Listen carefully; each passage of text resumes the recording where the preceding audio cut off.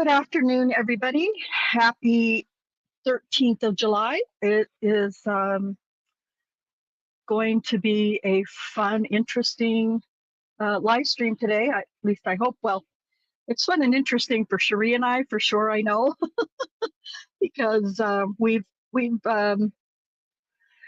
watched this video that we're going to show you oodles of times. So we kind of have our little fun spots picked out, I guess you could say, or the spots where we have a lot of judgment. Cherie, what do you think about it? Well, yeah, there's a lot of areas or things that are said that are worth discussion. Shocking, infuriating. Yeah, definitely, for sure. And then, it's also a good opportunity for us to make fun of these detectives because, well, you'll see if you haven't watched it or you've watched it and you're not really sure about what's going to take place, then, you might not know for sure, but, anyway, it's just going to be interesting. I didn't communicate with anybody this last few weeks, actually. So for reasons that I won't necessarily talk about here, but for reasons that will probably work much better on my my new channel. So that's kind of what I'm saving some of those things for, so you guys don't have to be, tortured with my personal stuff unless you choose to. So anyway, so that's kind of, kind of what, the situation was this last few weeks. And I decided not to make any community posts about it because, it's just more of me complaining and, likely making excuses as far as some people might be concerned. Oh, crap. Sorry, I pushed the wrong button. So anyway, I'll save that for a time when I finally decide I can start doing some live streams on my other channel. So anyway, so thank you, Cherie, for being here. My point to the whole thing was, that little thing was, that I didn't communicate, like I said, with anybody, with Cherie or with Rick. Rick knows that I'm live now. He probably knew about an hour ago, maybe. And so, he's got a life too. And so if he makes it on, that will be great. We'd love to have him, of course, as always. So I wanted to say hello to Just Dawn. It is so fabulous to see you. I miss you. And I'm glad that you're able to drop in today and listen to this insanity video and the insanity that mostly Kim Davis, oops, oh God, Cherie dropped out. It's gonna be a minute probably. I miss you too, sweetheart, so much. I miss everybody in Rob's channel and Off Label's channel as well. I just, yeah, I need a break, and it has nothing to do with Robert or with Richard and Davey or Scott. It's just me not taking care of myself very well. So I hopefully Cherie's going to jump back in. But anyway, so I'm really happy to see you, Just On. And tell everybody, during the next live streams that I'm still here. I'm still working on emojis, and I will send them off to Robert. Maybe I can get some sent off this week, but I won't be joining any live chats or watching the videos until I can get my head straight. So just a thing I have to do. So anyway, this video, if those of you who are listening haven't watched this video yet, we're going to play it for you. And the really cool thing about this is that I've had communications with Michelle Malkin in the past, over the last 4 years or so. We've had some not communications in that. Cherie, are you coming back? I don't know if you can hear me or not. Anyway, I already lost my train of thought. This is going to be an even more fun day. But communications with Michelle Malkin. So even though I've played a lot of her videos and done commentary on them, I thought, just for the heck of it, I'm going to just reach out to her, email her, make sure she's okay with me playing this entire video. I don't want to risk, of course she's not going to do a copyright strike on me, but I just wanted to get permission. I don't know. I just feel like that's the right thing to do. So I reached out to her a couple of weeks ago, and she got back to me within minutes of my first email. And we went back and forth with emails. She said absolutely that she would. There's Cherie. Hi. We lost power for a minute, and it kind of. Oh no! Up, so I had my way back. Oh no! I'm glad you made it back. Hopefully, it's not going to be like a weather thing for you. Hopefully, it's all done. Oh gosh, I have no idea what. So again, Stream. A lot of streamers complain about StreamYard. I like StreamYard. I can't do OBS. It's not possible. I am not mentally capable of doing OBS. It's just way too much, or at least for now. And Richard has, always very kind and wants to help me get, use OBS, which, and there's Rick. Hi, Rick. I'm sorry there was no notice and no communications with you this week. No problem. But I'm here, and we can talk about we can talk about why later if anybody cares over there in a private DM or something. But anyway, so we're going to just this back and forth emails I had with Michelle Malkin, and she's pleased to have us still. She's very pleased that we're still doing our some people call them podcasts. I don't really think it's a podcast, but anyway, she's really pleased that we're still covering Daniel's case. And I asked her a specific question, and she answered me with great enthusiasm. And I'm not going to tell you what it is, because not necessarily anytime really soon, but probably, hopefully sometime this year, we will have something that I can present to you. And I'm just going to make it a big fat surprise, because it should just be a big fat surprise. So, but I think when the time does approach and does get here, I think those of you who are interested will be pleased. And hello, TJ. It is great to see you today. Thank you for popping in on my, once again, late notice. But I did get closer to the time I wanted to, so great to see you. Rick, how are you doing? Doing good. Doing good. Good. So I was commenting just briefly before I got sidetracked again about StreamYard and how I really do like StreamYard, and a lot of other streamers really don't like StreamYard. I've never had problems with StreamYard. They rolled out a program or something, an update quite a while ago, and it got me a little confused and a little rattled. But we got through it. We figured it out. But now I'm checking in, and I really just need to figure out a way to play in StreamYard without doing a live stream, or do a live stream and play in StreamYard. I don't know. But I'm looking at it right now, and I haven't been in StreamYard since the last live stream we did on Karen Reed. But now it looks like, no, maybe not. I was going to say, it looks like I can adjust. No, I guess not. I was going to say, anyway, when others on the panel are speaking, I can see their sound, if that makes any sense. But anyway, so that's just a new thing in StreamYard that I've just today discovered, and it's another interesting update. There's a ton of interesting, fun updates, and I feel like StreamYard is really trying to compete with some of the other streaming platforms. For now, I'm staying right here because this is where I'm comfortable. So Anyway, Rick, I was just telling the audience and that we're just going to watch the interview with Michelle Malkin and detectives Kim Davis and Rocky Gregory.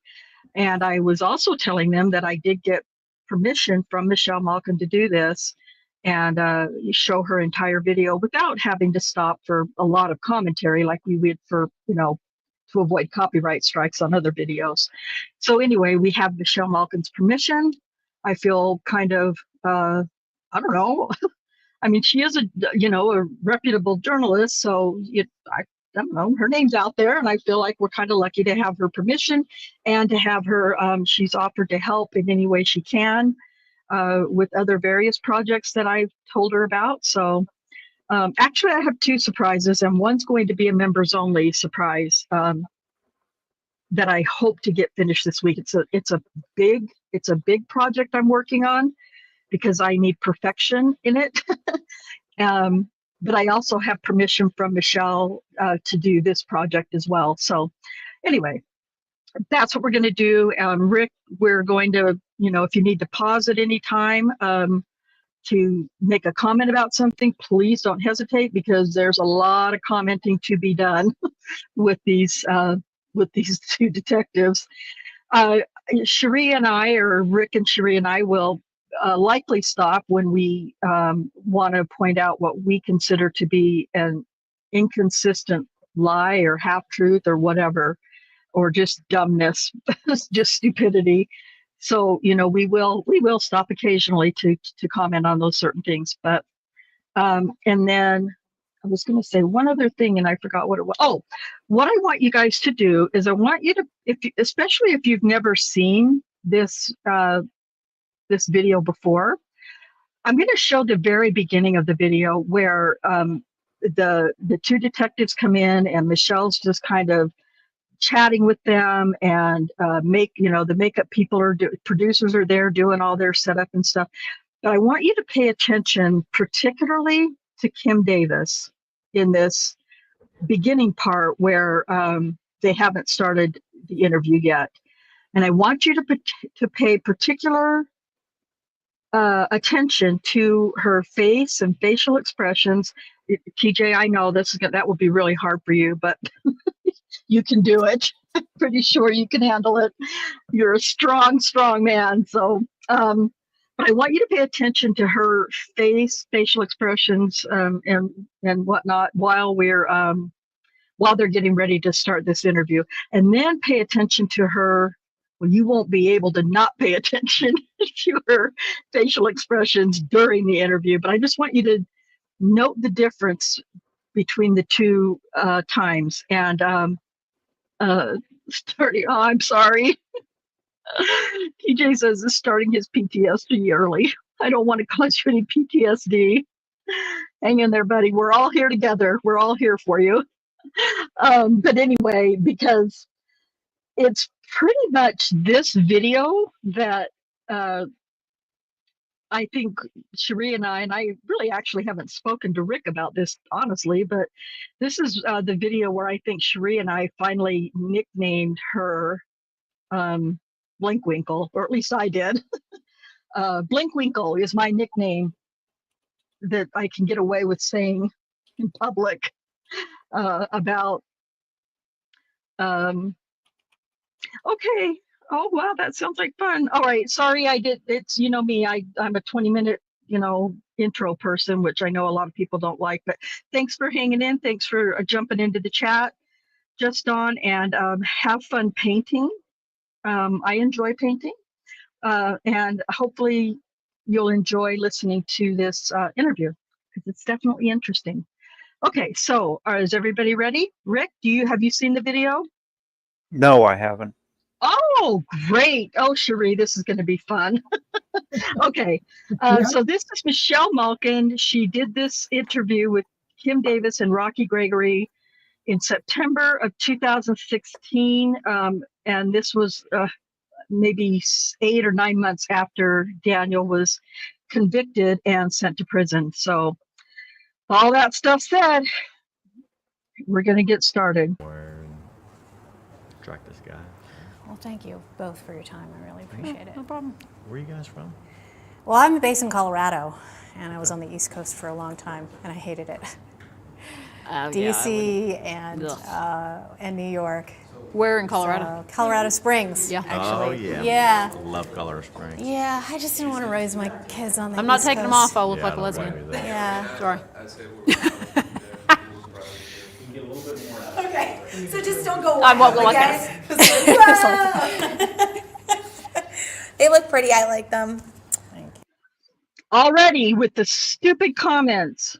I won't take them off because I'll look like a lesbian. You don't look like I don't want to go talk about anything like that, but you look like an idiot and you sound even more like a fool. So anyway, there we go. Here we go. I'm not taking them out because I'll look like a lesbian. So what's wrong with that? What's wrong with looking like a lesbian? Okay, I'm done. Yeah. Could I have you guys count to 5 for me, Oh, please? good. It's much easier shorthand. It's great. Do what? Count to 5. Count to 5, yeah. 1, 2, 3, 4, 5. 1, 2, 3, 4, 5.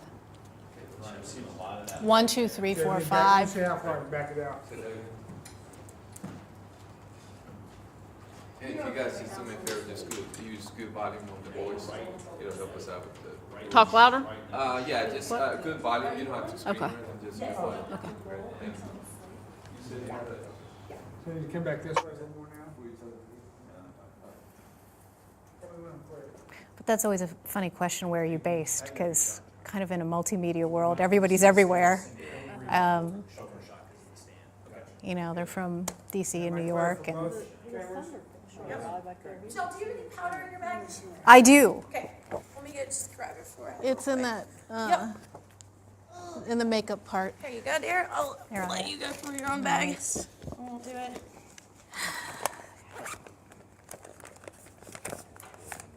Thank you.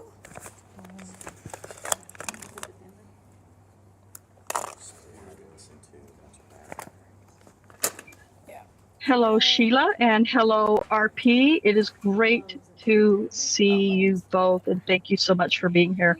It's okay. You're not Still late looking because at we it, guys? actually, we're in just pre-production right now in the video, so you're completely fine. And the chin? Okay.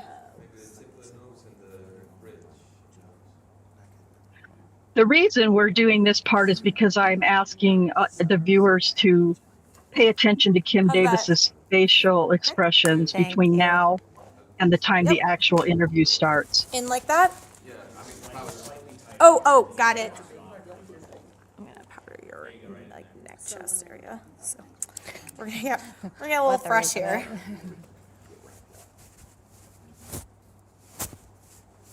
How's that?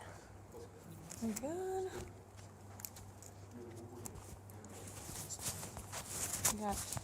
You got that, and I got this too. Wow, do you get felt up every day? I mean, I can do you next if you want.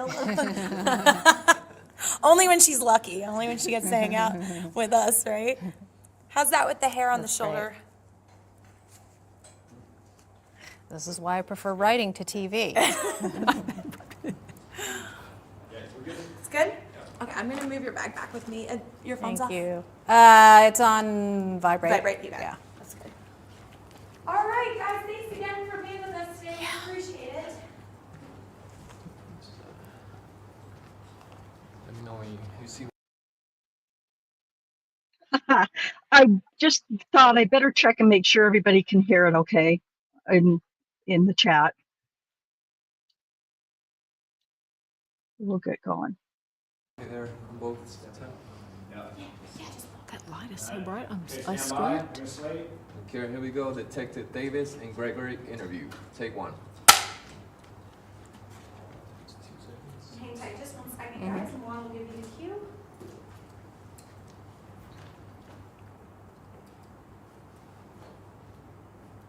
All right, Michelle, whenever you're ready. So the first thing we do is just have you say your names and spell them for us. Kim Davis, Kimdavis. Rocky Gregory, ROCKY GREGORY. Detective Davis, can you tell us a little bit about your background, where you're from, where you went to school, and why you decided to become a law enforcement officer? I'm from Bethany, Oklahoma, and I went to school in Oklahoma City. I went to high school in Oklahoma City. Then I went to college at the University of Central Oklahoma and graduated from there.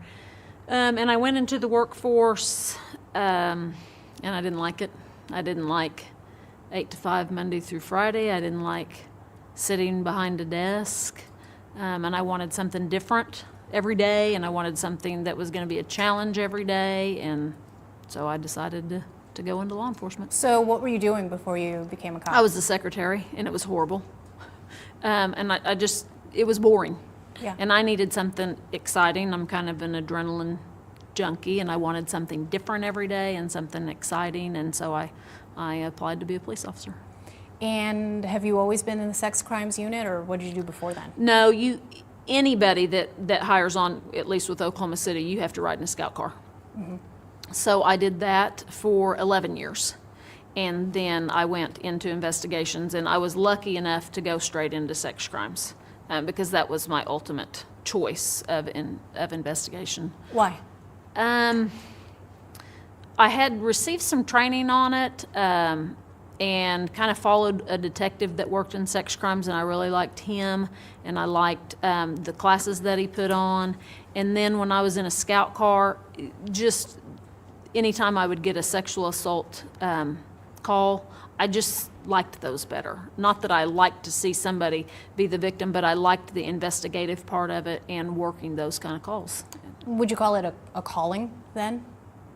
Yeah, I guess. I just had a passion for that, and I had a heart for those kind of victims. There was other types of crimes that just didn't interest me, and I didn't have a passion for that. And so I guess you could call it a calling. How about you, Detective Gregory? I grew up in a farm, northwest Oklahoma, Ames, Oklahoma. I went to Northeastern State for my bachelor's degree for criminal justice. I always wanted to be a cop. Grew up watching John Wayne movies and things. Got on the department in 2000 and worked my way into becoming a detective. And like Kim, I just wanted to be a sex crimes detective. So I did a year in domestic violence, and then went into sex crimes, and then eventually homicide. But I got on sex crimes because I have 3 daughters, and I just felt very protective of them, and I felt like that I felt like I had that kind of protection that I'd like to kind of show others a little bit too. And how long had each of you been in the sex crimes unit before the Holtzclaw case came along? I'd have to do the math, but I went into sex crimes in March of 2001. Okay. I think I was in about 5.5 years. And about how many cases had you investigated before this case? We generally keep a case log in each year, and we would average about, or I know that I would average about 100 a year, a little over 100 a year. Yes, Same thing, yes. yeah. So I wanted to talk about, before we get into some of the specifics of the case, a little bit about the climate, not only around the trial, but in terms of where America has been in perceiving law enforcement. Is that something that was palpable here in Oklahoma City the way that it has been in Ferguson and Dallas and LA and Chicago and New York? No. I don't feel that it's been that way at all. Race relations was not a problem here in Oklahoma City? Not like you see on TV. I mean, I'm sure there's always going to be some of that, and it was minor, but we never had riots or people protesting and boycotting down here. We just didn't have that issue here. I mean, I know that there's some, like you'd go arrest somebody and they might make a comment or something, but it was never like big group efforts of trying to go against the police or say the police were doing bad things or that they were racist. We didn't have that problem here. Do you agree with that, Detective Gregory? Oh, yes. I felt like I know things have kind of changed even since the Holtzclaw trial and some of the big things like Ferguson. I know that the climate has changed across the country, but I agree with Kim that our relationship with the African American community has actually been fairly good. Oklahoma City hasn't gone through the trial and tribulation. So their relationship with the African American community is fairly good, and because of that, perhaps they were able to convince, in my opinion, 13 African American women who were selected by their supervisor, Lieutenant Timothy Musney, to make accusations that were not true against a Oklahoma City police officer. These people are sick. Well, why she was saying that, I did a quick Google search. Why a detective can't possibly realize that will appear for somebody. And I put in Oklahoma City Ferguson protests. Let's see, 1, 2, 3, 4, 5, 6, 7, 8, 9, 10, 11, 12, 13 news stories on protests in Oklahoma City about Ferguson. But they never had any protests I was there. going to say that's not possible. They didn't have protests and things. Yeah. These people were just ridiculous. Oh, that's rude. Well, you tell him I said he's welcome. I appreciate you for saying that. Just on, yeah. Just this is how the whole interview is going to go. They're going to minimize the things that they think could hurt them, and yeah, we'll see what they. And that's just it. What Rick just did. You can do that with any topic here, and without even having the information that we have, or information that we have access to. I know Cherie and I spent a lot of time going through all of this protest, no protest, and I know that many people who have come into the chat before have said that there was absolutely racial tension in Oklahoma City during these times. So, well, I should put a bullshit meter or something every time. Just add another one every time one pops up. So here we go. As a lot of places have. I know like Tulsa up the road, and the 20s, 30s, they kind of had some race riots back then. But Oklahoma City really hasn't had to face that. And do you think that people, say in the northeast part of town, would agree with that assessment? I think some of them would. I think some of them wouldn't. And like I said, if we would go to a particular house, maybe there might be comments made, but there was never joint efforts or group efforts like you see. Comments like what? You're just doing this because I'm black. Or you don't care because I'm black. I mean, individuals would make comments, but there was never, I never went anywhere where there was big groups of people yelling at us, making comments, protesting us. It was never rallied like that. And so prior to the Holtzclaw case, would you say that the police chief had never had the kind of difficulty in dealing with people in Northeast or in the black community the way that other police chiefs had? I think we should probably stay away from what the chief does. I was going to say, I don't know what the chief does anyway, so I'm just.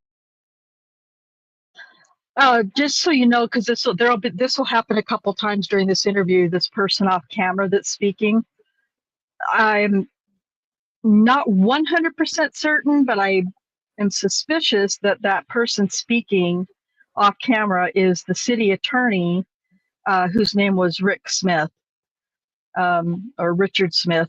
I affectionately call him Dick Smith, but that's just me.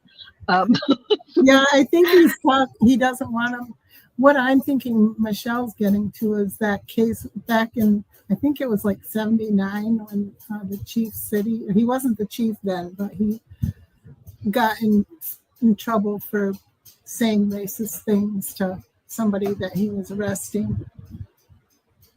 Yeah, absolutely. Thank you for bringing that up. That I know what you're talking about. That was when he was a cop. He was a patrol cop, and he was on a call. He had a partner, and it was a big thing. He was trying to arrest I think a black man, and I can't remember now because it's been so long since we've gone over this part, but the gist of the story they're talking about that Cherie brought up is whatever was happening, it became aggressive, and the arrest became aggressive and kind of started out a little aggressive, the way Chief, well, like Cherie said, he wasn't at the time, but the way Bill City approached the whole thing was aggressive to begin with. And at some point, he began making really horrible remarks to the family of this man that he was arresting. And I racist remarks. Yeah. Go ahead, Cherie. The one that sticks in my mind is he said something like there was a woman involved, or maybe a parent, and he or she was worried about what was going to happen to their kids. And he said something about having animal control come. Yeah. Very rude. Having animal control, and I don't know why, but for some reason, I'm not going to confirm this right now, but I feel like I read in those reports that he referred to calling animal control, and I feel like at some point he was also referred to them as monkeys. So he was a disgusting individual. And this is the chief. This is the Bill City was the chief of police during the whole Holtzclaw investigation and beyond. So yeah, and so this, who I believe is Rick Smith, the city attorney, is over on the side. I think we better just leave the chief out of this. Yeah, I bet you think that. So thank you for reminding me of that, Cherie. I've forgotten about that part.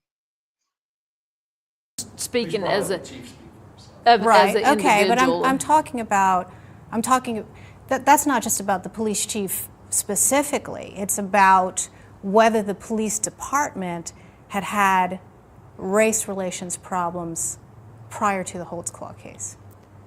As an individual detective, we never saw it. I never saw it as an individual detective. Mm-hmm. But we don't see, in our desks and our offices, we don't see the things that the department deals with as a whole. Mm-hmm. I mean, we get our 100 cases a year and we put our nose to the grindstone and we go work our cases. We don't see the big picture of what the city deals with or what the chief's office deals with. We are just dealing with our individual cases and our individual victims and suspects. Gotcha. So let's turn to this case in particular. How many hours do you think you spent on this case? Oh my gosh, thousands? Mm-hmm. Yeah, if you put everybody's efforts into it, and thousands. Would you characterize it as the biggest case of your careers? Yes. Yes. And was this the kind of case, I'm sure you had other cases that kept you up at night, but is this the kind of case that just kept you riveted the entire time, from the time that you started until the very end and the verdicts were announced? I think so. I mean, You talked about your daughters. Did you think about them when you were investigating this case? Yes, I did. Actually, my daughter now wants to go into law enforcement. Kim and I both had our children up there around the time we was going through the trials. They got to witness it. They're both of age to go through the process and kind of appreciate some of the things that went on. And I feel like that, What do I want to say here? It was I'm going to say it was the hardest case that I've ever worked. We've worked other serial rape cases that keep you up at night, and that you know, we try to take pride in doing the best that we can on every case, but this one was just different. And, you know, you can't just work 8 hours a day on it and then leave it. I mean, we took it home, our families dealt with it, which is kind of one of the reasons why we let our kids come into the courtroom and see, because they kind of Really? lived That's interesting. How old were your kids when you let them in the courtroom? to watch 18. all Mine this? was 18. 18. Yeah. What are some of the adjectives that you'd use to describe Daniel Holtzclaw? Trigger warning. It still triggers me every time I hear it. It disgusts me, but just fair warning, trigger warning. Narcissist, Psychopath. evil. He didn't think he did anything wrong. He puts himself above these women, and therefore he didn't do anything wrong. Did you know him before Ms. Liggins entered your worlds? No. No. And so the assessment of him as these words that you called him came from your years of experience in dealing with other serial rape defendants? I say the adjectives come from dealing with the victims and interviewing the victims and seeing how the victims were treated is how we came up. And then obviously interviewing him, and just through the whole investigation, you get a sense of who your suspect is or who your perpetrator is, and that's where the adjectives come from.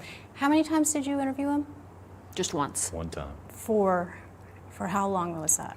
It was a couple hours. Yeah, it was over 2 probably hours, I 42. know. Is there any kind of standard procedure in cases like this, which Detective Davis, you've said that there was something very unique and different about this case. Is it sort of the usual procedure to interview an accused person like this just once? Did it ever occur to you that you should interview him more than once? He refused to be interviewed again. So, I mean, we didn't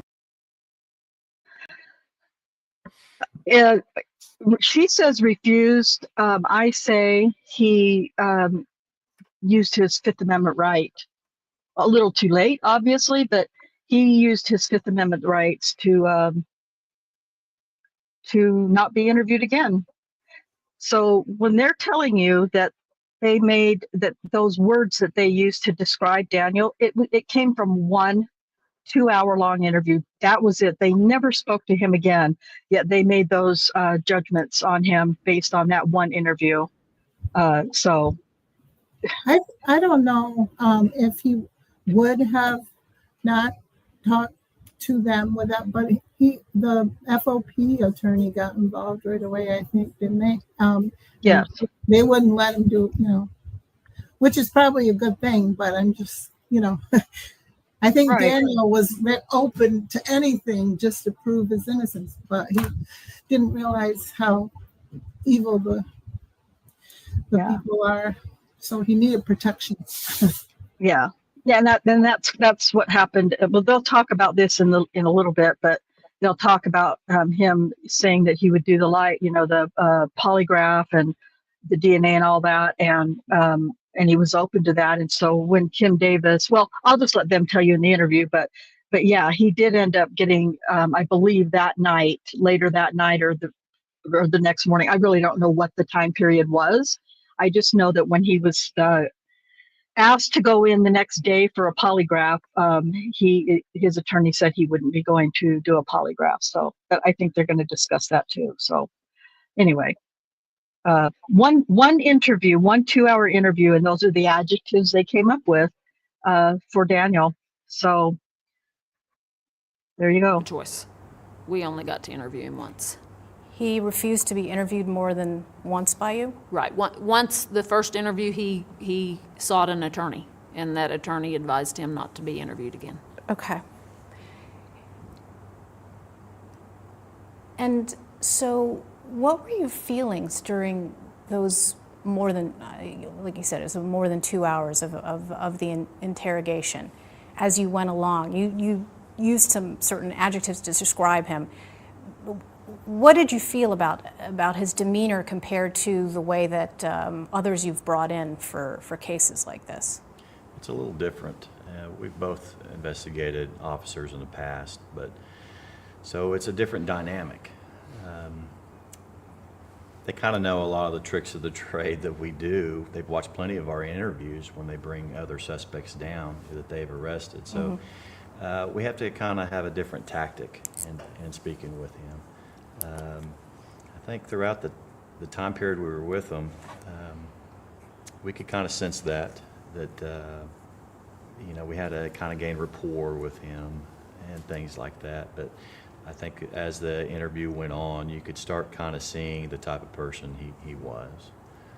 But before you started the interview, did you have a sense that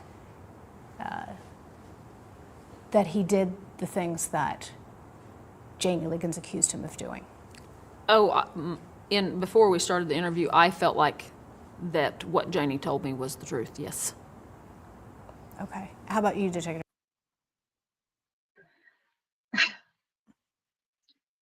It's really hard to go through this without making comments about certain things, but I just wanted to make sure that everybody heard what she just said. Before they went into the interview, she believed what Janie Liggins told her.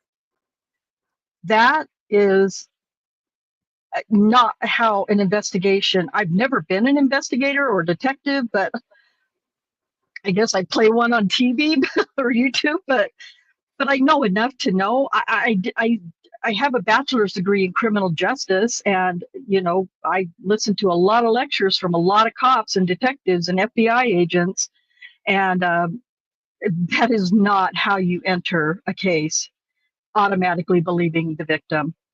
Rick? Nope, not at all.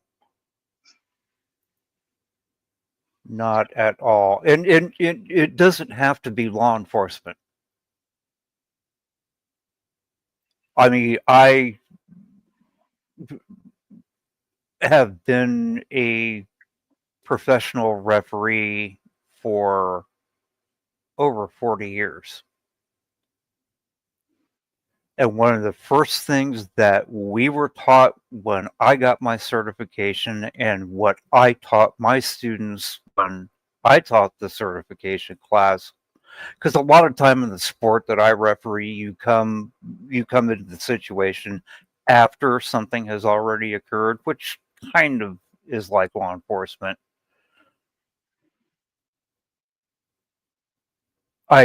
No matter what happened, I guarantee you're going to get two different versions of what happened. And it's up to you, by asking intelligent questions, to determine what really happened, because the truth is generally going to be somewhere in the middle. Right. Yeah, so I mean, that just, go ahead, please. It just, there are so many things we do in life where humans have an inclination to just make a gut feeling call. But how many times are those gut feeling calls wrong? When you're talking about something like this, you can't just decide before you ever, you know, if the timeline that she is describing is accurate, and I have no reason to believe otherwise from everything that I've read about the case. She talked to Janie and made up her mind, and then talked to Daniel. That means that she only interviewed two people. Yep. And had already made up her mind. Well, she made up her mind before she even interviewed the second person, though. Mhm.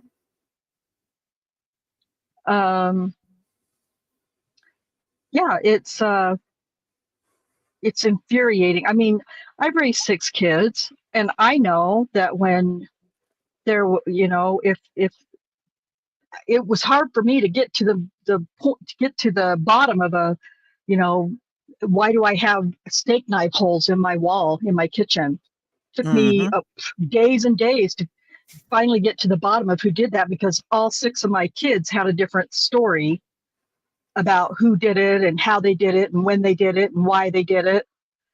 And actually, I came up with a decision of who had done it, but it wasn't until all of my kids were adults, and you know how as adults we all start kind of spilling our guts about things that we did when we were kids. It wasn't until they were all adults and sitting down at a big family get together, and the boys, particularly the boys, are all telling their stories, from childhood, that I found out who it was that threw the steak knives. My point is, she already knew before she interviewed the suspect who she believed. So Daniel did not have a chance. He did not stand. The confirmation bias began in the emergency room when she interviewed Janie Liggins. Absolutely, it did. Yep. Nancy, thank you so much for being here. I appreciate seeing your name in the chat. It's awesome. Nancy says, why do you think she made up her mind so quickly? I mean, Liggins really wasn't a solid person. I couldn't tell you. I mean, in over 5 years researching this case and working on it, like she said in the beginning, I don't know if you caught her little speech in the beginning about her background, but she just loves working a good rape case and sexual assault case. She has some weird obsession with it, and I don't know why. I can't even begin to say why she would jump to such a conclusion with Liggins, but she did. So here we go. Gregory. I didn't get to talk with Janie. So, in getting with Kim, and I know that we both had victims, that everything kind of matched up. And kind of like with any suspect. I'm sorry, everything matched up. What matched up, and what are you talking about?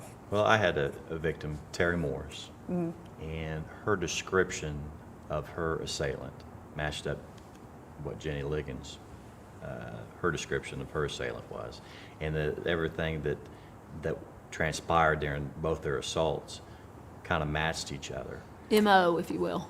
I understand that, but how long after you interviewed Janie Liggins did Terry Morris come into the picture? Terry was actually first. Right, but you only found out about her after Janie Liggins came forward. No, Terry was first. Okay. Terry. Gosh, I thought I was going to be able to not do this as much and just let you guys listen and come to your own conclusions. I just know too much, I guess, about the case. And I know it's infuriating because we end up having to deal with Terry Morris's accusation because of what Rocky Gregory lies about here. I mean, he says kind of matched up and his description kind of matched everything and the incident. That's just not true. And as we get to the Terry Morris case, when we begin the trial readings and stuff, you'll see how Terry Morris's situation did not match Janie Liggins at all. But that will come. Go ahead, Rick. Oh, 0. Yeah. Okay, here we go. She got high one night and had a slight domestic with her boyfriend. Officers show up. This was at the end of May. and Jani's deal was in June, Right. Right. beginning of June. She tells the officers that she was assaulted by a police officer. They made the police report, and then that was then sent to me. It was assigned to me. I then spent like 2 weeks trying to find her. By the time I was able to locate her, she again was high, and then she refused to cooperate. She said she was moving to California, didn't want to do anything. None of this has to do with Janie Liggins. Shut the front door. It has nothing to do with Janie Liggins. But again, we'll get into that later. I sensed that there was something that did happen, but she wouldn't look at a photo lineup. She actually told me a wrong location to kind of throw me off a little bit. Well, why would she do that? Well, she explained later on when she got sober. The reason why is because she knew we was going to dig into it, and she didn't want the boyfriend to know that she fell off the wagon, and the location where her assault occurred was actually... Yes, Nan's life, he did say slight domestic, and I had to kind of sit on my hands to not pause when he said that, because what the fuck? Sorry. What is a slight domestic? Come on. It wasn't a slight domestic, and the 911 call that I haven't ever actually finished for you guys. The 911 call shows and proves that it wasn't a slight domestic. I don't even know how you would define a slight domestic. Not only that, it's just so bizarre the way these people talk. But anyway, I've lost my train of thought because I'm so irritated. But anyway, there's no such thing as a slight domestic, in my opinion. There's either domestic violence or there isn't. So that's just bullshit. A lot of states actually have two definitions for a domestic charge. There's domestic dispute without violence, and then there is a domestic dispute involving violence, and the one that involves violence is generally a higher criminal charge legally than one without. Right. Yeah, I understand that. That may be what he's referring to. Okay, yeah, they had a domestic, but there was no actual violence involved. Not the way I remember it, but I mean, you can. So with Terry Morris, she was tearing up the truck of her. By the way, that's what I was going to say. This wasn't her boyfriend, like Rocky Gregory is saying. It wasn't her boyfriend. Christopher Shelton. Cherie calls him Saint Christopher. when we were dissecting that whole story, Christopher Shelton was her ex-boyfriend. He had broken up with her a week or two. Something, my memory's a little foggy on the times, but he had broken up with her prior to this slight domestic. And when he saw her walking down the street, he stopped and picked her up, was going to give her a ride, and she was high and out of her mind. And she started tearing up his truck. She was mad at him. She got in the truck or a car, whatever it was, for him to give her the ride, but she was pissed off at him because he had broken up with her and had a new girlfriend and have moved in with the new girlfriend at this point. So he picks her up and she's like ripping tearing shit up in his car and throwing CDs and tearing up the stereo. And, in that, you hear all of that in the 911 call that Christopher Shelton ends up making. But so I don't know, Rick, maybe people in the chat feel differently too, or Cherie. I just feel like when you're tearing stuff up and throwing stuff at, with the department I worked at, we would have called that a domestic with violence. But that's how I feel. Not a slight domestic where screaming and yelling is taking place. She's throwing shit at him and tearing up his car. So it's that was a great point, Nan's life. So thank you for bringing that up. So, and RP Game says she was high when she says she was assaulted, high when she reported the assault. He says she lied about where it happened to throw him off. Why would she do that? She didn't. Here's the thing. I don't believe Terry Morris lied about her assault. I fully believe that Terry Morris was assaulted by a cop on the 20th or 21st of May. And this particular incident took place on the 24th of May. I believe she was assaulted by a cop. And I believe that she was assaulted when and where she says it happened. It's not until about a month later, after Rocky Gregory, Jamie Liggins has already, reported her lies.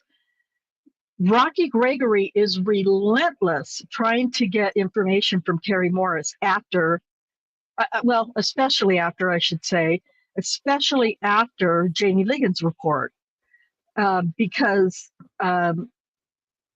not even relentless is too soft of a word.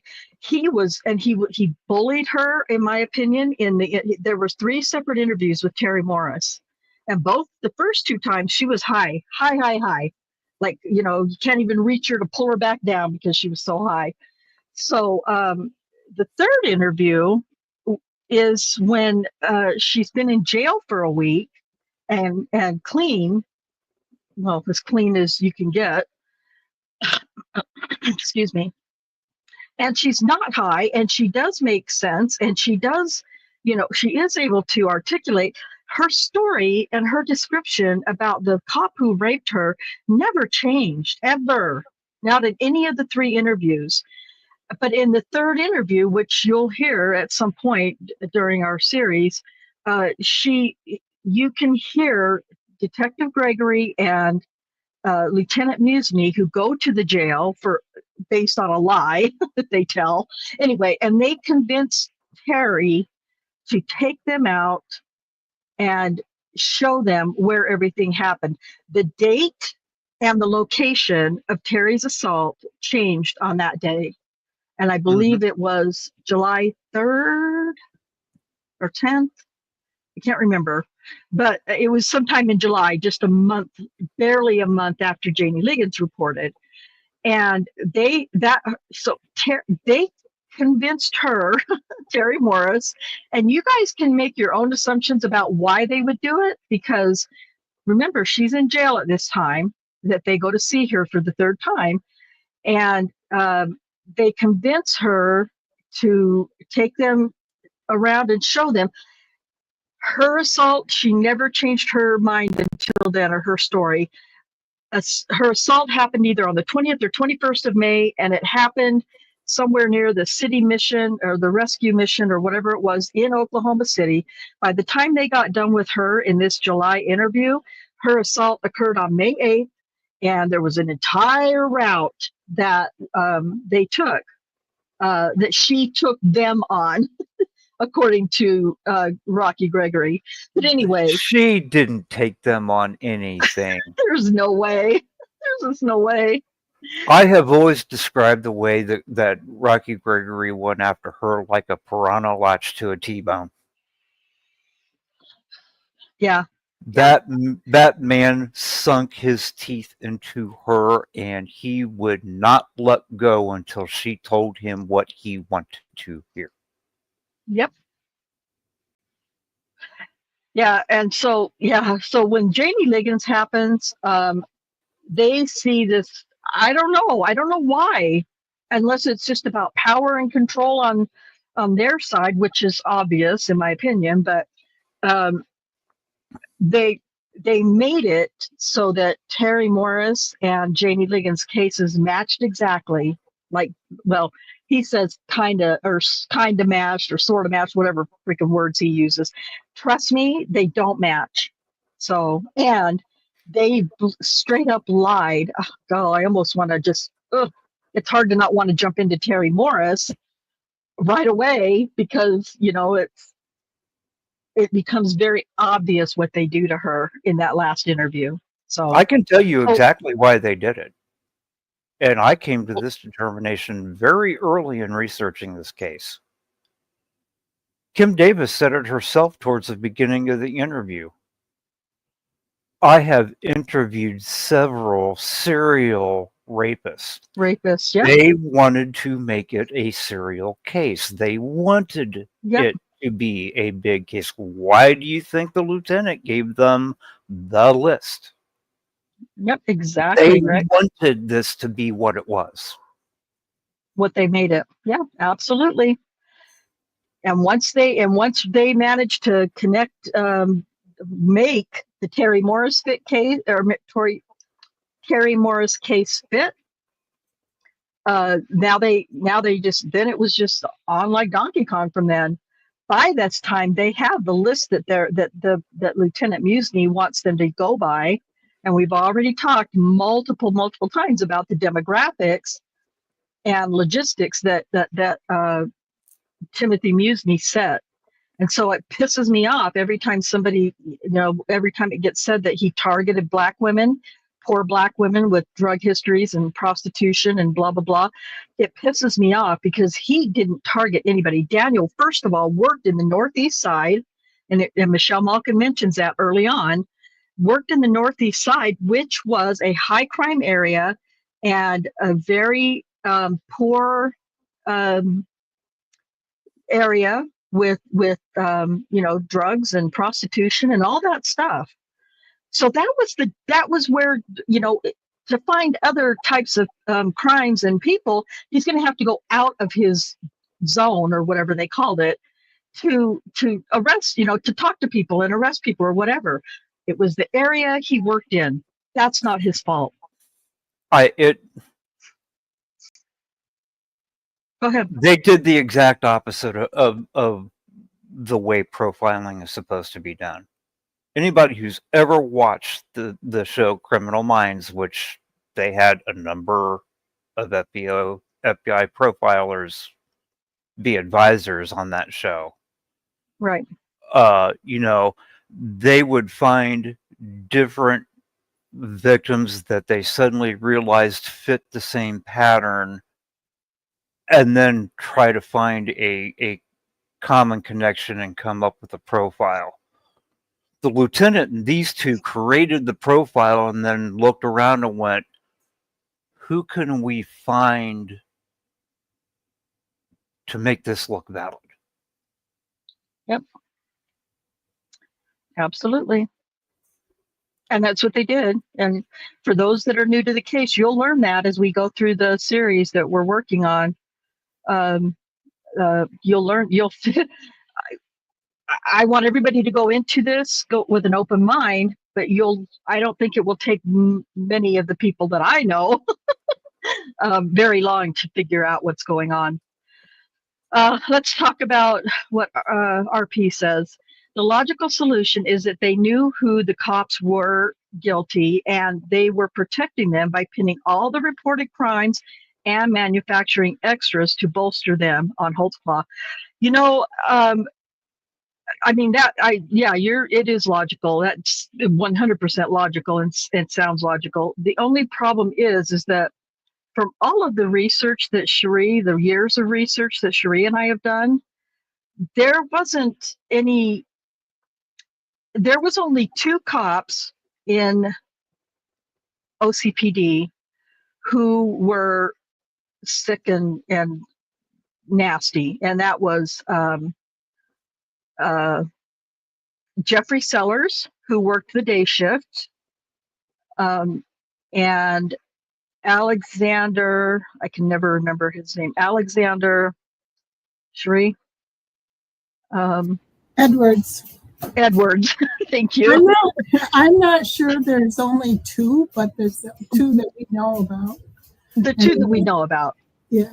The 2 that ever, and that doesn't come from these 2 detectives or Timothy Musney. That just comes from our research, because they don't talk about it, but Michelle will get some information out of them about Jeffrey Sellers. And then Alexander Edwards, his situation didn't come out until after Daniel was already convicted and sent to prison. Mhm. And let's see, we'll read this one and then get back to the interview. I'll never forget the one victim reporting a black officer having assaulted her, and Kim Davis telling her, no, we already know who did. Yeah, I know what officer did this to you. That's absolutely right. 100%. And you're talking about Sherry Ellis. So, okay, here we go. Actually at where she usually buys dope from, and she didn't want her boyfriend to know that she was buying dope. So she lied to. That's okay. That's a lie. He wasn't her boyfriend, and she wasn't afraid of him finding out that she fell off the wagon and all that stuff. Christopher Shelton already knew that she was high, and he even says it in the 911 call. So he's such a freaking liar. Ugh. Cover something up that she didn't want her boyfriend to know. That's right. And then actually I was... So this is why the GPS information didn't match up with what she had initially said? That's right, yeah. She said... So she changed her story? She did change her story. More than once? She stuck to what happened and never changed on what happened for the assault. What she changed was just the location. Okay. So from what I understand about that specific case, she said that Daniel Holtzclaw picked her up at her home. Is that right? No, she was walking in a complex on the northeast side. Right. And they saw each other. She went walking. He goes around, drives around to her, puts her in the car automatically, drives her about 2 blocks away. Uh-huh. And then that's when he assaults her. And she said that it took about 10 minutes for him to do that. Is that about right? Yes. But the GPS doesn't show that.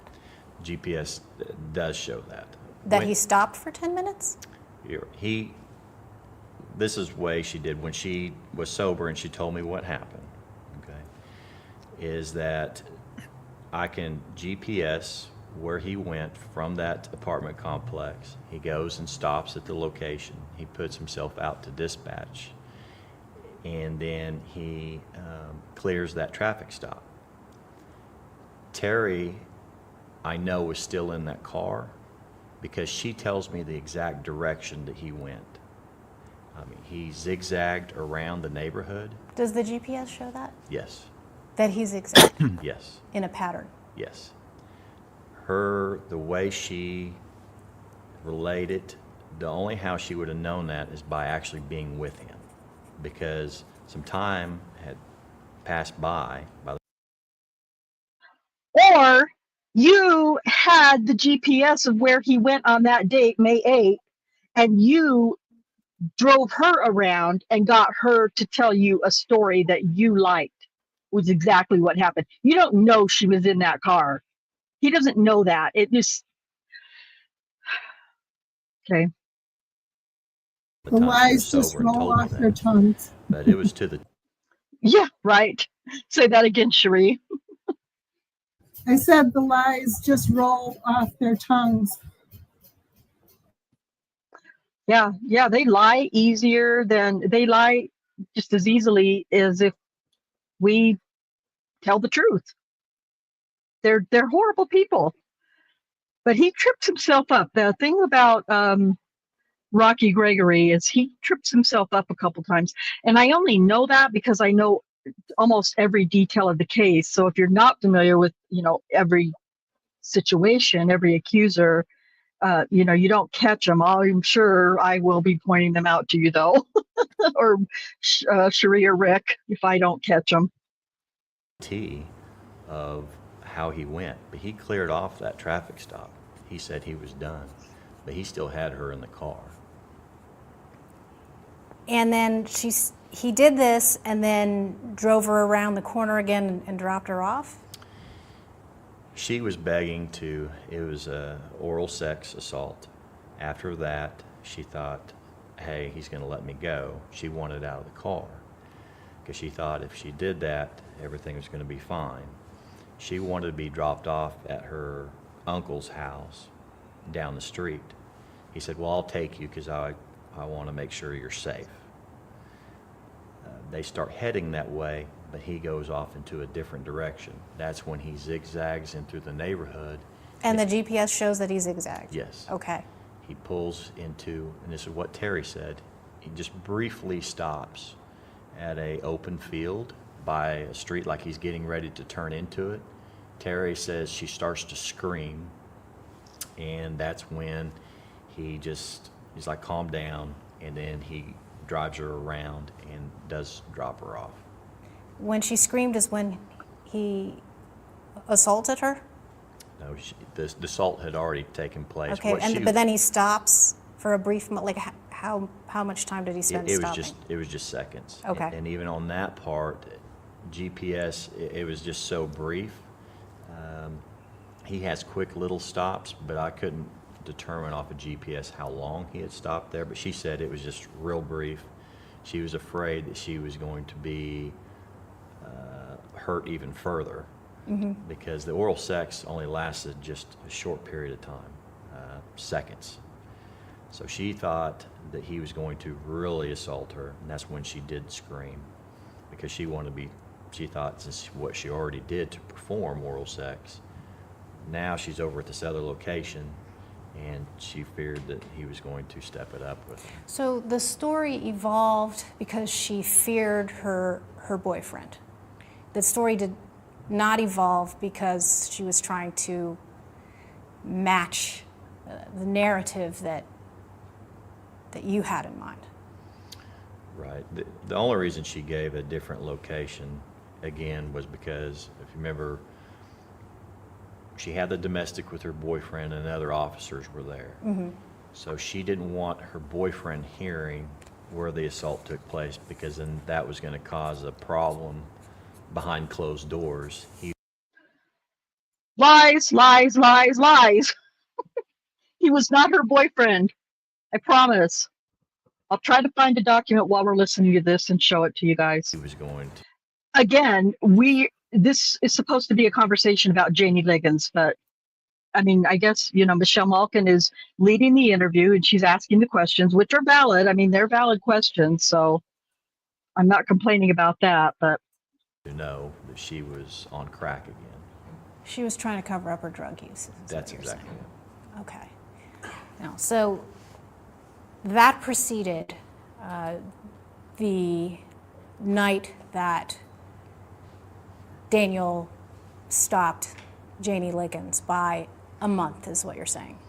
It was about close to 3 weeks. Okay. So take me back to that first moment when you got roped into this case.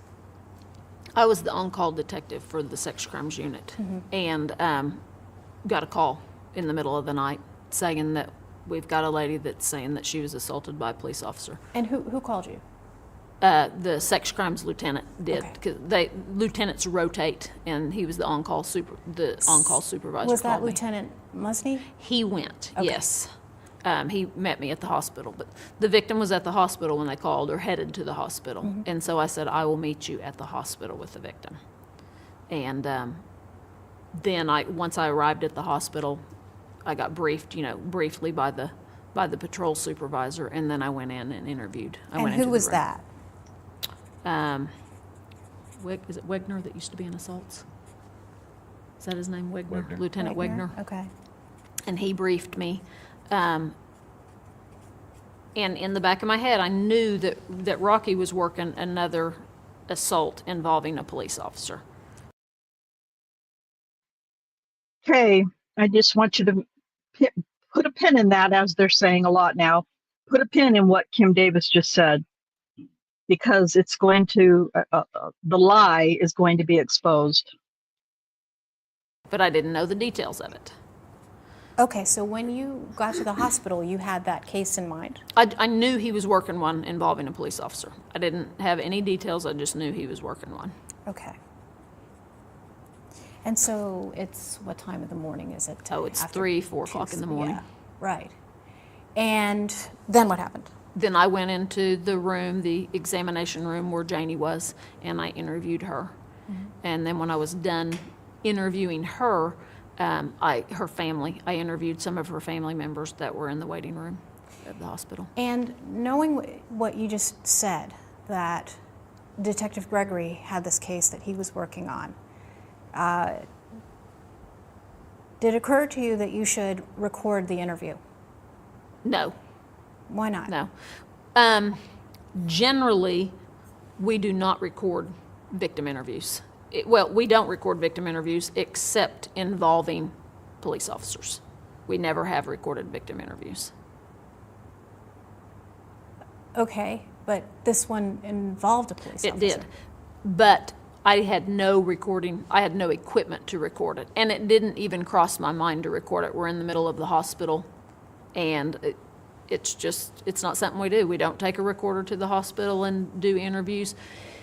When we're not called out and we're assigned a case and victims come downtown for their interviews, then we have the capability to record if it's an officer involved. When we go out into the field and do hospital interviews, we don't have the capabilities to record. We don't have the equipment to record in a hospital. You don't use your phones for interviews? No.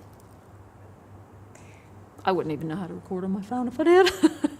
You wouldn't? No, I have no idea. I text and I call, that's all. I'll vouch for her. She does not. I'm not tech. Okay. I'm not techie at all. And again, there are personal phones. Yeah. They're not the city phones.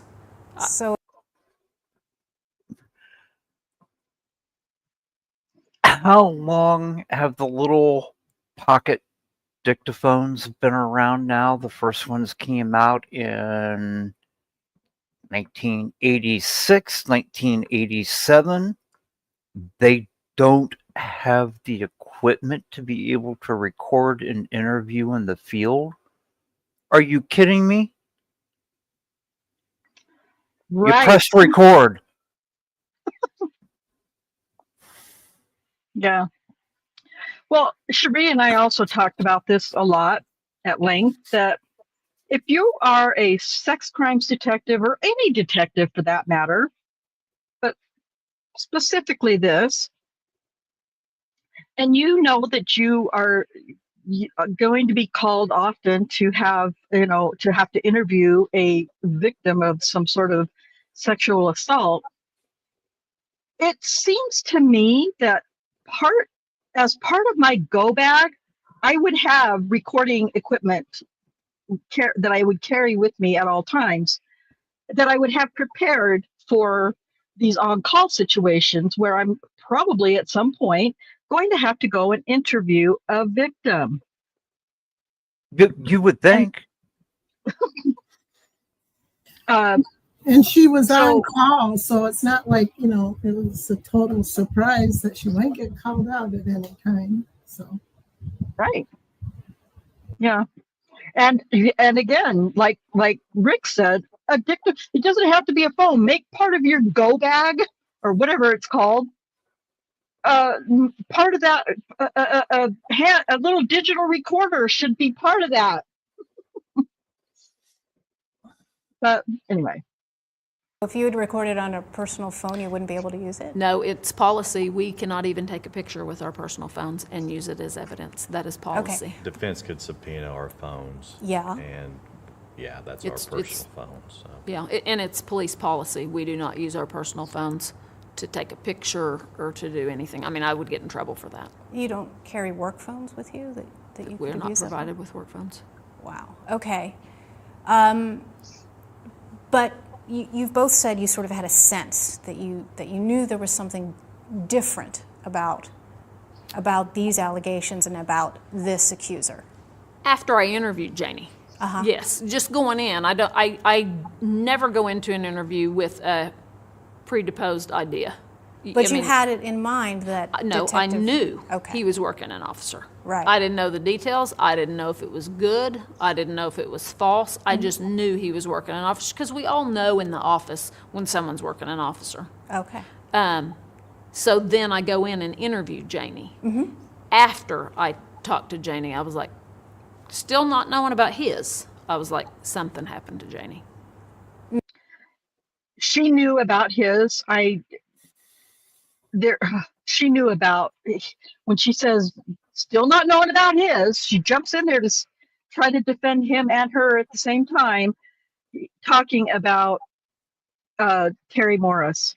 I just, she just said, we always know, everybody in the office knows when one of us is working a cop.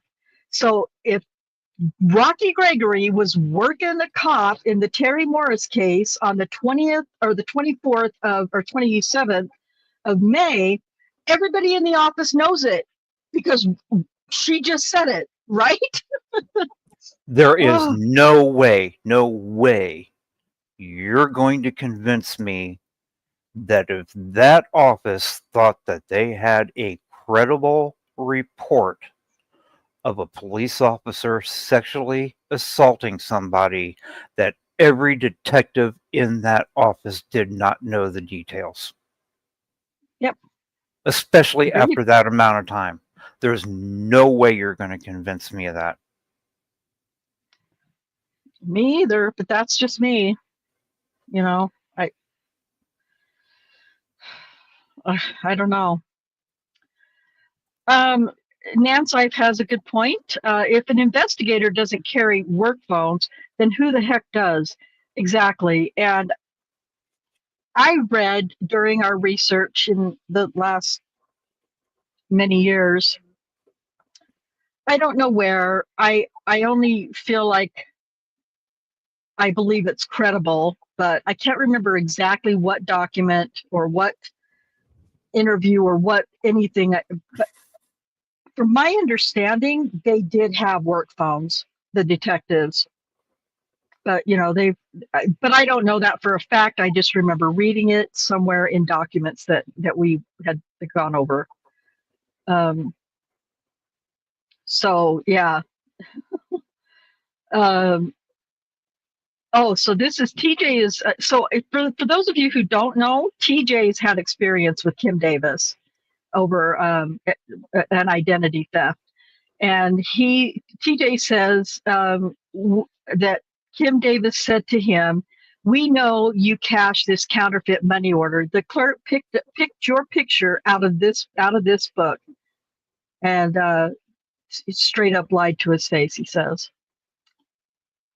And unfortunately, we know that, and I'm not excusing this by any means because I think it's bullshit, but we also know that cops are allowed to lie when they're questioning somebody.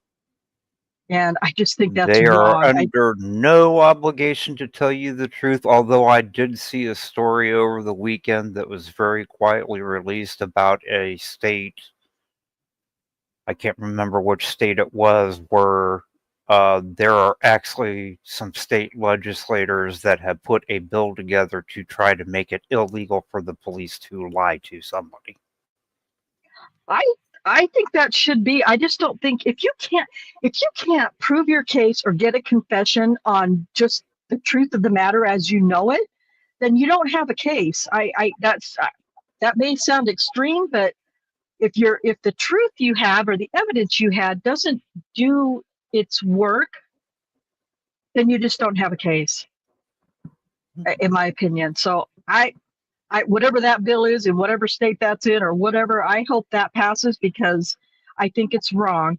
And we know, well, Cherie and I, for the extensive years and years of work that we did in Stephen Avery and Brendan Dassey cases from Wisconsin, we know that the cops, the two investigators in that case with Brendan Dassey, they lied to him for over 4 different interviews where he wasn't represented. He was only 16 at the time, so not only was he not represented by any attorney, he also didn't have a parent with him at all during any of these interviews. And when you watch the interviews, listen to the interviews, those two investigators lied to that boy.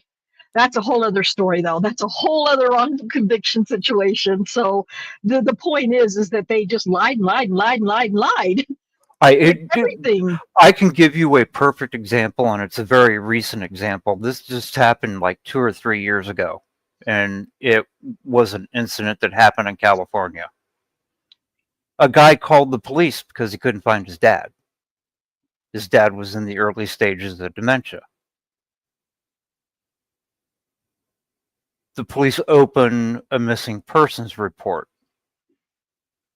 For whatever reason, they decide this guy killed his dad and was falsely reporting him missing. They kept this guy locked in an interview for 17 hours, telling him things like, "We know you did it. We found the DNA and blood evidence. We have found his body." These detectives went so far as to bring the guy's service dog into the interview room and tell him he needed to say goodbye to the dog because the dog was going to be euthanized now that he had killed his dad and there was nobody there to take care of the dog. Guess where Dad was? At the police station? With his brother in Florida. You know what? His I remember dad that decided case. to go see his brother and called an Uber after buying a plane ticket and went to the airport and flew to Florida. Yeah, I remember this story. I remember this, some of the details you're giving. Yeah. Mm-hmm. I don't understand. You know, I back the blue. I believe we need law enforcement, but you know, there's good and bad in every profession. I get it. Unfortunately, we hear about the bad ones, but to get people to believe that they're bad is not always easy to do. And that's why we have cases like the one you're speaking about, Rick, and Daniel's case. Does Stickpass, it's so great to see you. I'm glad to have you back. Does MM still talk about Daniel? Yes, she does. And she is very active, you know, working with, trying to investigate still. And she's definitely very involved in Daniel's case still. So, you know, all I know is that they're working on his post-conviction and there's just no information coming out about that, which is the way it should be. So, but I know 100% certainty that she does talk about Daniel and still working to secure his freedom. So yes, we can hopefully this, you know, just trying to put these kinds of things out the way we're doing it, hopefully will help others to see that yes, Michelle Malkin is still very involved. Not knowing in about case. who the officer was, or Not knowing about his case. I see. I'm just focusing on Janie. And I interview her for a couple of hours. After I interviewed her, I'm like, something happened to her. So what was it? I mean, describe that for us because of your experience and because of what you know. What was different about her? Her demeanor, hysterical at times, bawling at times. She had no motive at all to make this up. I mean, why would you go to the hospital and put yourself through a sexual assault exam and put yourself through accusing a police officer? Because I'm sure that was not fun for her. So let me just stop and define this sexual assault exam. She was not raped. She calls it rape, but it wasn't rape. Clearly, you know, according to the counts that he was charged with, she was orally sodomized. So when Kim Davis is saying, you know, put yourself through a sexual assault exam, the only thing that was examined was DNA swabs from her mouth or oral washes from her mouth. That's it. Now, I'm not saying that that's not, you know, traumatic for somebody who has been assaulted. Maybe it is, but the way she's defining it or describing it right now is not at all what happened. So I just wanted to say that. There's no motive. He didn't give her a ticket. He didn't threaten to put her in jail. There was no reason for her to make it up. So describe for us, for somebody who did not follow the case very closely or at all, what exactly she was doing when she got pulled over and stop. where she was. Tell us a little bit about. Yes. Yes. Did I just hear what Davis said right? There was no motive for her to make it Oh. up because he didn't threaten to give her a ticket. He didn't threaten to put her in jail. But at trial, didn't they claim that he was getting these women to do this to avoid his threats of being put in jail? Yeah. Yep.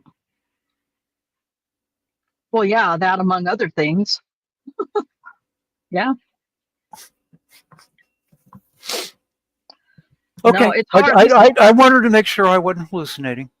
And you haven't watched this before, right, Rick? No, I've never Okay, seen this. I didn't even know this interview existed. Okay. All right. Well, it does, and it's going to get better or worse, depending on how you want to look at that. About that area and the circumstances of the pullover. She had left a friend's house and was going home. And she was at Northeast 50th and Lincoln, and that is business area. It's not residential. She had left a residential area, but she was driving. It's a major intersection in Oklahoma City. Yeah, I did drive by there, and we took the crew there, and it is very busy. Yes. And sort of up high on a hill and very visible. Right. It's a major intersection surrounded by businesses. None of the businesses were open. They were like they weren't like convenience stores or something that would be open 24 hours a day. They were all 2 o'clock in the morning. Right. Yeah. And they were all closed. Yeah. And she was just west of Lincoln when she was pulled over. I think he engaged his lights as she was getting close to Lincoln, and she got just west of Lincoln when she pulled over. So there's an intersection there, and there's a traffic light. Right. Right. And she had obeyed the traffic light before heading west on 50th. On 50th. Right. Right. And she told him she was going home. Yes. Is that where her home is, that way? Yeah, her house is west of that location, yes. Okay. And so that would have been the proper way for her to go home, not turning right on Lincoln? She could have turned north on Lincoln to get on the highway, but he engaged his overheads prior to her making that turn, so I guess she decided to go through the intersection and pull over right. there instead of maybe pulling over. Right. But she hadn't signaled that she was turning that way. Not to my knowledge. Okay. And she could have gone home. She could have drove straight down 50th to get to home. To get home, yes. Okay. And then what happened, according to her? He approached her vehicle and had her get out of the car, and he put her in the back of his car.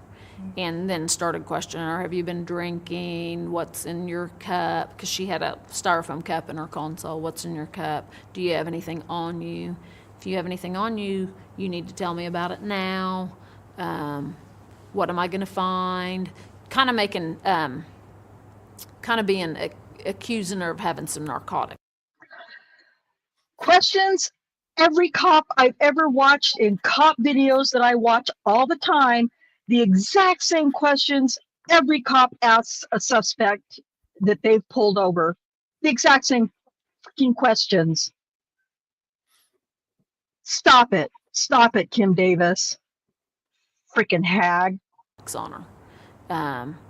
What have you been using? What am I going to find if I check you? Do you have any warrants? Things like that. And she was answering all of his questions. She did not have a valid driver's license. Right. And she hadn't had one for a long time, from what I understand. Right.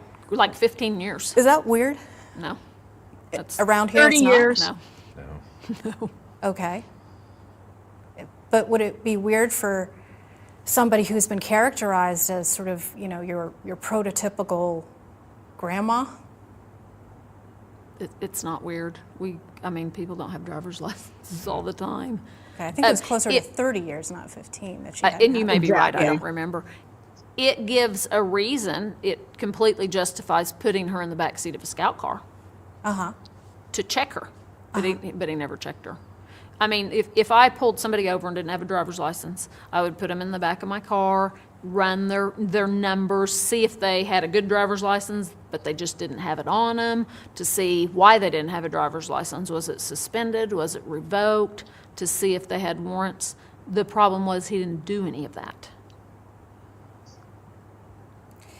So That's true. Let's go back to the hospital. Okay. That's all true. That might be the only truth that comes out of her mouth right now, but that's all true. That was one of the big, most stupid mistakes that Daniel made, and he's fully aware of that. So, Can you explain what a SANE test is and what exactly it tests? SANE stands for Sexual Assault Nurse Examiner, and we have specialized nurses that do the SANE exams, and it depends on the allegations of the assault, but they do, if it's a rape, they do the vaginal canal, anal canal. On Janie, that wasn't done because it wasn't a vaginal rape. She was saying that it was oral assault. So they swab the mouth, they do a rinse and have them spit that back into a vial. They swab anywhere that the officer or the perpetrator might have touched her. And then they collect the evidence, package it, and then turn it over to a police officer who books it into, we have lockers, and then our serologists get it out of the locker to be analyzed. So what were the results of the SANE test with regard to Jamie Liggins? There was no DNA in her mouth, but she said that he did not ejaculate, because that is obviously a question that we ask.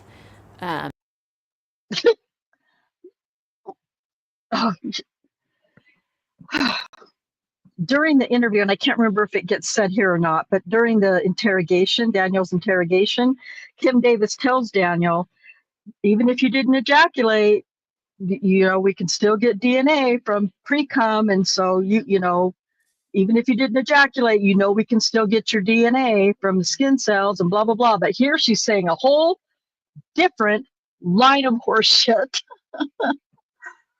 Oh. He put it in her mouth for just a few seconds. She also said that he put, at one point, his hands were on top of the car, and at one point her hands were on the hood? On the hood, yes. And what were the results of the DNA tests on those? They didn't DNA test those, they fingerprinted. You can't do both. Okay, and what were the results of that? They didn't get fingerprints. Why do you think that is? Because hundreds of people touched the cars, the weather, you got to keep in mind, Holtzclaw's car was a pigsty. It was absolutely nasty.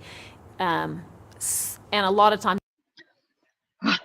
The question here is, what does the inside of his car being filthy, nasty pigsty have to do with fingerprints or palm prints on the outside of his vehicle? Just something to think about.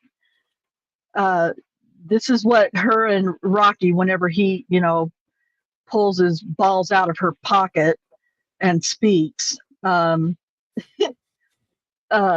this is all they're doing, is they're trying to make him sound like the most horrible person. I don't care what the inside of his car looks like. It doesn't affect fingerprints on the outside of the car.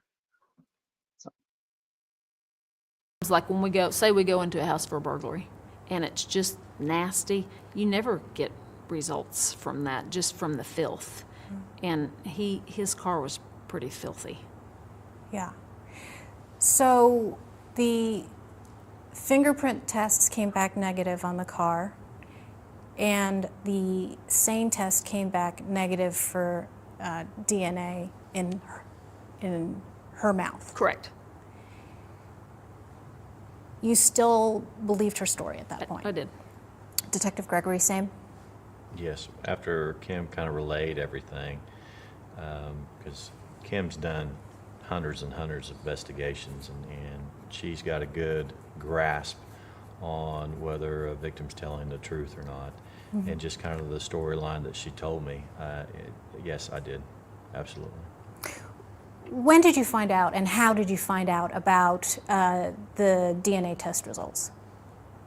Like how long after the? I mean, how does that work? I don't know how it works. They put a rush on this one, but it was a couple of weeks, I believe. I mean, it's not, you don't find out that day or the next day. It was fast, and it was a couple of weeks. So this was expedited.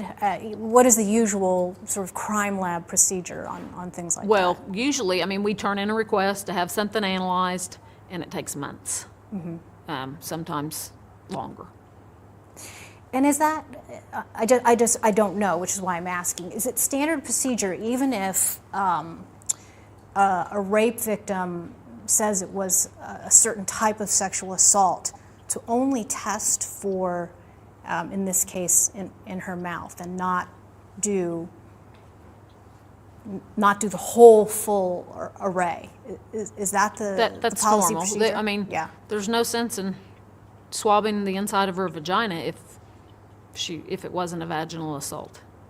Okay. I mean, those SANE exams are not fun. They take the victims hours. We're not going to put them through certain tests that they don't need to be put through for grins and giggles. I mean, there's no sense. You don't want to put them through another traumatic experience. I see. Where she knew exactly where he touched, so there's no need to go. So let's go back to the intersection that Daniel Holtzclaw stopped. Sheree, I just realized, well, and Rick, maybe you too, but I just realized Michelle Malkin is left-handed, and Kim Davis doesn't mention it once, not once during this interview that Michelle Malkin's left-handed. I say that because every time she interviews an accuser, or even when she was interrogating Daniel, oh, you're a lefty too. Oh, you're a lefty too. Oh, you're a lefty too. Every time. But at least in what we see in this video, she never once mentions it to Michelle Malkin. But I digress. Janie Lickensat. You sort of talked about how it's visible, it's high up there. For someone who has been described as a sociopath and a serial rapist, is that a good location to do what he was accused and convicted of doing? It worked, so it wasn't bad. Would I do that? No, but you got to remember it was like 2 a.m. It's a big intersection. It's four lanes on either side. Janie only described one car that passed by. It's just not, it wasn't highly traveled that night. Plus, you got to think when a scout car pulls somebody over at 2 a.m, people aren't going to stop to see what he's doing. Nobody stops and says, why did you stop this lady, or what are you doing? He's just doing his job. Usually when people see a scout car on the side of the road, they just keep going. They don't want any part of it. Nobody's going to stop and gawk and see what the police saw. Now, people will gawk when there's a car wreck, but when an officer's just doing his job, nobody stops to analyze what he's doing. And there was only one car that passed by. There's it looked like an office building where the surveillance video came from. Yes. How many surveillance cameras are in that building? That one was that came from an outside camera, and I think there was one on each corner. And it I'm not even sure about the back. So on the front of the building, on the corner, and that came from the west side of the building. And from what I'm told, there was an off-duty police officer that works in that building? Yes. And he was there that night? Yes. Working for whatever private company. Right. Something on the side. Right, doing a little security job on the side. And did he have a view of No, the street? his office was in the back on the east side of the building, so it was on the northeast corner of the building. And I went in that office. the video surveillance cameras and things like that. I don't even think there was a window in that office. Okay. But even if there was, he wouldn't have been able to see. Would Holtz I apologize. I don't know why this is having a black screen. I don't remember. I'm guessing it must just be part of her video, but nothing crazy is going on behind the black screen. So, Holtzclaw or other patrol officers in that division, wouldn't they have known that one of their fellow officers was in that building at the time? Because I'm told that they advertised for those kind of positions, and so that's. I didn't No. know until this happened that we had off-duty officers in there. So you didn't know that there were bulletin board postings for No. those kind of positions? No, sometimes. When did you find out that officer had been there? Did he come forward, or did you sort of uncover that in the course of the investigation? Well, that Yeah. day we did when we went out there. That's when we figured it out. But you don't know what extra jobs. Some people have regular extra jobs that they've had for years, so they're not posted. Right. Or if some people have worked banks for years, they don't post those, and nobody really knows where other people work extra jobs unless you're my friend and I know, oh, she's working an extra job over here. Right. So after the alleged assault, he let her go? Yes. Yeah. He told her he was going to follow her home, which he did not. But yes, he let her go. And she turned around, She turned around and because she was going to get on the highway. so she did go back to that route. Right. Okay. And then, did you ask her a little bit about what she did afterwards, and in terms of reporting what happened to her? Yeah, that's Yeah. general questions for us. Yeah. She drove home. She was going to call her daughter, but she thought she was missing her phone. She thought he must have taken it, but when she got home, she was sitting on it. She didn't know that. She thought her phone was gone, but when she got home, she was sitting on it. Yeah. So she went in and immediately told her daughter. Her daughter was the first person she told? Yes. Okay. And so this friend was a male friend that she had come from, the house that she had come from? It was a couple. It was a Okay. male and a female couple. And they were doing what? Playing dominoes. Okay. And she had consumed some sort of pain pill or No, she took over-the-counter sleeping pill that she gets at Dollar General. before she got in the car? She took a nap. She did do that, and she took a nap at their house. She was going to spend the night, but her and her boyfriend only have one car, and he had to be at work early in the morning, so she had to go home so he could have the car to go to work. So then you interviewed the family members about I interviewed her daughter. Okay. Not the boyfriend? Not then, not at the hospital. Okay, but at some Later, later right. point. Right. And so at what point was he told, and by whom? The daughter or Janie Liggins about what happened? I believe Janie told him, and it was then. By the time she got home, it was time for boyfriend to get ready to go to work. But I don't know the depth of the conversation, but he knew because I ended up later going up to his work to get the car processed. Yeah, that was interesting to me because from what I understand, he told the police, he told you all that she woke him up, but then the daughter said that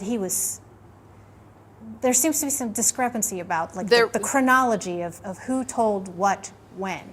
And that all came out at trial. Yeah. So can you explain that? Things change at trial because of the time lapse, and everybody doesn't remember.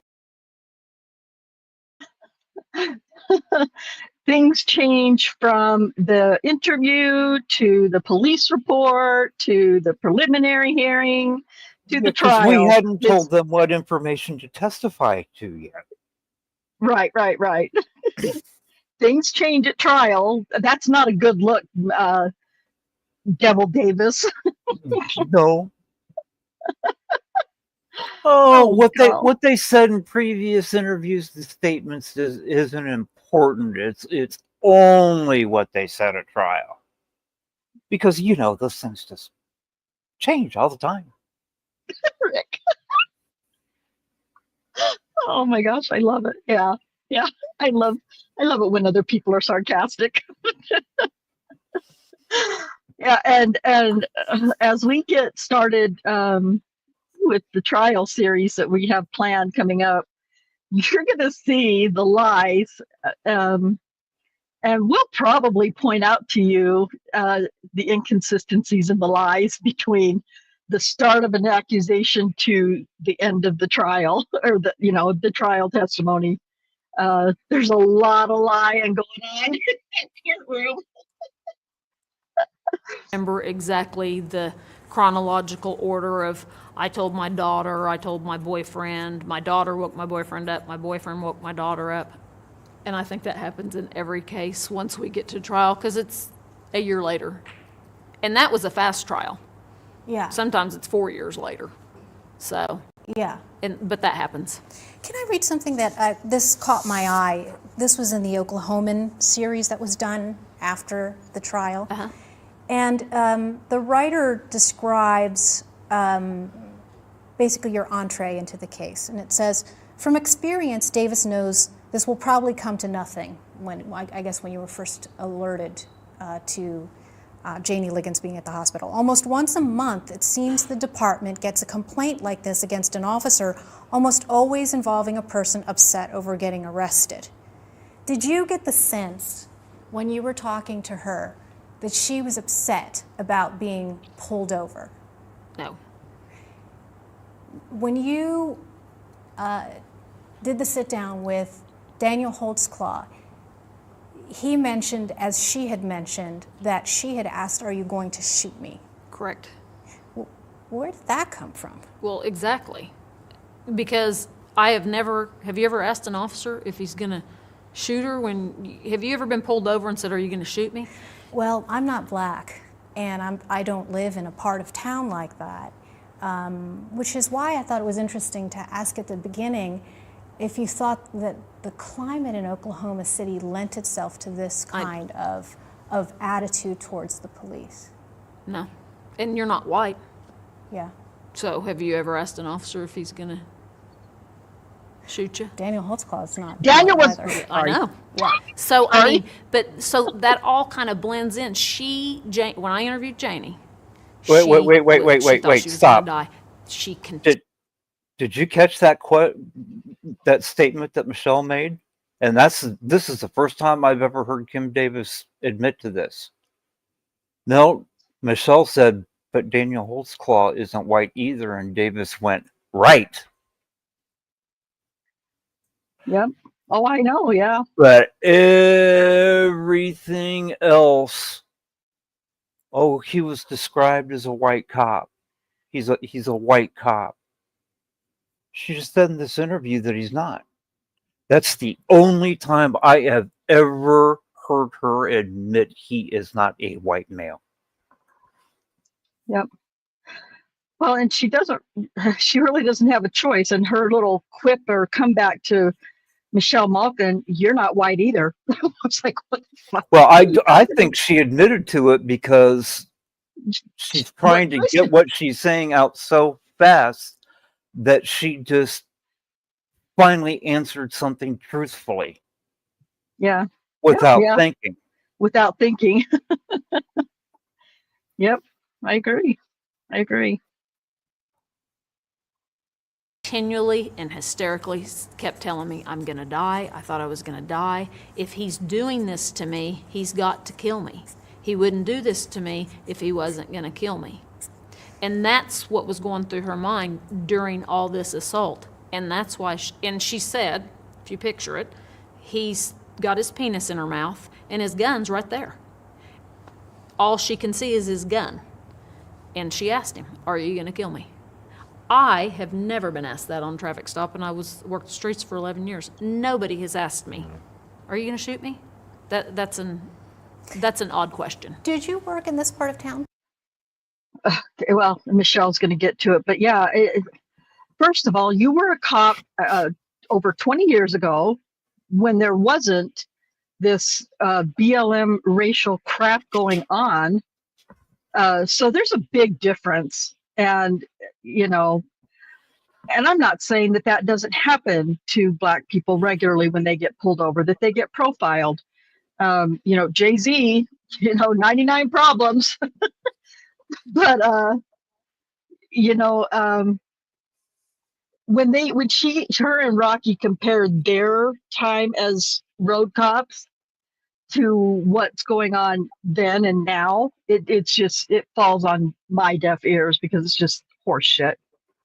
The first thing that went through my mind when she said, I was never asked that when I was on patrol, the first thought that went through my mind was, yeah, well, they could tell by your blinky, stupid eyes that dart everywhere that you couldn't hit the broadside of a barn to save your life. That's good, Rick. That's a good Even one. if you fired, you weren't going to shoot me. Facts. You make a valid point, that's for sure. I worked Will Rogers. Yeah, I did not work the east side, In the but I Spring Lake worked. Division. I worked a black area in the northwest side of town. Yes.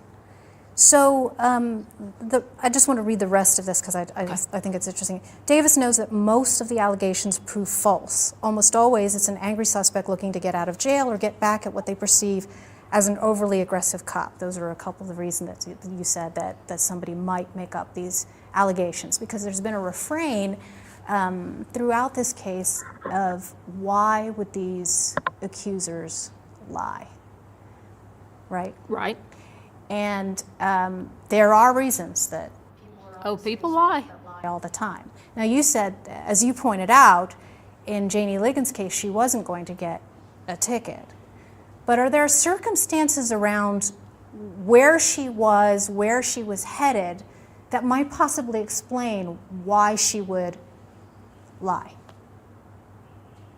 Is there anything about the domestic situation of being out at 2 o'clock in the morning, maybe heading home or not?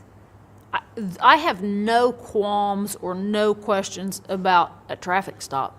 Yeah. At 2 o'clock in the morning. That's what police officers do. Yeah. They pull, if they pull people over, where are you going at such a late hour? Why are you? I have no qualms with that. That is completely justifiable for an officer to do that. But it's not justifiable to put your penis in her mouth. Obviously. At the end of this introduction, the reporter says she knows the truth typically works itself out pretty quickly, usually as soon as she interviews the alleged victim. Typically, liars can't keep their story straight.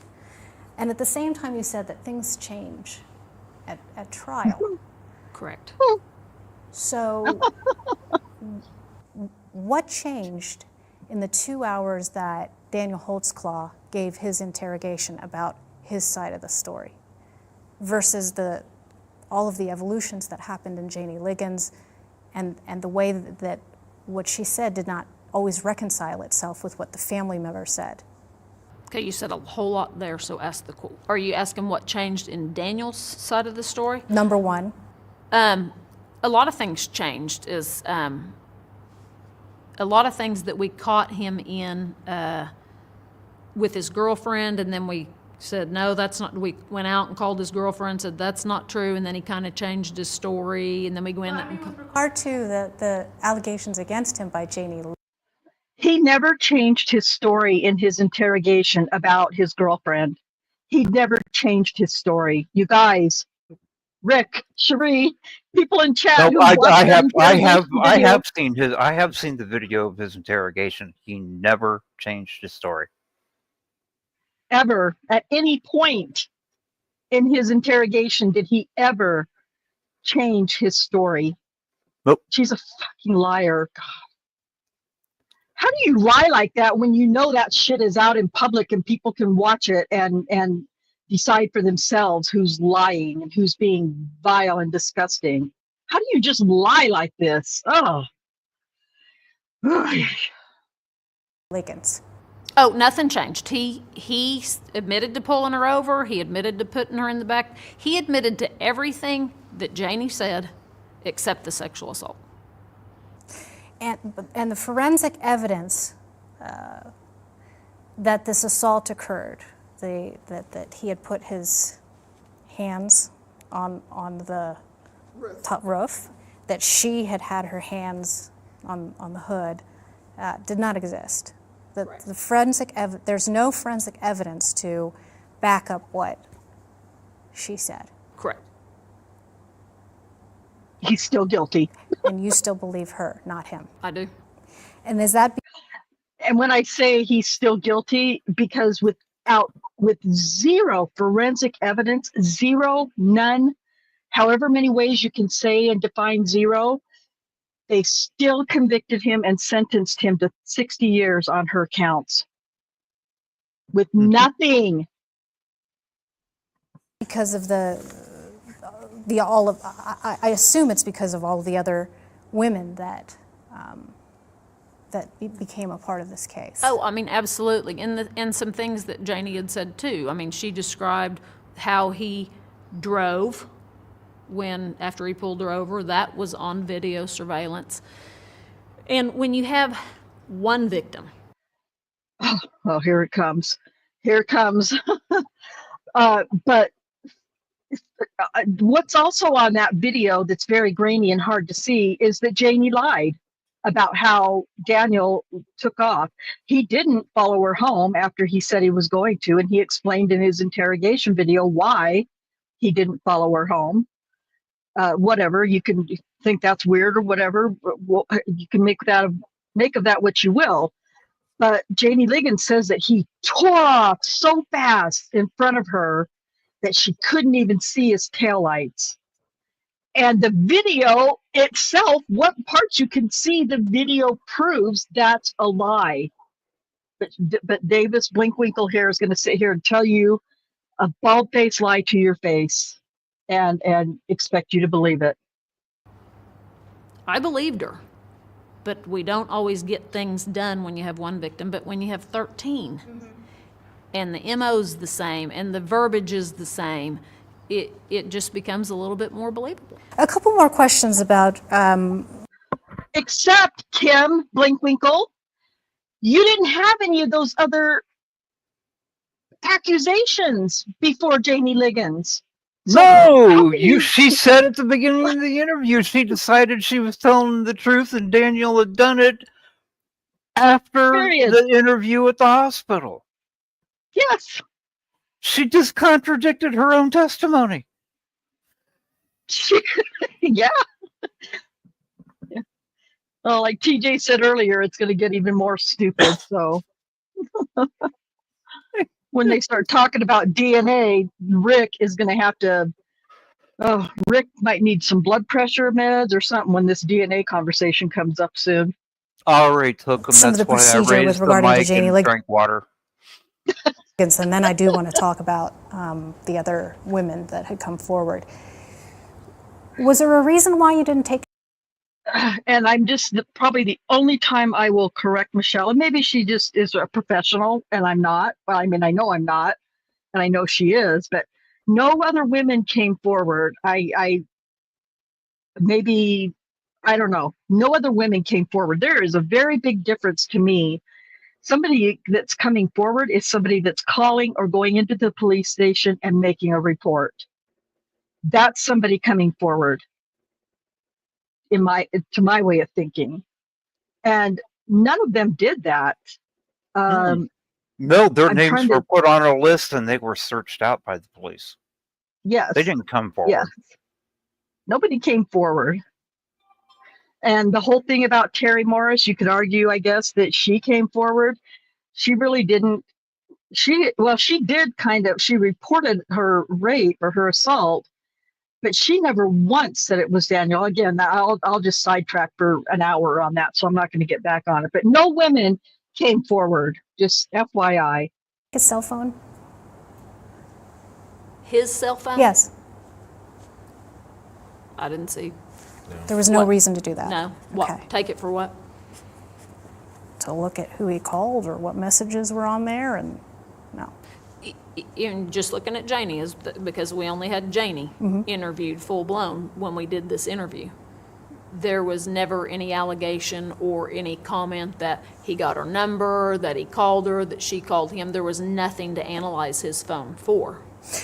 So you didn't take his phone. What about his underwear? Didn't take him. Why not? Daniel said that he had washed the underwear. He still had on the pants he had on the night previously. And so you believed him that you believe that? Yeah. But you already had a sense that he did what Janie Liggins said that he did. I did. But you believed him that he had washed his underwear. I guess believe and hope. Most people change underwear, usually. But he had told us this is the same uniform, so we took the uniform. What about the other uniforms that were in his home? Did you think you should have taken those? No, because we didn't have other victims at that point. Right. So we had the uniform that Janie was assaulted in. Why do we need another uniform? We don't have other victims that have been assaulted yet. That's not true. You had Terry Morris less than 3 weeks earlier. And she feels, and look at her face and her demeanor. She feels like, oh, I just got one. I just won one. I dodged that. Yep. I mean, because she makes a valid point, really. I mean, if you think about it, the look on her face and her demeanor and her tone, because we didn't have the victims yet. Well, yeah, but I won that one. she's saying this after saying she believed Liggins because when 13 women, it wasn't 4 minutes ago, she's talking about all these women that came forward. Oh, but we didn't have any other victims yet. She's also saying this about 20 minutes after Rocky, going, oh, I know everybody in the office knew there was a cop working a cop case. Yeah. But, I just didn't know his details. Okay, so you go to the emergency room and you interview a girl and she goes, yeah, I was assaulted by a cop. And you would think there would be, like a nut dispenser or something in that little squirrel brain of hers that would dispense food to go, oh, hey, one of the other guys in the office is investigating an incident involving a cop. Maybe these two might be related somehow, and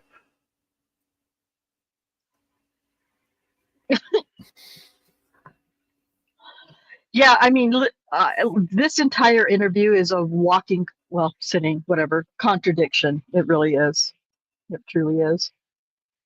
after careful thought and consideration, I've come to the conclusion if Kim Davis was Pavlov's dog, she'd have starved to death.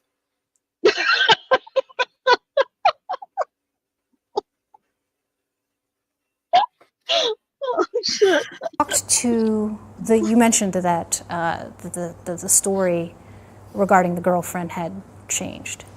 And how long had you talked to that girlfriend? Oh, I didn't talk to her for too long, 5 minutes max. While Rocky was out, or still talking to Daniel, I went in and called his girlfriend to ask her some questions relating to how he had answered some questions.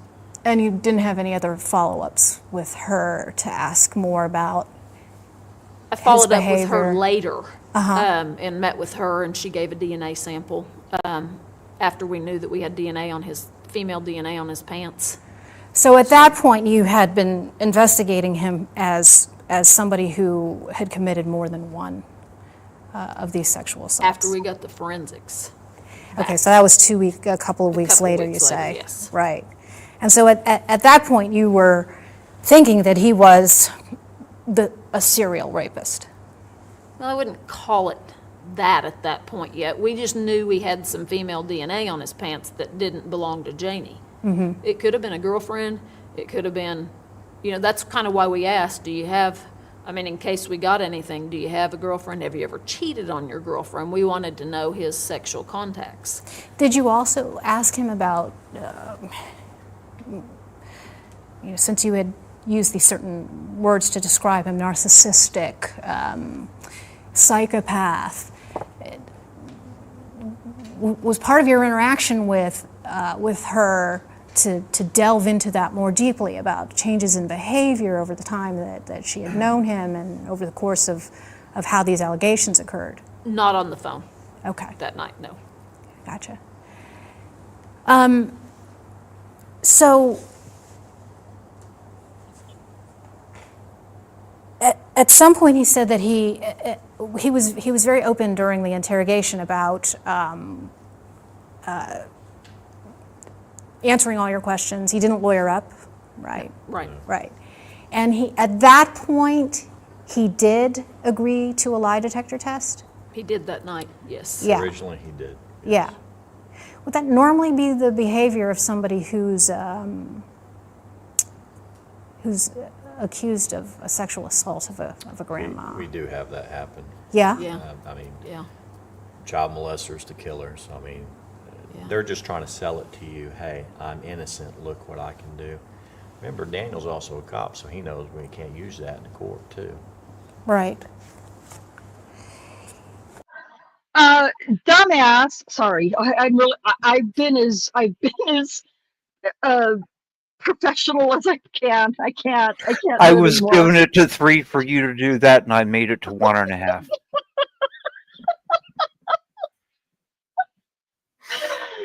I'm not a freaking cop, and I know that shit can't be used against you in court.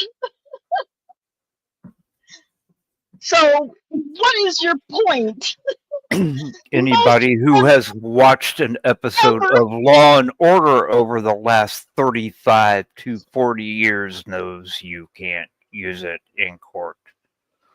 Or a trial in the last 20 years. If you watch live trials, you know that. I just and look at his face. Well, it's kind of gone now where I stopped, but he's like, and remember, Daniel's a cop, so he knows that can't be used in court against him in court. Oh God. He didn't. Okay, all right. Sorry. So, not a lot of people know who've only paid sort of cursory attention to the case. That it wasn't just Janie Lakins. I mean, she did become sort of the very public face, sort of as the prototypical target of Daniel Holtzclaw. But there were actually 3 women on that night, early morning. Can you talk to us more about that? Because, like I said, that when I first started looking into the case, that was shocking to me. I don't think a lot of people know the chronology of how all that transpired on that day and night. His first that night was Adara, the one Gardner, the one that we got the DNA from. That's the minor. That was his first. That's the 17-year-old Right, now. she was 17 at She's the now time. 18. She may be 19 now. Yeah, that's right. That's for Yeah, 2 years ago. Right. And has she come out publicly? No. She's very shy. Ugh. They're going to paint this girl to be a shy, meek. Sheree, you have something to say? Yeah, you read my mind. We both hit unmute at the same time, or at least we both had the same thought, I think. The last word I would use to describe Adara is meek and quiet and shy. Right. There's nothing. Yeah, she is not at all. And she's going to be one of the last ones that we're going to get to in our trial series. But so let's take you some time before you get to see and hear, I guess, how shy and meek and mild and afraid she is. She is the exact opposite of all of that. You got to remember, all these women have issues. Drug issues, alcohol issues, prostitution issues, all of them. Janie Liggins Mental didn't. health. No, she didn't. And that's what got the ball rolling. All the rest did. Except for Janie Liggins didn't have any forensic evidence on her, in her, around her. Since you brought that up, so Janie Liggins did not fit the profile of the victims that you came up with. Correct. I don't understand that. He messed up. He was also ramping up like we would see in a serial rapist. Okay? Kim and I divided up, just to make it short, we divided up a kind of a timeline. Kim ended up working more victims because it was getting closer to that time. He had fewer victims earlier in the year, but he kept feeling more and more comfortable leading up to that night where he had 3. You asked about the 50th and Lincoln, how would he feel comfortable in that area? Well, by that time, I would say almost probably felt invincible. It just appears to us, and just trying to take a look at him. And that's a normal serial rapist. If as they start, their assaults get less time between the assaults as they go on. Is that sort of in the literature of? That's just from our experience in the serial rapists that we've worked. You know, they might hit once and wait 2 months and then hit again, but then as it goes on, their time frame between assaults lessens. I just want to go back. I know I asked this at the beginning, but how many serial rapists had you investigated before him? I'd have to go back and look. Like dozens? Yeah. Yeah. And okay. Okay, so continue, because I'm very interested in this question of how you developed the profile of his targets. So over the course of, he had been in the department for what, 3 years? 3, I think so. How did they develop the profile? The lieutenant handed it to him on a piece of paper. Yeah, exactly. Also, kind of just to go back a step about how many serial rapists they have investigated. You guys know I very rarely go to Facebook, but as I was on my phone getting ready to clear a bunch of, what do they call the little things that pop up and show on your screen, and I saw a post from Daniel Holtzclaw and so anytime I see a post from Jenny, I will usually click on it to see what's going on. And she just brought up a case, and I don't know if Cherie or Rick can grab or any of the other mods, TJ, or if Under Your Scars is still here, grab the post that Jenny made, I think yesterday sometime, about another case that Kim Davis may have been involved in, but it's one that I know Cherie and I, in our time of research, we came across as well, and I did quite a bit of research into this particular one. But it's another serial rapist, and his name is Rayshawn Mullins, and so Jenny is talking about that on her Facebook page in a recent post. So if we can get Michelle or get Jenny's Facebook link and drop that in the chat. I normally have it in my regular links that I usually put in the description, but I didn't use those links this time. I just used this video interview and Daniel in the Den, and I can put Jenny's in the description later, but if we can get her and just look at what she's saying about Rayshawn Mullins and serial rapist case. Rayshawn Mullins was convicted and sentenced to over 1,000 years in prison for his alleged rapes. So that's just backtracking that just a little bit when she asked how many others.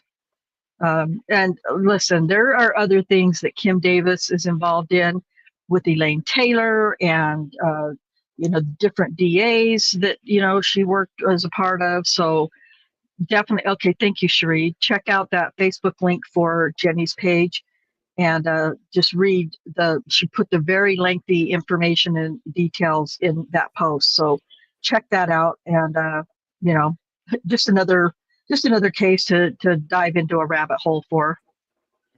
3 years. And in the course of that, there were files and files of the people that he had pulled over. What, it was thousands, possibly, of people that he had. Oh, possibly. He was a interactions. good worker. Yeah, he was a hard worker. He was a hard worker. He was always doing something. So there were men, there were women of all races, of all socioeconomic status. At what point did you zero in on black women with a history of prostitution, drugs, and other crimes? I'm trying to think if it was after we got the DNA back. But after we powwowed, if you will, and we only looked at black women because that's where he worked in the area. He worked on the black side of town. So that's where we started with. And what we did is anytime you check somebody for warrants, there's a log sheet.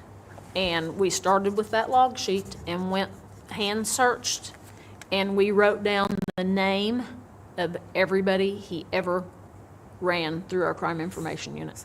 Okay. Name, date of birth, and race. And we started with that log sheet. And that log sheet was hand searched more than once in case somebody missed something. I mean, we would take them home and search them and highlight and make copies. Wait. That's how we started with. Please tell me they took copies home, or did she just admit to removing governmental records from the office to her home to do things with them? That's what she said. If they requested copies of those logs and she took the copies home, I wouldn't have an issue. But the way she's describing it, it sounds like they took government records to their home and did things with them. Could be, or Timothy Musney just wrote them all down on his list that isn't a list. I don't really know. I can't remember hearing any other detail about that necessarily, but yeah, you make a good point for sure. That does very unethical and against policies. I would imagine removing government records from where they belong would be illegal. Illegal, yeah. And we know that Kim Davis, Rick must be pissed off. I'm just kidding.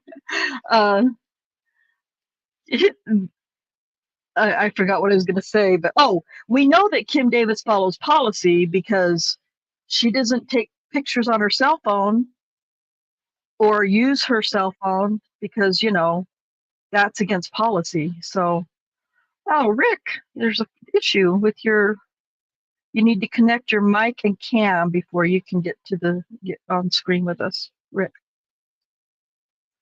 So, yeah. But yeah, Rick is right. If they did take home those log sheets and that information, that's illegal use of government records for sure. I would think. Okay. Welcome back, Rick. Am I here? Yeah, you're here. Okay. Yeah, I don't know what happened. I just got this message going, that's not available, try again. Oh, yeah, that's weird.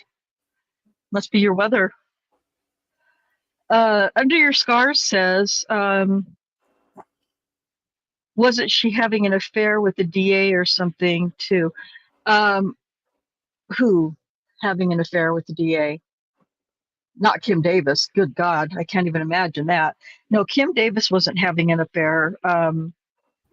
There Was she were talking about the things that were likely going on at this time, as I understand it, with disgraced former Judge Timothy Henderson. Henderson. Yeah, that might be what Under Your Scars is thinking about. No, not that I'm aware of.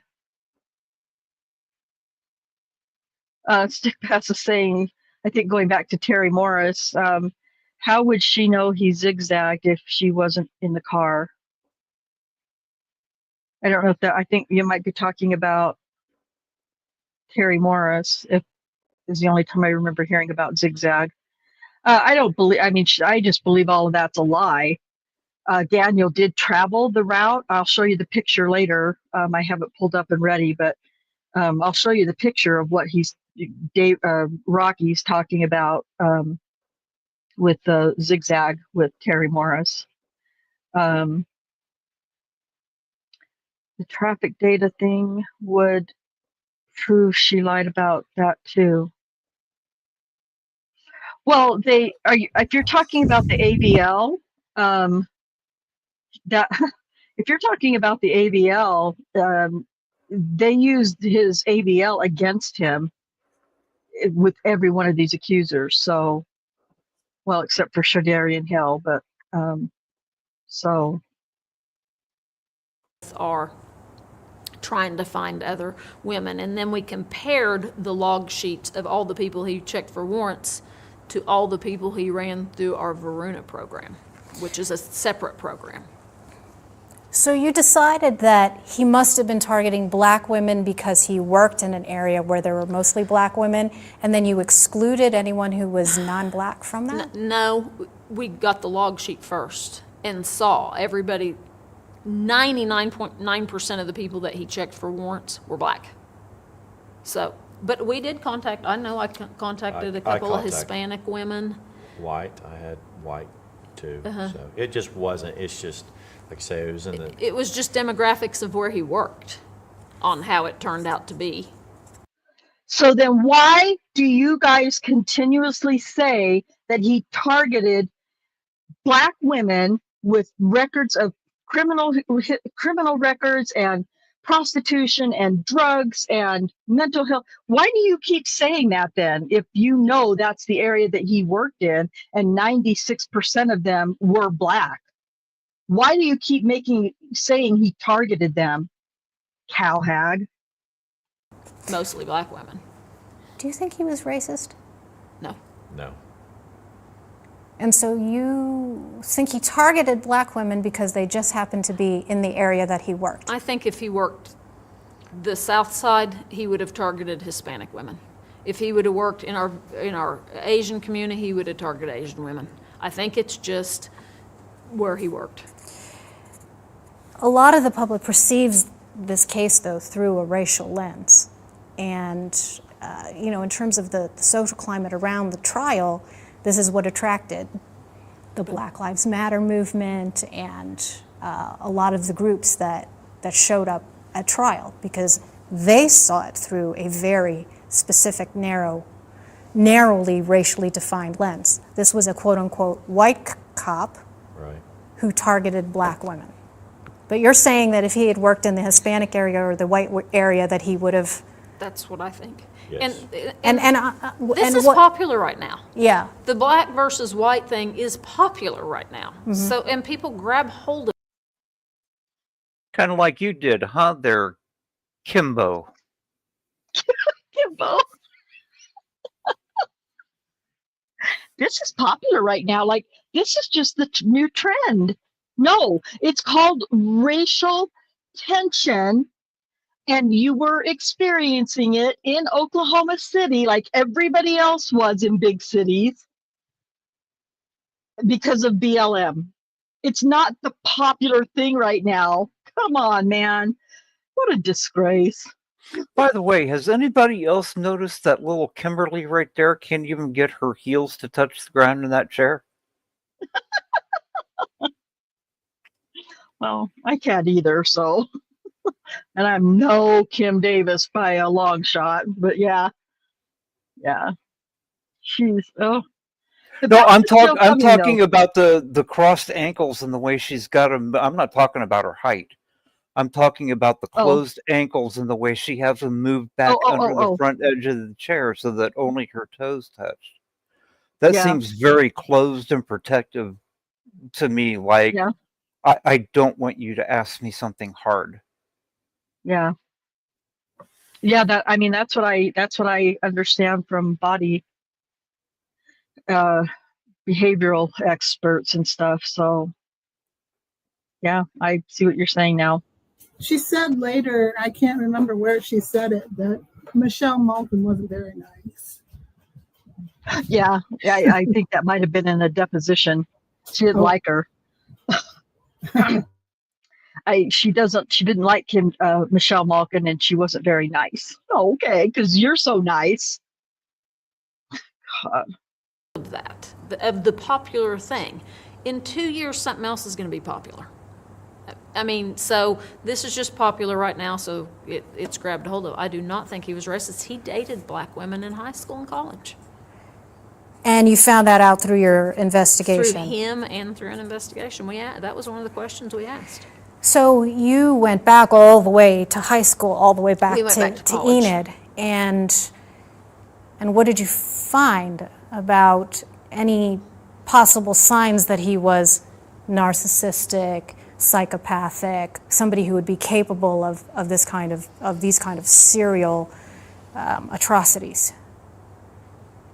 The most that we found, we didn't have anybody tell us he's narcissistic or that he was. But you said that's how you described him. So that's from interviewing him for 2 hours. Yes, that's how we perceive him. Yes. As far as back then, nothing pointed directly that he was that way. I mean, nothing pointed to signs that he was a narcissistic serial rapist. Like no. Nothing. No. Is that unusual in your experience? That somebody really they have spotless. That you couldn't find a single person to indicate that. The most negative that we heard, like going back to high school and stuff, was that he was a stud football player, and he got away with things because he was a stud football player, but not things like rape. Cherie, in all the years, and if I'm wrong, please correct me, but in all the years we've researched, did we ever find any evidence or documentation that anybody ever said that he was they might have said he was a stud football player, but that he got away with things because he was a stud football player? I don't remember any of that, no. And she also, I think, indicated at some point in this that because he was a cop's son, he got away with everything. Never heard that either. Yeah. Yep. These people just are lying as they go. Never going to get through this. I'm sorry. But that he was a stud football player and his daddy was a cop, and he got away with a little more than a normal person would get away with. Oh, there you go, Cherie. Right there it was. We've never, ever, ever, ever found any evidence that anybody has ever said that. Now, to be fair, we haven't seen, interviews that Davis and Gregory did with, the high school, peers or college. We've only heard their side of it. But again, I feel like I've read hundreds and hundreds and hundreds of pages of information. Maybe I haven't, but it feels like I have. And I have never seen anything that sounds like that anybody ever described him that way at all. But that's just my little nugget of knowledge. So that was the most negative thing that we had heard. And in college, any signs that he would have abused women or abused power the way he allegedly did when he was a police officer? We tried to find out if there was any complaints about him on the college campus, but there were not. No signs of the kind of predatory behavior that he was accused of. And some of the serial rapists we've worked in the past too. Clean background, yes. nothing before, and all of a sudden something got triggered off. So he just, something made in the him last snap. Yes. 2 years turned him into this monster. That's not unusual for us to see that. Yeah, you've prosecuted there have been prosecutions and successful convictions of other serial rapists here, and do you have any examples of that? I worked a stud football player at Midwest City High School. Another football player? Yeah, stud football player. Do you believe that there's...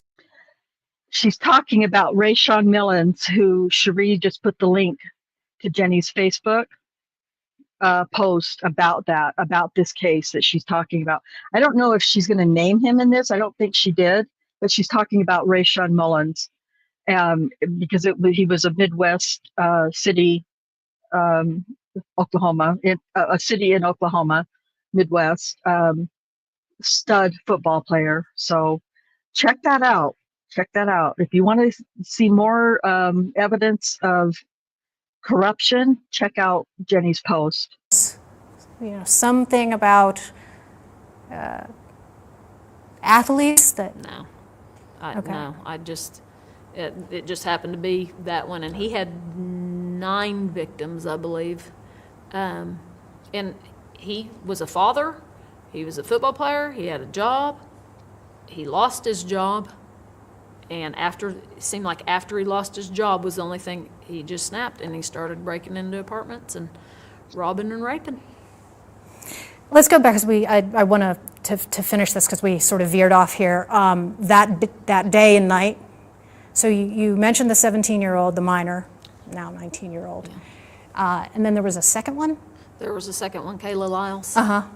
And tell us more about her story, because a lot of people don't know what that was about. She had gotten into an argument with her boyfriend and was walking in an area over there where it seems like he picked up a lot of the girls. And he stopped her, and checked her, and then the questions started. Do you have anything on you that you need to tell me about? If I search you and I find something, I'll take you to jail, but if you tell me about it now, then we're good. And then he drove her to a school, which is where a couple of the assaults took place, a vacant school, and assaulted her orally and vaginally. So the first one was an alleged vaginal rape. Yes. And then the second one you just said was oral and vaginal. Yes. And then Janie Liggins was oral only. And so at what point had you pieced all of that together, these 3 incidents?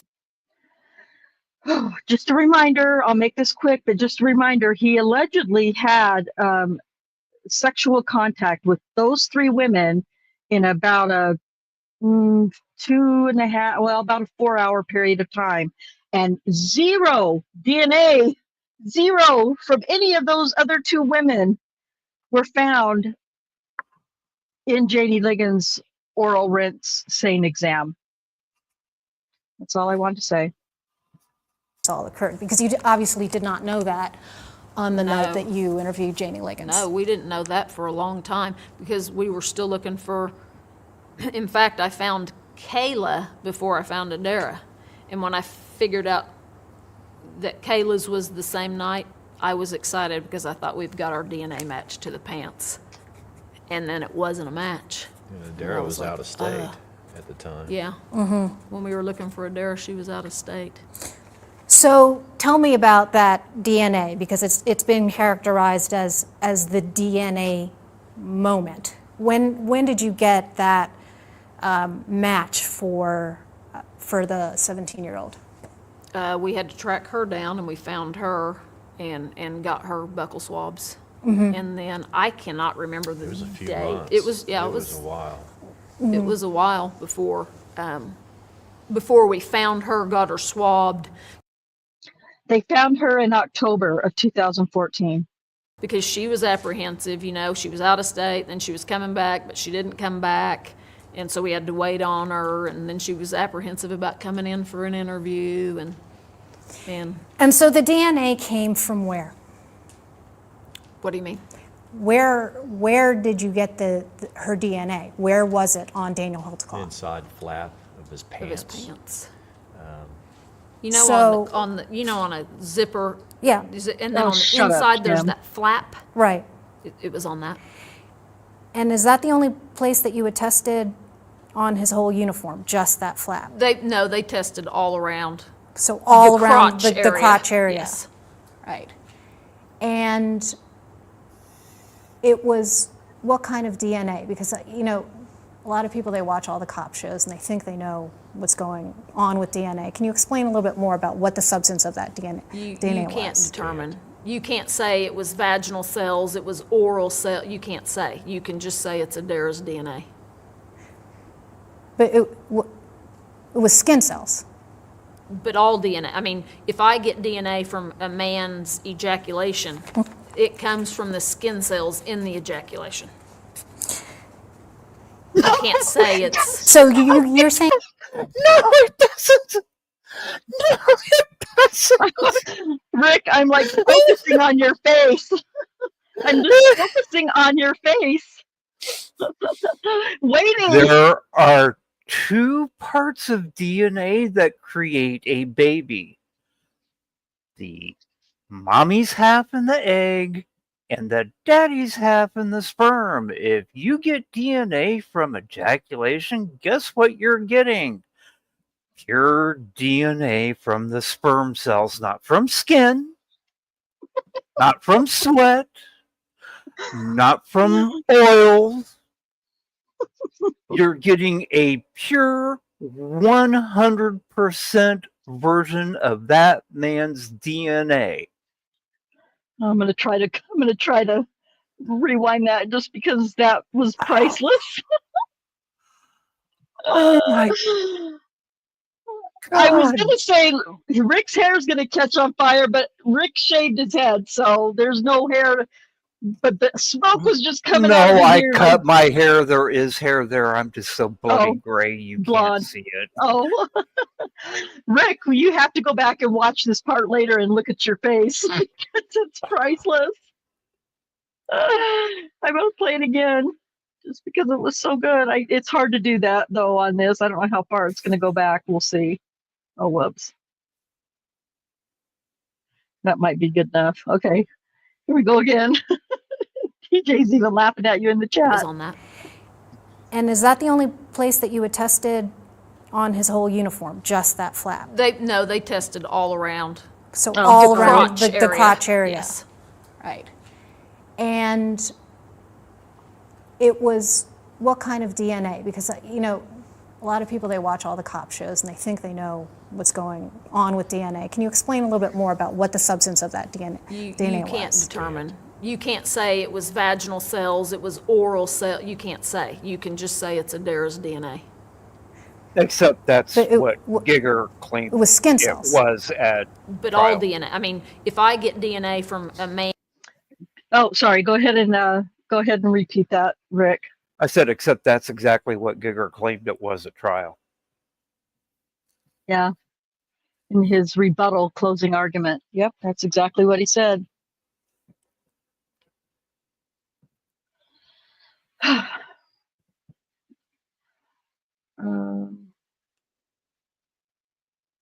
Yes, Penguin, it is crazy. That's one word to describe this. Okay, here we go. Man's ejaculation, it comes from the skin cells in the ejaculation. It was what kind of DNA? Because, you know, a lot of people, they watch all the cop shows and they think they know what's going on with DNA. Can you explain a little bit more about what the substance of that DNA You was? can't determine. You can't say it was vaginal cells, it was oral cell. You can't say. You can just say it's Adara's DNA. But It was skin cells. But all DNA, I mean, if I get DNA from a man's ejaculation, it comes from the skin cells in the ejaculation. You can't say it's... So you're saying that you can't determine whether it was vaginal or semen or saliva? Well, semen you can. Yeah. But from a DARA, the serologist can't say it was spit, it was vaginal fluids, it can't, that can't be done. So it wasn't tested for...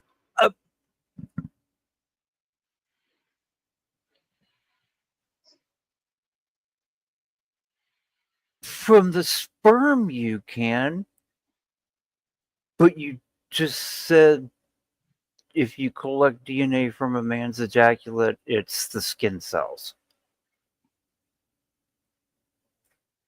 I told you this DNA shit was gonna drive you up a wall. I knew it would.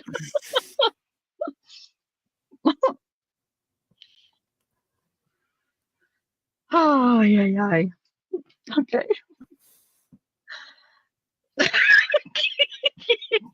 TJ. Weird. I've never ejaculated skin. If I did, I'd be heading to a doctor.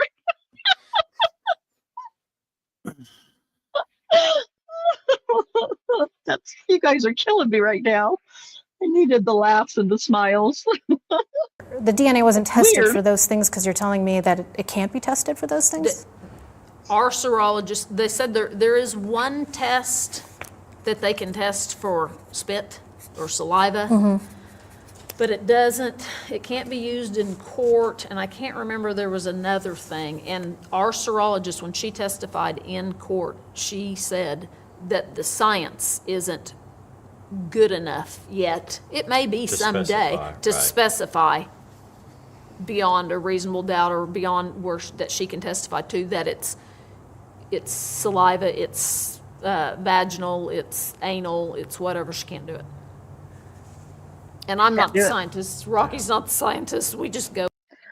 Yeah, we know you're not the scientist.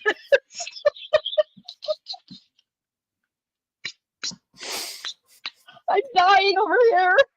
And yet you gave a science answer not 2.5 minutes ago.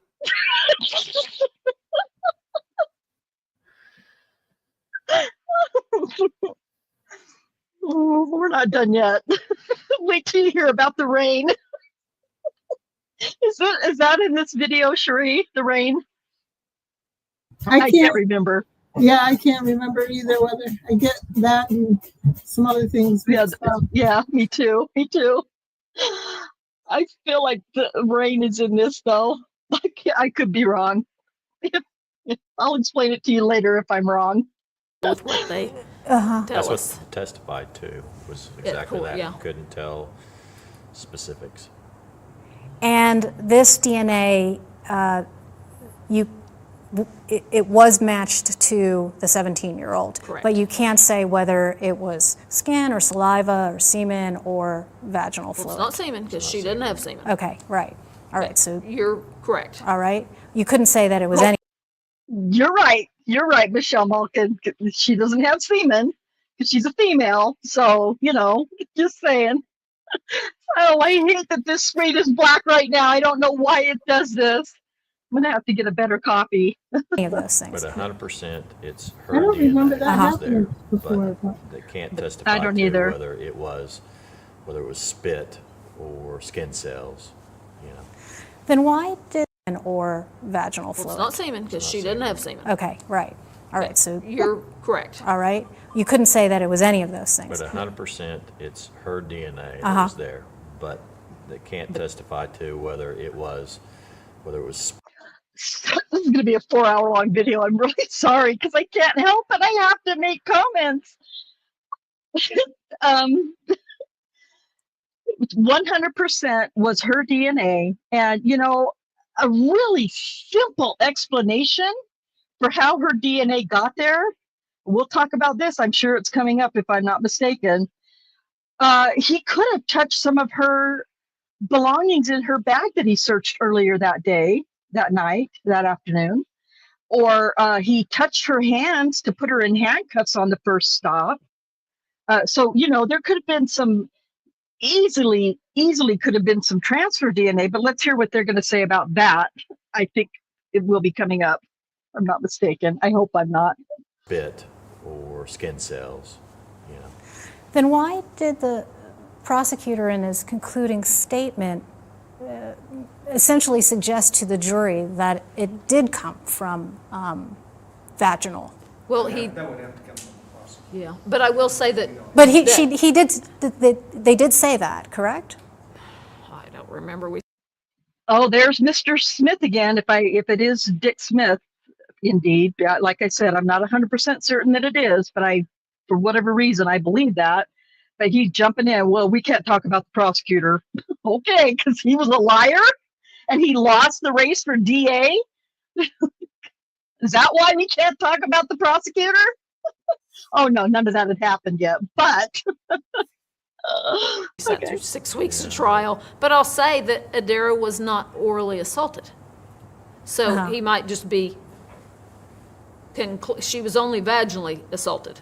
Now, she was the first of his victims That day. that day. Yes.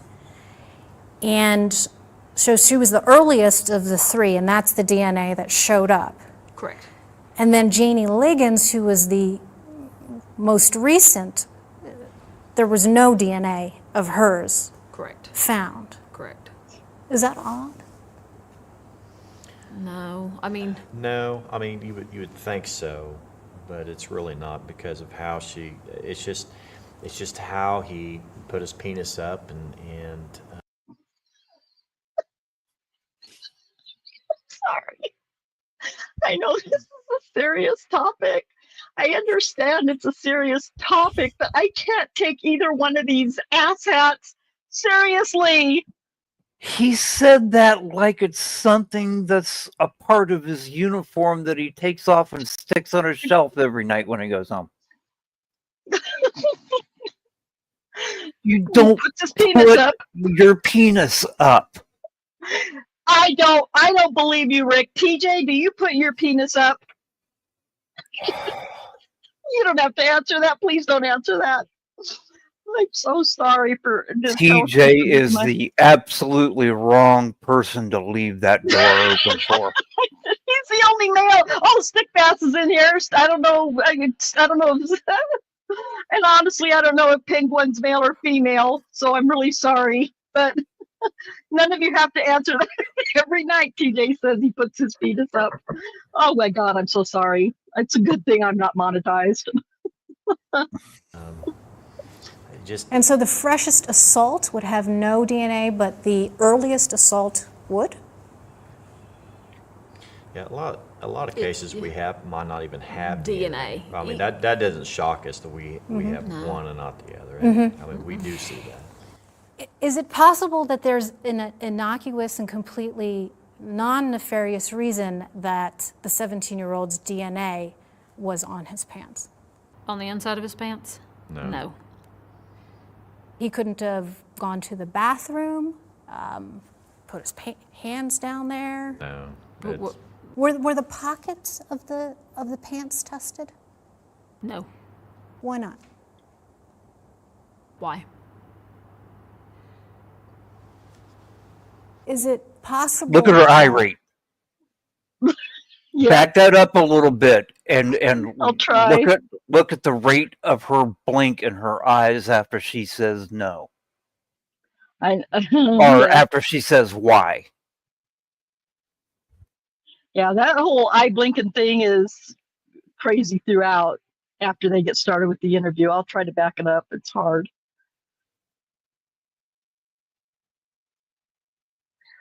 Okay. That's going to be a little bit too far back, but it's okay. It's worth hearing these crazy things twice. Even have DNA. I mean, that doesn't shock us that we have No. one and not the other. And, I mean, we do see that. Is it possible that there's an innocuous and completely non-nefarious reason that the 17-year-old's DNA was on his pants? On the inside of his pants? No. No. He couldn't have gone to the bathroom, put his hands down there? No. But It's- Were the pockets of the pants tested? No. Why not? Why? Is it possible that There. the transfer? She did it twice. She does blink rapidly most of the time, but usually in single blinks.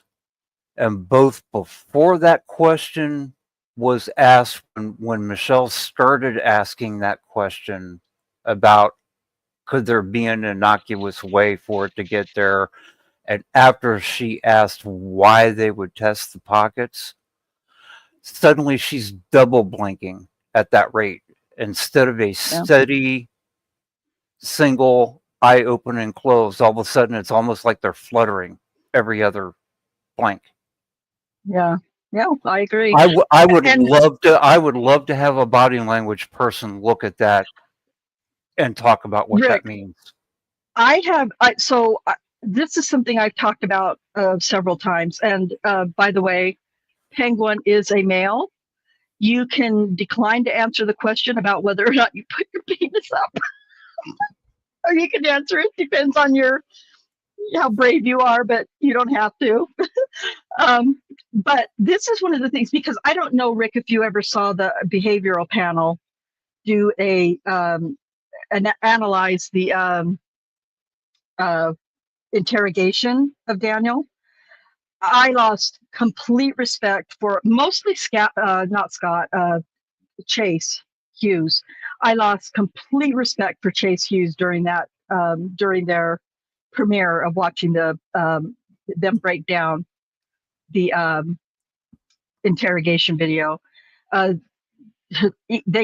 They very much imply that they think Daniel is lying in his interrogation video based on all the things, all the different body language things. I don't buy into those things at all, very much. But when it comes to eye blinking, I feel like there's something to that. I really do. And I don't know if it's because of Kim Davis. And I was going to save this for later, but I'll just tell you guys now. In my conversation with Michelle Malkin, and she told me I could quote her, which I'm not going to quote her because I can't remember the exact quote, but basically I asked Michelle, when I asked for permission to show this video, I asked her I said, can I just ask you, did you feel like it was weird or Kim Davis's eyes were like wildly weird, to quote Kelly Deaver, wildly weird, the way she just blinks and her weird eye movements. And Michelle Malkin's like, yeah, it was absolutely weird to be sitting there in front of her and watching her eyes. So, and I paraphrase that whole thing, but she agreed it was definitely weird. So, again, she said I could quote her on that. So I guess if she said quote, I should have used the exact quote, but you get the idea. Of DNA cells from the 17-year-old to Daniel Holtzclaw came from random transfer or touch transfer. I have not worked one sexual assault case and had transfer DNA. Is it possible? Rick, is that possible to work hundreds of sexual assault cases and never have one case of transfer DNA or touch DNA? That's absolutely not possible. Kim Davis said she has not had one sexual assault case where transfer DNA was a thing. Are you calling her a liar? Well, if you're not testing places where touch DNA would occur and only testing where you want to be able to use it to support your case from, then I guarantee you 100% of her sexual assault cases have gone without touch DNA, because they never bothered to locate whether there's touch DNA anywhere else on the clothing where you would find it. Does that mean the DNA they're finding isn't touch DNA? No. And oh, by the way, Miss Kim, if a man takes his penis and he inserts it into a woman's vagina, and that's how the DNA gets inside his pants, guess what? It happened because the penis touched the vagina. So that's touch DNA. Just throwing that out there for your future education when you say stupid stuff. This woman is a moron. Oh, she's not a moron yet. She's about to be, though. And that reminds me, I got stuck on the whole body language or behavioral panel thing. So they believe, or at least Chase Hughes believes, that Daniel is lying in his interrogation video. I have begged the behavioral panel. I have emailed every single one of those guys individually and begged them to watch this video over the years. Even before they did their analysis of Daniel, I was asking them. And I can't even tell you how many times I've emailed them the link, not said anything about the case or anything, just asked them to watch this interview and give me body language analysis of mostly Kim Davis, but also you don't want them doing any body language. I don't. Chase would claim a tree was lying if he saw its leaves blowing in the wind and say there was no wind. I know he's my least favorite. I do like Scott Rouse. I do like him, at least his approach to his videos. Penguin, I agree with you. Body language ghost. She is extremely good. Well, let's figure out. I don't watch those very often, so I really don't know. But we'll find out who she is, and we'll submit this video to her because I want to know. Even though I'm not a big believer in body language, I do have a thing for rapid eye movement. So, okay, sorry. Here we go. But yeah, the DNA is about to get stupider. I'm keeping my little cursor right on the pause button, so when I see your face in these coming comments, I can stop. Anything's possible. I would never say it's not possible.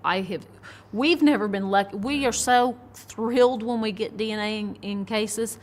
I've never been lucky and got transferred DNA. I mean, look at, okay, for example, you're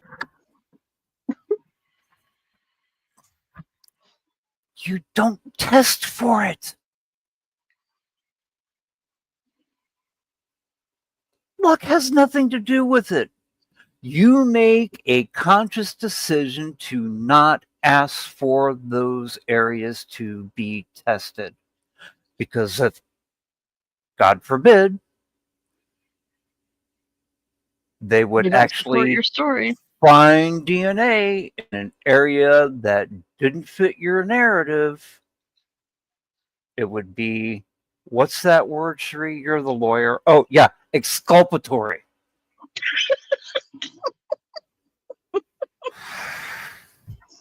Yeah. Yep, right. Again, don't forget to check out the Rayshawn Mullen case. The link is in the chat if you go back up a little further. I'll try to remember to put it in the description of after we're done here. Throwing out Janie was in the back of his car and there's no fingerprints and there's no transfer evidence of that. Transfer DNA is hard to get. Why? To me, it would be the easiest DNA to get because we're all transferring our DNA constantly all day. And people can go back and find it. I'm assuming it's still on your YouTube channel where I did the DNA breakdown. Yes. She's actually not 100% incorrect on that, but whether or not you're going to get that is going to depend on how much of a shredder the person is of the DNA being transferred. I don't know how much or at what frequency Jenny Liggins shreds when she puts her hand in her purse and goes through it and touches stuff in there. I have no way of knowing that. You know how I don't know that? Because they never tested. There is a way you can determine that. They never tested. They didn't want to. Right. They didn't want to risk. They didn't want the risk of it being exculpatory, like you said. Well, you can't ask me where I know this from, because I won't be able to tell you. I don't remember exactly, but Kim Davis claims to, I heard it from her mouth to my own ears, that she does not know what exculpatory means. Kim Davis doesn't know. I'm just saying, but that has nothing to do with this. But just saying. These guys are killing me over here in the chat, TJ and Penguin. I don't know. Rick, you got to go back and read TJ's last couple of comments. I am reading them. I have it up. And yet they're still, why you guys are killing me? I can't handle it. Okay, back to this very serious video. Very rare do we Yeah, get I've that. never that. Transfer DNA is hard. Sorry. Anything's possible. I would never say it's not possible.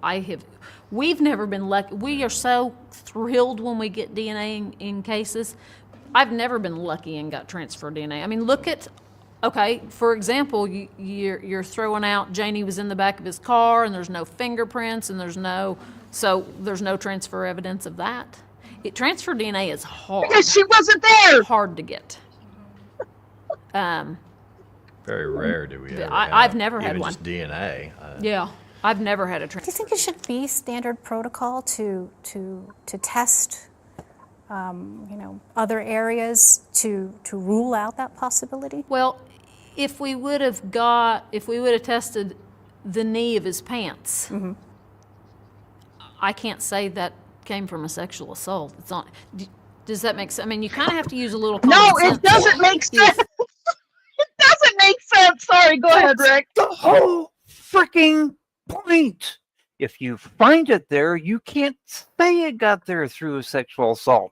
That, Kimbo, once again, is what's called exculpatory.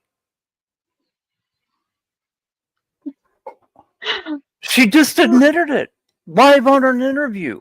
Well, no, because if I test there, I can't say it came from a sexual assault. Well, yeah, that's kind of the That's whole the point. point. You need something to compare. You need to compare. You need an exemplar sample. Listen, I am not any kind of educated anything on DNA, and I get these. To me, some of these things are very basic, but maybe I'm a little more educated than I think I am. I don't know. I might have gone back too far, but again, here we go. Transfer DNA is hard to get.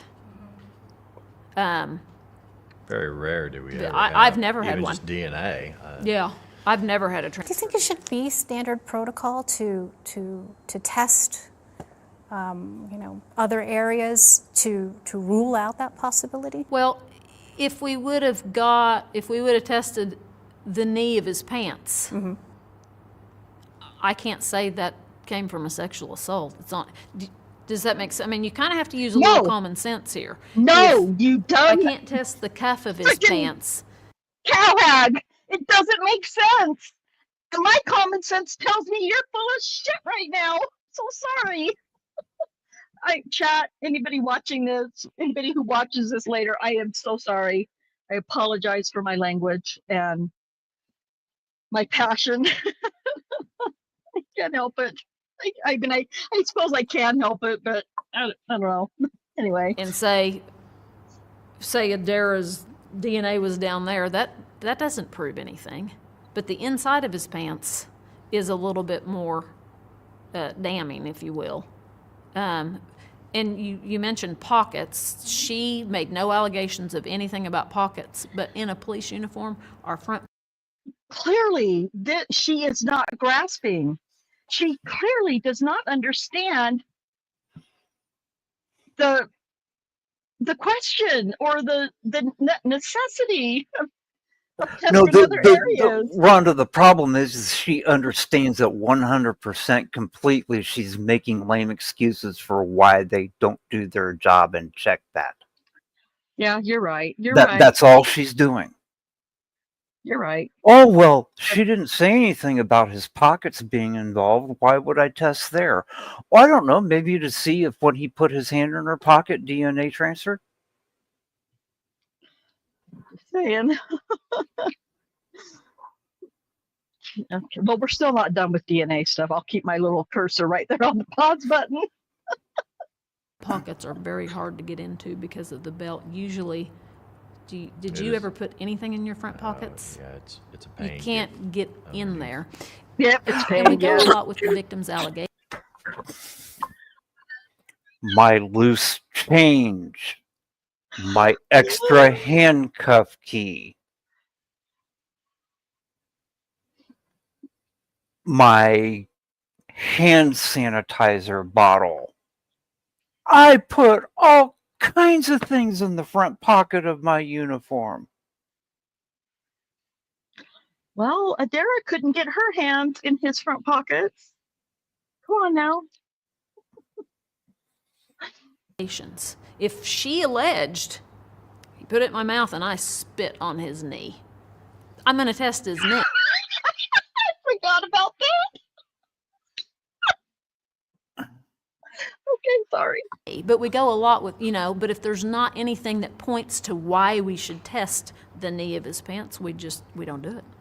So you focused on the crotch area, right. Because you were following the lead of what these victims Right. had said. Right. Did you fluoresce the pants? Is that something that's a standard procedure?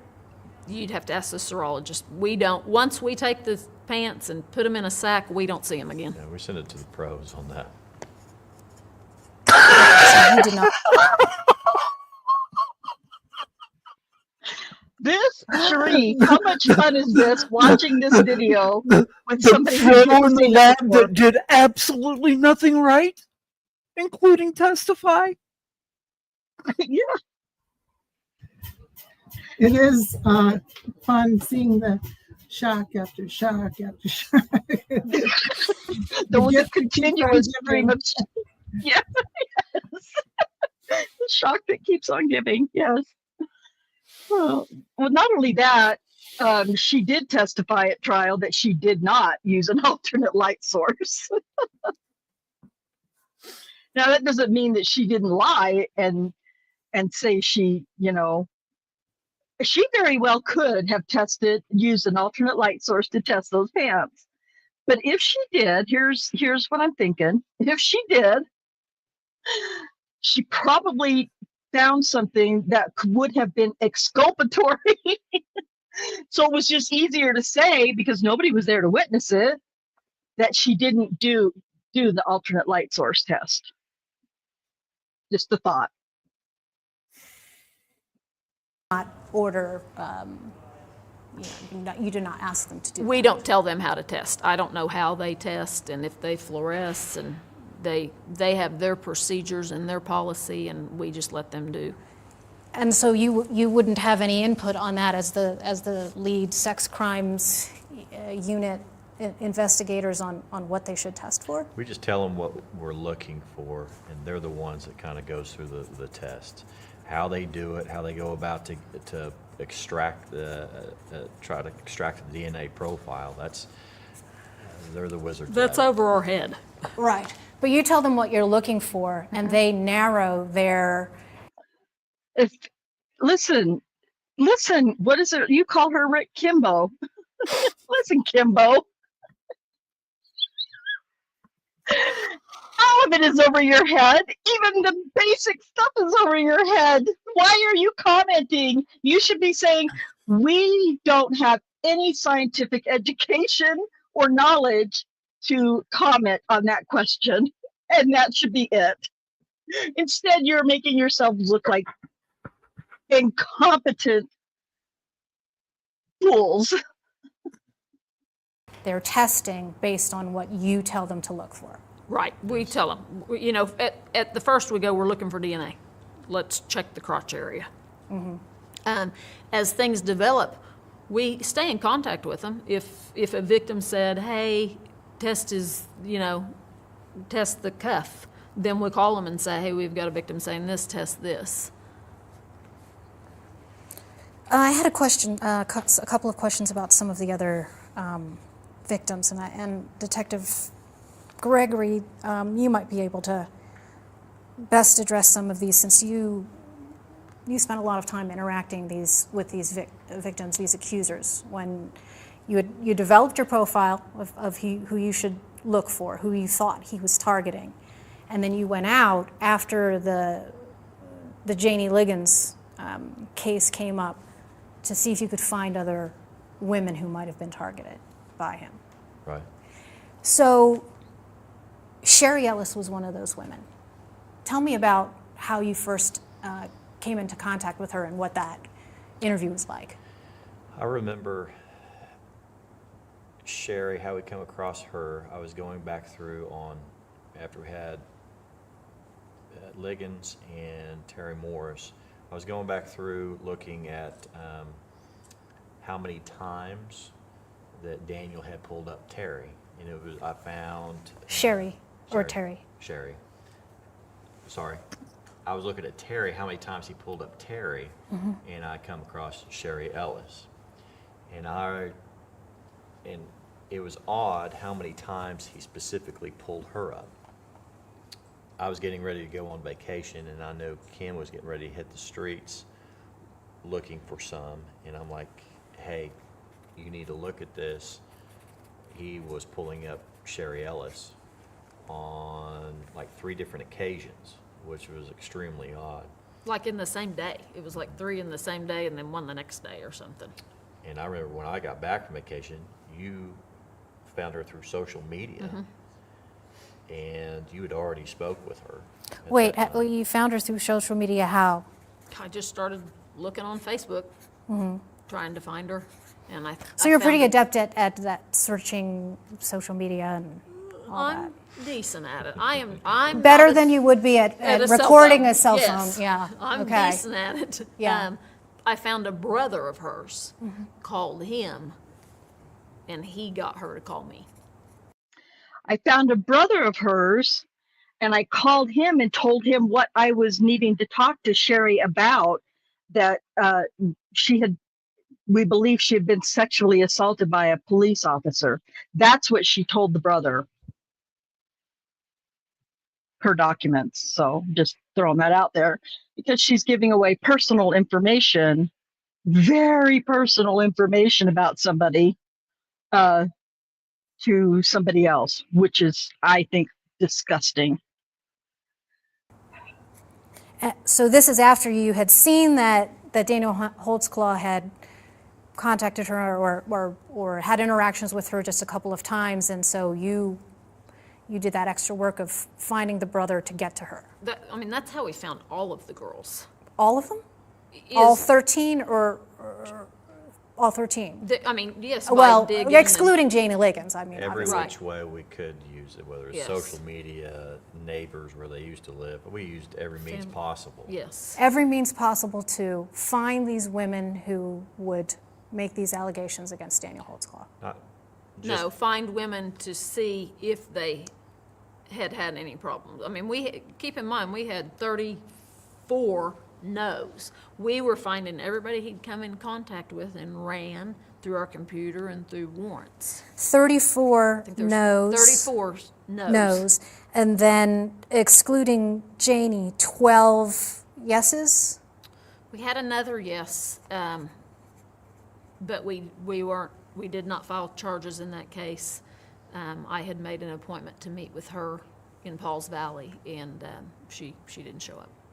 In where? Pauls not, Valley. Yeah, I'm not familiar. Is that South ways of away? Oklahoma City. It's an hour and a half away. Okay. She had moved, and so I made an appointment to interview her, and she didn't. And show then, up. from what I understand, there were an additional 7 whose allegations didn't hold any water with you all. There was a couple during, and then some came like during the trial and after the trial. After it hit the media, we really had to be kind of protective as far as just absolutely even just believing anything. But you accepted Kayla Lyle's allegations. And hers were some of the most vile. Listen, I don't know if you guys remember, but I had the hardest time getting through Kayla Lyle's story when we did hers last year sometime, because it was so vile, disgusting, and disturbing to me. And she had admitted that she had seen it all on the media. She had seen his picture and his name and everything in the media before she claimed she was sexually assaulted by him. So how I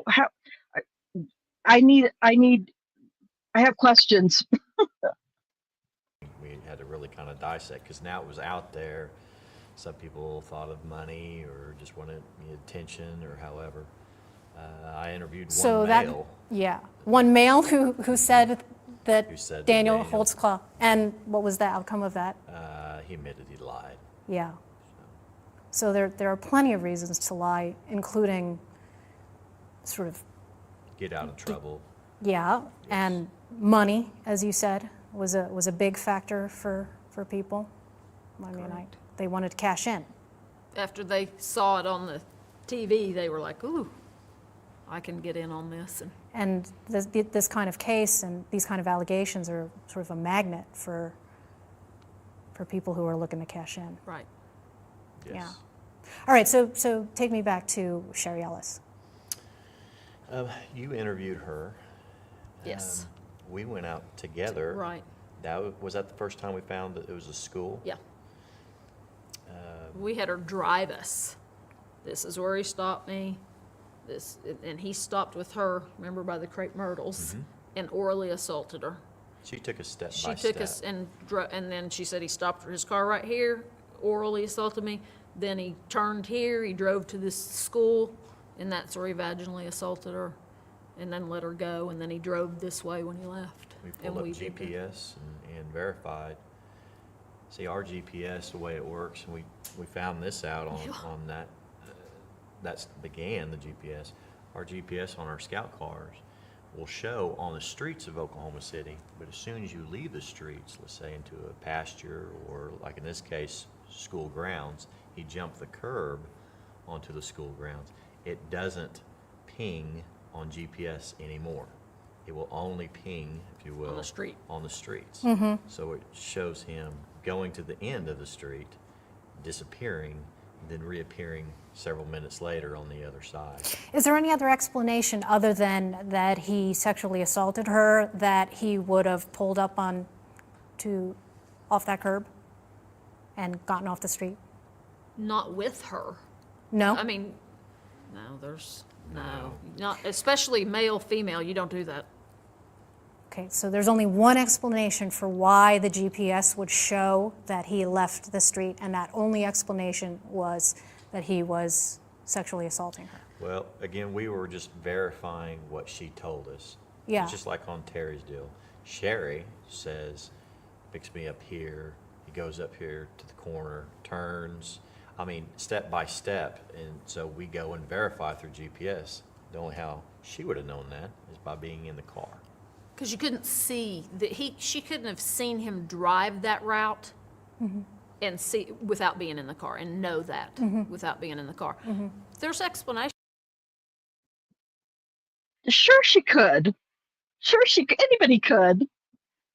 Anybody. And we know that there was a lot of people walking the streets of Oklahoma City in those areas late at night, 11, 12, 1, 2, 3 o'clock in the morning, that could have seen that happen. if it actually happened. Not to And mention the 5 or 6 houses lined up on Miramar Avenue here, that anybody could have been looking. Sorry, go here's ahead. here's an idea, just spitballing.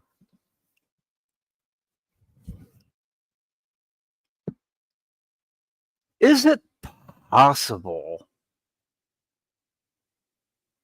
that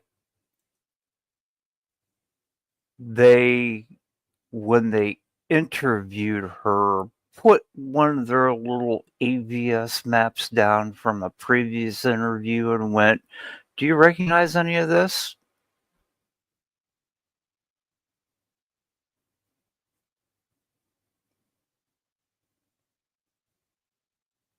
Sorry, I'm yapping away over here with the muted mic.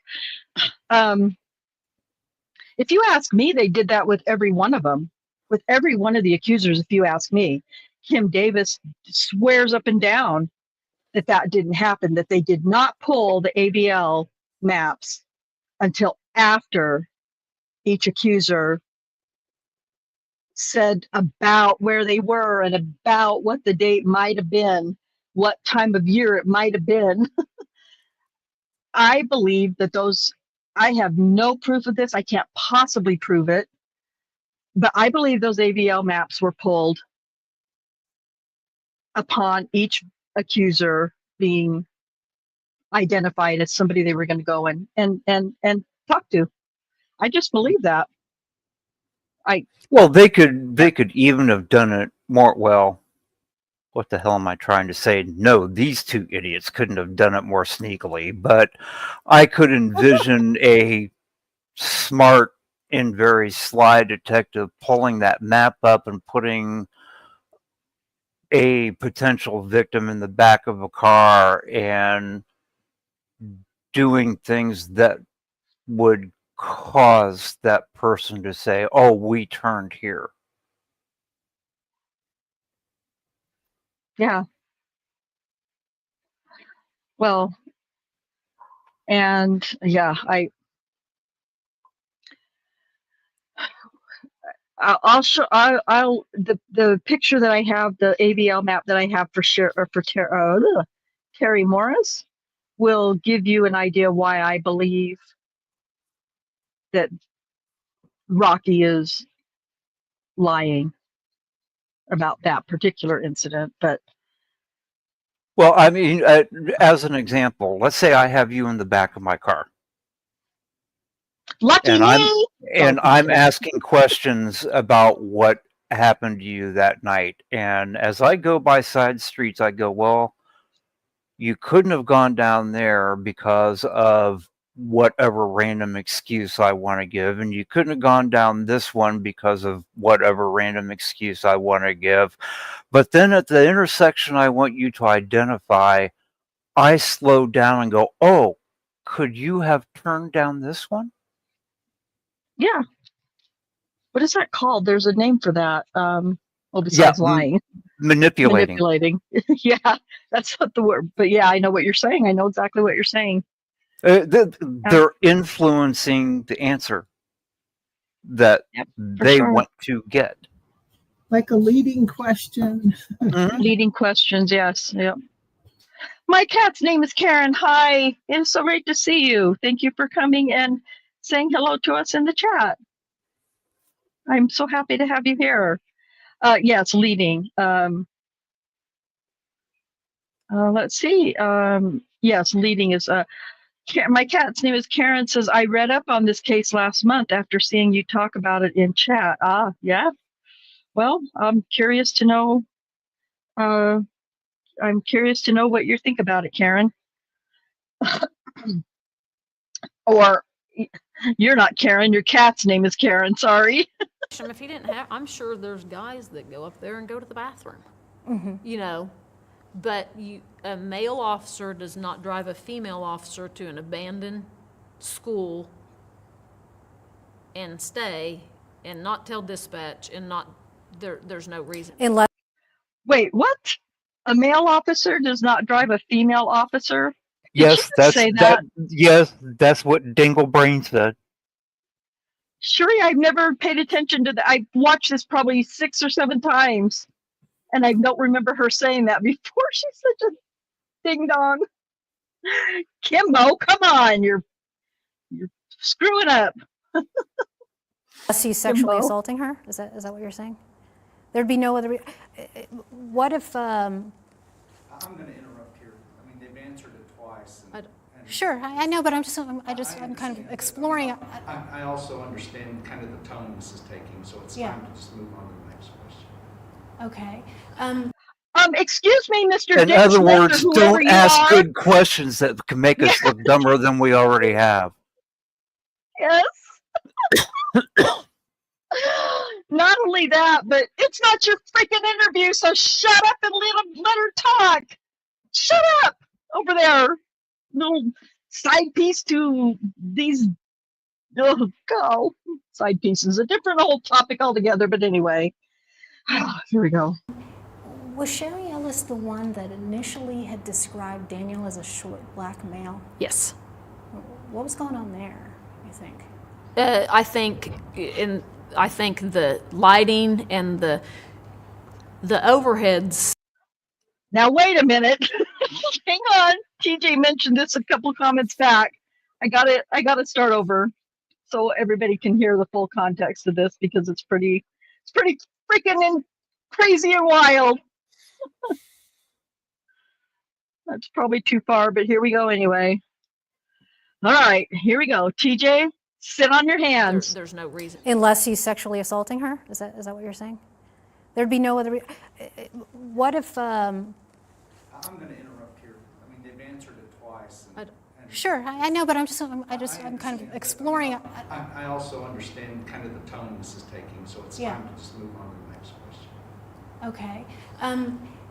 Was Sherry Ellis the one that initially had described Daniel as a short black male? Yes. What was going on there, you think? I think the lighting and the overheads change everything. When the overheads are really bright, and when you guys go out tonight, you ought to do that at night and turn on it changes the coloring.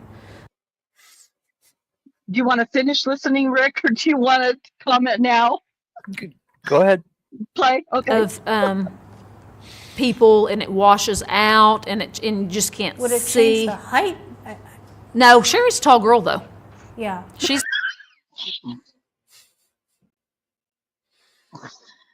Sherry's a tall girl. She said she's 5'10", 5'11", and that the man who sectioned the black cop that sexually assaulted her, was shorter than her.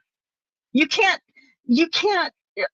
I don't know how to explain what my thought process is here. Hopefully you guys understand me well enough to understand. She's 5'11", that doesn't, or 5'10", whatever it was, that doesn't mean that because she's tall, that anybody else is automatically shorter than her. I can't make sense of what I'm trying to say, but it makes perfect sense in my head. I'll continue. Especially a man over 6 foot tall. Yeah, yeah. Yep. Yep. a tall, thin girl. She is tall. For a She's girl.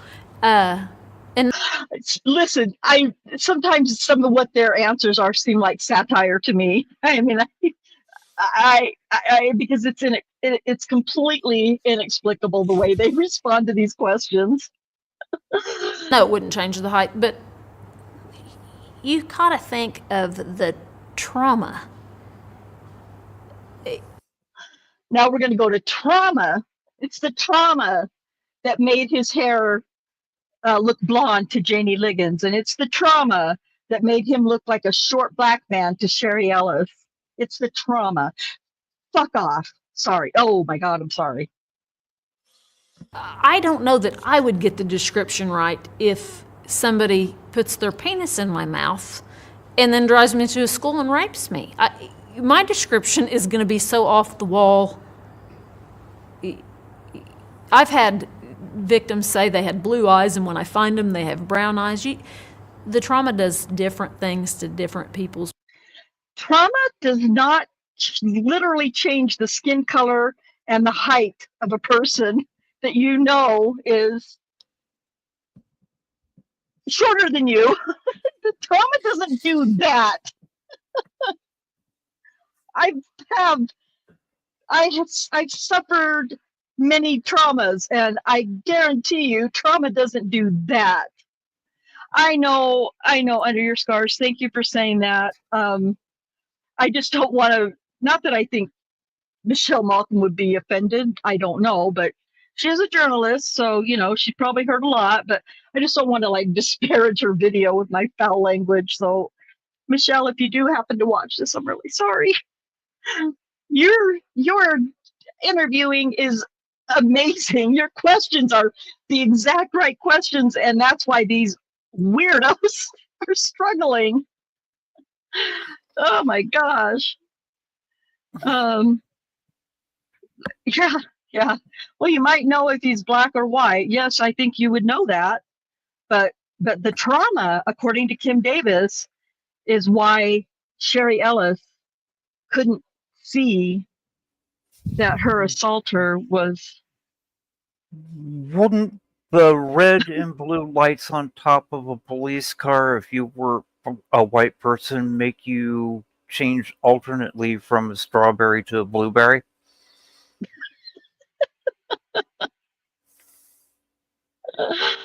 Yes. Oh my gosh. Not from a white man to a black man? Yeah, I know. I want to read. My cat's name is Karen. I guess her name is Lisa Marie, which I think is a beautiful name, named after Elvis's daughter. She says, I worked in the ER for 15 years as an RN and an NP, nurse practitioner, I'm guessing. I used to do the same exams, and the stories I could tell you. Oh, I'm sure. And you know what? I know that it's not in your nature, but you can say rape. We say it just about every time we do a live stream. I'm not monetized that way, and please don't say grape instead of rape. Please just don't. And please don't say PDF files. No, just say the real words. Just say the real words. Okay, sorry. Okay, here we go. So sorry. And Brains. we've seen that before, That's like not even different races. I mean, and Yeah. we can prove she said it was a white guy, but it was a black guy because we found the DNA was semen. Yeah. So It's we've not- had that before. I believe there's video of her. There is. Wait, did he just say they found the DNA with semen? About 15, 20 minutes ago, there was a different explanation for that, right? Or am I wrong? I might be mistaken. No, you're right. Okay. These guys are crazy. Video of And her we interview. always ask for a description, Yeah. any victim, but we never follow it 100%. Yeah. Jamie Well, Jamie because you Liggins, just didn't don't. she initially say that Daniel Holtzclaw was blonde haired Yes. and had pitted skin? Yes. So that was That's- trauma too, that you think that That's when we found out too, when we went to Spring Lake to get Daniel, the captain over there said, everybody has blonde hair in these lights. They're just so bright. Sherry Ellis had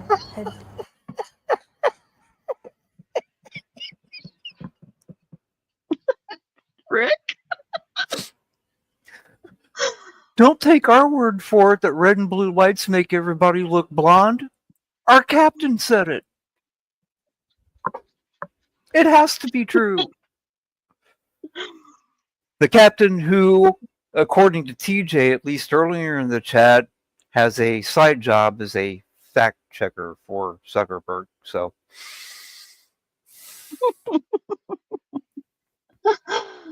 described Daniel Holtzclaw as the short black man under oath. Is that right? Yes. Yeah. And then at some point, she realized that this half Japanese guy who was much taller than her was actually the one that had assaulted her. Right. But that just goes a little bit more to her credibility too. She had known, it's been all over TV, but she still testified under oath that she told detectives it was a short black man. Can you tell me about your interaction, Detective Gregory, with Carla Raines? And how she came about? Was it very similar that you had? Oh, this is where Rocky gets to shine. It's another moment for Rocky to shine. So you don't have to trust me, I guess, because you have to do this your own research and find your own information. But I'm just gonna say, trust me, bro. He's going to lie his ass off through this whole thing. I saw her hand go to the back of her head, and I think that was the absolute moment that the light bulb turned on in her head, and she went, okay, I knew I was speaking to idiots, but these guys are beyond that. Yeah, for real. Yeah, I think you're right. Remember, poor Michelle Malkin sat in front of these guys for over 2 hours, listening to their horse shit. Sorry. Had sort of searched her out as well and found her that way? I tried to make phone calls just like we did with any women on this massive list. I remember I finally made contact with her by phone. I think she returned a call, like she was staying at her grandmother's house. And I asked if I could speak with her.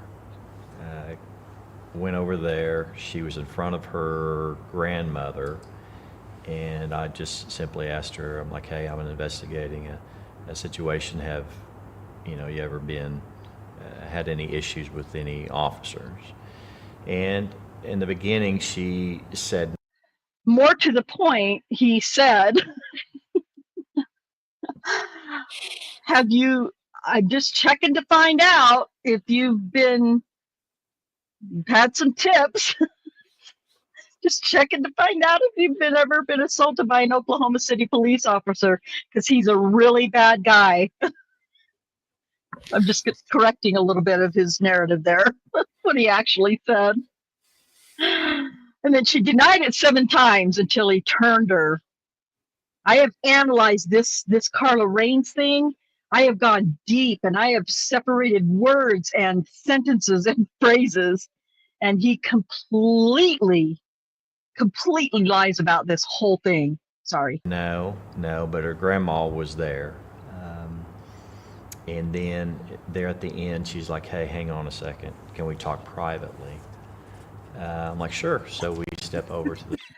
And of course, that wasn't caught on the recording. There's a recording. This is actually a recording. Oh, now suddenly they have equipment to take to the field to record an interview. Right. I thought they didn't have equipment they could take out the field to do interviews. Yeah. Now suddenly they do. They do. But that's not even the best part. The best part is that he's turned off that equipment that they don't have at this particular part. So we don't get to hear what actually got said, but we'll just take his word for it. Went over there. She was in front of her grandmother, and I just simply asked her, I'm like, hey, I'm investigating a situation. Have you ever been had any issues with any officers? And in the beginning, she said no, but her grandma was there. And then there at the end, she's like, hey, hang on a second. Can we talk privately? I'm like, sure. So we step over to the side, and she's like, well, there was one incident, and then she goes into that she was stopped, and she had to expose her breast to an officer, and she tried to describe as best she could, and then I verified, it was Daniel, and that's kind of how it went. She did say no in the beginning, but it was because she didn't want her grandma to hear it, and we did she tell you that? Bullshit. I spoke with her a couple times. I know that she kind of alluded. I just knew that that's what the reason was when she said she wanted to speak in private. They have so many hunches and so many gut feelings, and they just know so much. I'm pretty sure. Never mind. Never mind. So she had basically denied several times that she was a victim. You're saying it's because she didn't want her grandma to know?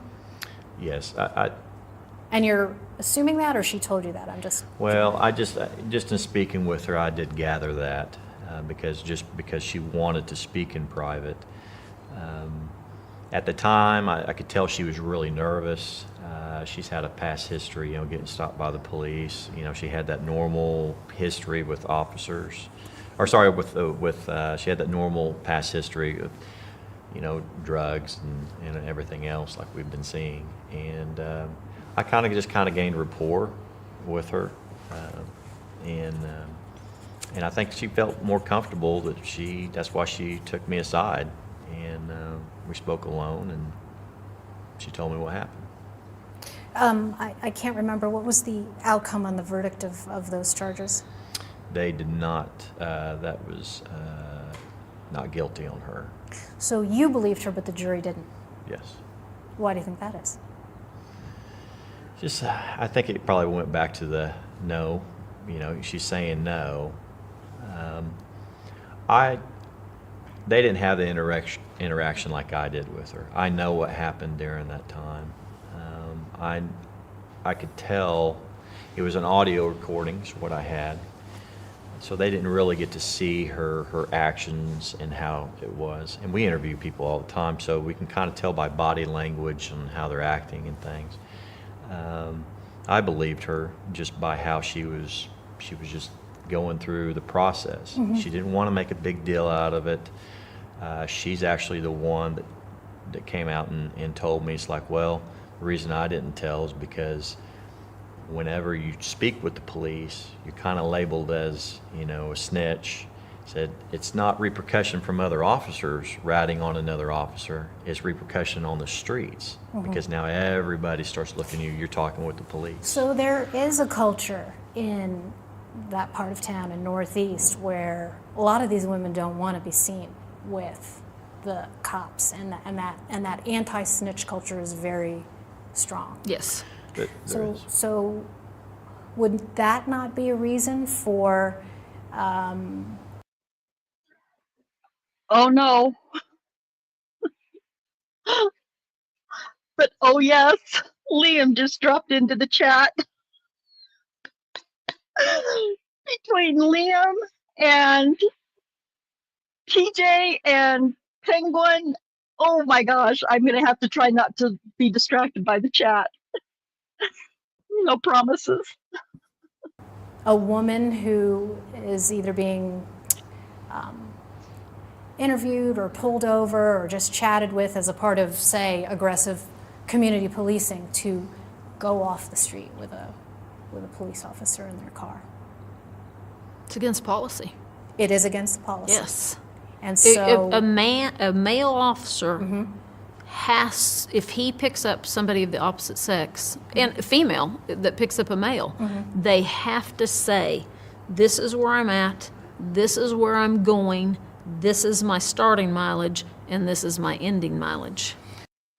By the way, every time that Daniel has transported an accuser somewhere that we've played for you, in whatever, live stream we've done, he's called in and reported that he was it 10-8 or 10-7 or something with a female, and given his mileage, just so everybody's aware, because of what she's about to say right now, she's lying. Yeah, yes, Liam, by the way. I know Liam's watched this, I'm sure. This is the first time Rick has ever seen this interview, Liam. Oh, you're going to have to go back and rewatch it later on replay or something, because Rick has been so much fun to watch this with. I have been over here losing my mind. Oh yeah, it's almost over though. So other police officers say in the gang unit who would use those kind of community policing techniques would be punished for the kinds of things that Daniel She's already seems to told have you it's done. against policy. That's all she's going to talk about. Yeah, I don't know about punishment. Yeah, I mean, just He's so annoying. Are you their attorney? Okay, Shut the F up. just gonna throw this out there.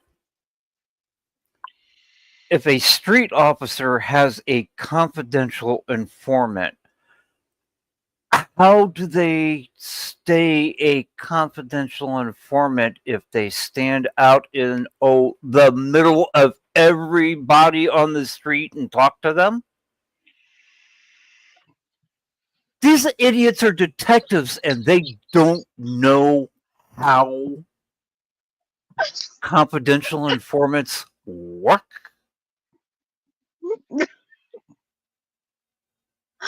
Do these two knotheads go walking down the city streets of Oklahoma and come up on one of their CIs and go, "Oh, hey, George, how's my favorite CI today? Listen, we got to talk to you, but she's a female and you're a male, so we got to stay right here."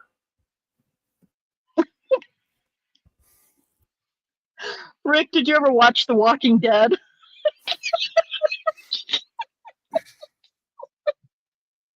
TJ, you're killing me. Killing me, Smalls. Just look at the flowers, Rick. I remember that episode. Now I gotta go back and watch The Walking Dead again. I have never seen even a single minute of The Walking Dead. Oh my gosh. Yeah, he says he's never seen it, Rick, or TJ. That's too bad. So that line means nothing to you then. For those of us who've seen The Walking Dead even just once, just reach back into your memories and remember the line. Just look at the flowers. Just look at the flowers. I can't handle this. This may have been one of my most fun live streams ever. Not even gonna lie. Oh, I'll have to find a clip of it, Rick, and send it to you if I can. It's funny. So you're telling me it's against Oklahoma City PD policy for a street officer in a high crime area to have a confidential informant if that confidential informant is the opposite sex of the officer, because you can't go anywhere without calling all that information in. And this woman supposedly spent how many years on the street in a patrol car? I don't know. Too many, I think. She should have never been allowed to have a badge and a gun. Oh gosh, I'll have to find TJ. You're a mod. Find a link for that so I can watch this guy. Drop it in the chat because I want to see. Oh my gosh, you're killing me. Okay, here yeah, we go. it's against policy. right. I just want to go back to something you said about your interaction with Carla Raines. You said that you got to see her. You got to see her face, and the jury didn't. And you also said that the audio plus video of seeing how she described what happened to her would have been more persuasive to the jury. Not necessarily. I know I've done lots of interviews. I mean, a normal juror doesn't know the type of body language to look for in telling the truth or lying and stuff like that. I'm just trying to relay what I saw, what I perceived, and just interviewing lots of victims, hundreds of victims over time, is that Carla had come from a rough life, and in her mind, it's just something.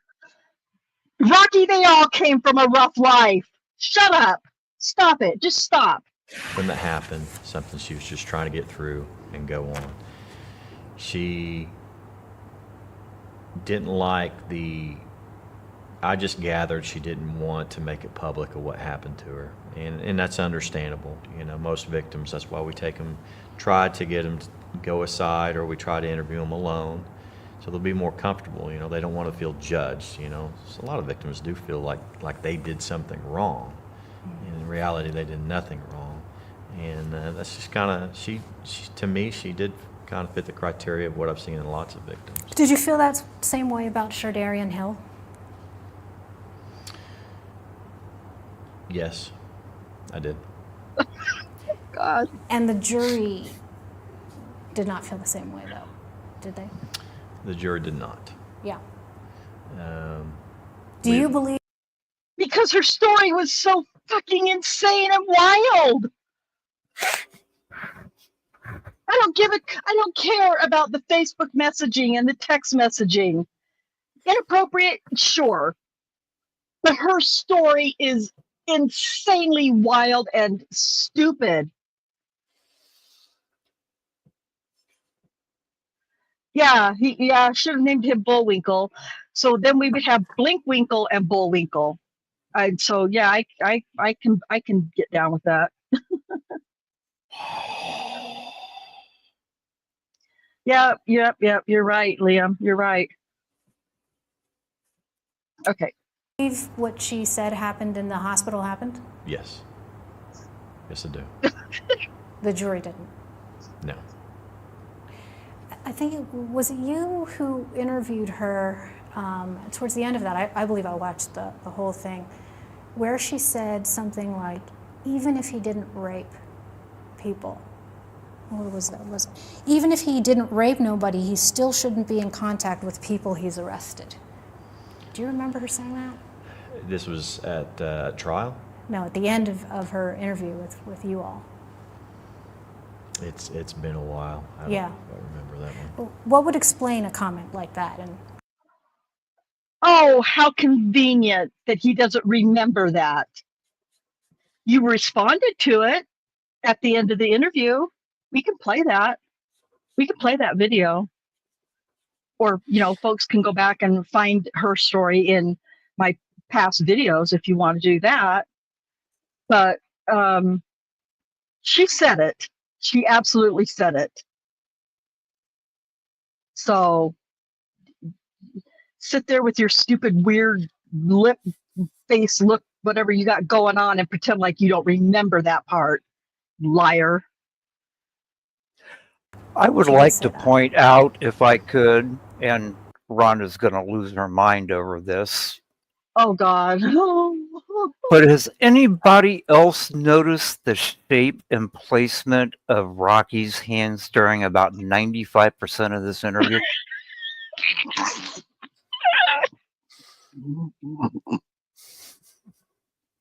What does it mean? Oh, okay. I'm a little slow sometimes. What can I say? Well,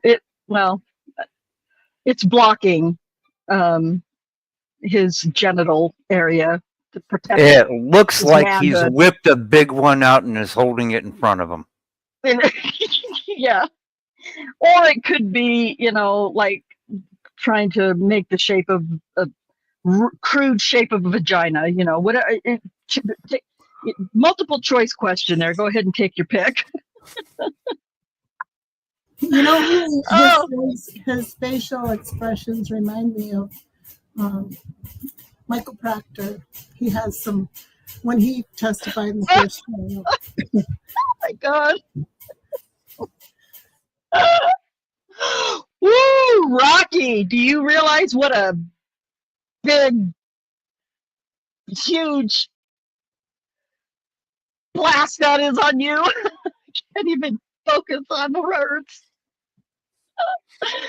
Oh, okay. So, TJ, is that the clip from the Grove episode? Yeah. So take a look at that clip, Rick, when you get a chance, and then you should be able to understand the whole line of just look at the flowers, Rick. Then you don't have to watch all of The Walking Dead to get it. Oh, God. Oh, I already copied it and pasted it Okay. into a browser tab to watch Okay. afterwards. Okay. Well, we want you to watch it while we're watching you watch it, so we'll do that after we're done. Chat, what do you guys think? Should we watch Rick watch this clip of The Walking Dead, The Grove? Just look at the flowers. I think we should. We'll try and do that if I can ever let myself get through this video. We'll try. Tell it to me one more time. Quote, even if he didn't rape nobody, he still shouldn't be in contact with people he's arrested. Because Well- obviously, I mean, I did look at that particular case, and the Facebook contacts had come up between the two of them and all that. It's hard to say what Shardarian. Shardarian's another one who's had a real rough life. I don't want to misquote her and what she was speaking about then. She could have been talking about anybody out there, even if they're not a rape victim. He shouldn't have any control. He shouldn't be out there. That's how I perceive it. I see. So after all is said and done, you had 13 accusers. Half of the charges were rejected by the jury, half. How would you respond to the criticism that the jury just split the difference, and that would explain a lot of why some of these verdicts didn't seem to make sense? I know that some of the not guilties, Yeah. like I know on Kayla, for example, when she testified, her order of event, there was oral and vaginal on Kayla. How she told it to me, when she testified, she told it different. She thought the oral happened first, then she thought the vaginal happened, but then she thought, and the defense attorney, who did an excellent job, brings out those. Oh, trauma response, right, Kim? Or right, Kimbo? Right, Kimbo? It was trauma response, the way Kayla testified. Okay. Well, you didn't get it right, you said this, and so that puts a doubt in the jury's mind. And so I think that they're more comfortable, well, she can't remember the order of events, so we're going to find it not guilty. And I think that happened with a lot of the girls. They studied, obviously, they studied each woman. They didn't take all 13 and just clump them together. They studied each case individually. And some of them they did. They split the baby on them. They split the baby. Is that justice? Well, that's how they perceived it. Yeah, there's no telling what all. I wish I could have been a mouse in the room when the jury was, just to see, what they talked about and how they came up with what they came up with. I wouldn't have wanted their job.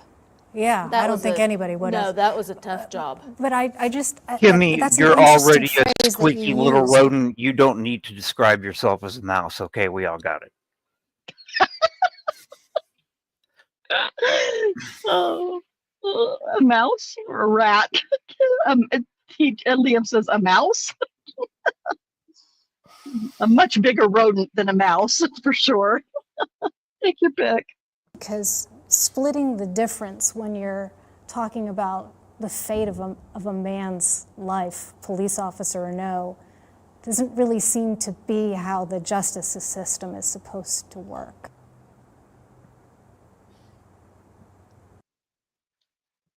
Oh, I have no idea what's Watch happening. this officer, hear about how clean cut he was in the past as a football player, everything like that. And see his family see his sitting family in day there. after day. So they start having that kind of a bond, even though they don't get to talk or interact. They start having this bond. I feel like they did struggle with having to do exactly like that. And this is a police officer. There's somebody that, in this community, they do respect officers and things like that. Now the task is on them to send this guy away for the rest of his life. And you've got girls that, because he picked the right.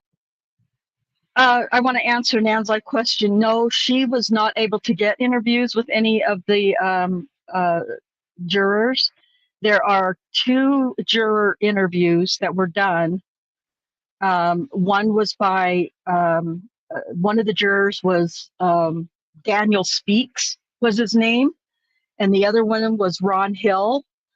I'm sure I have videos with them in those interviews in the video, but I'll have to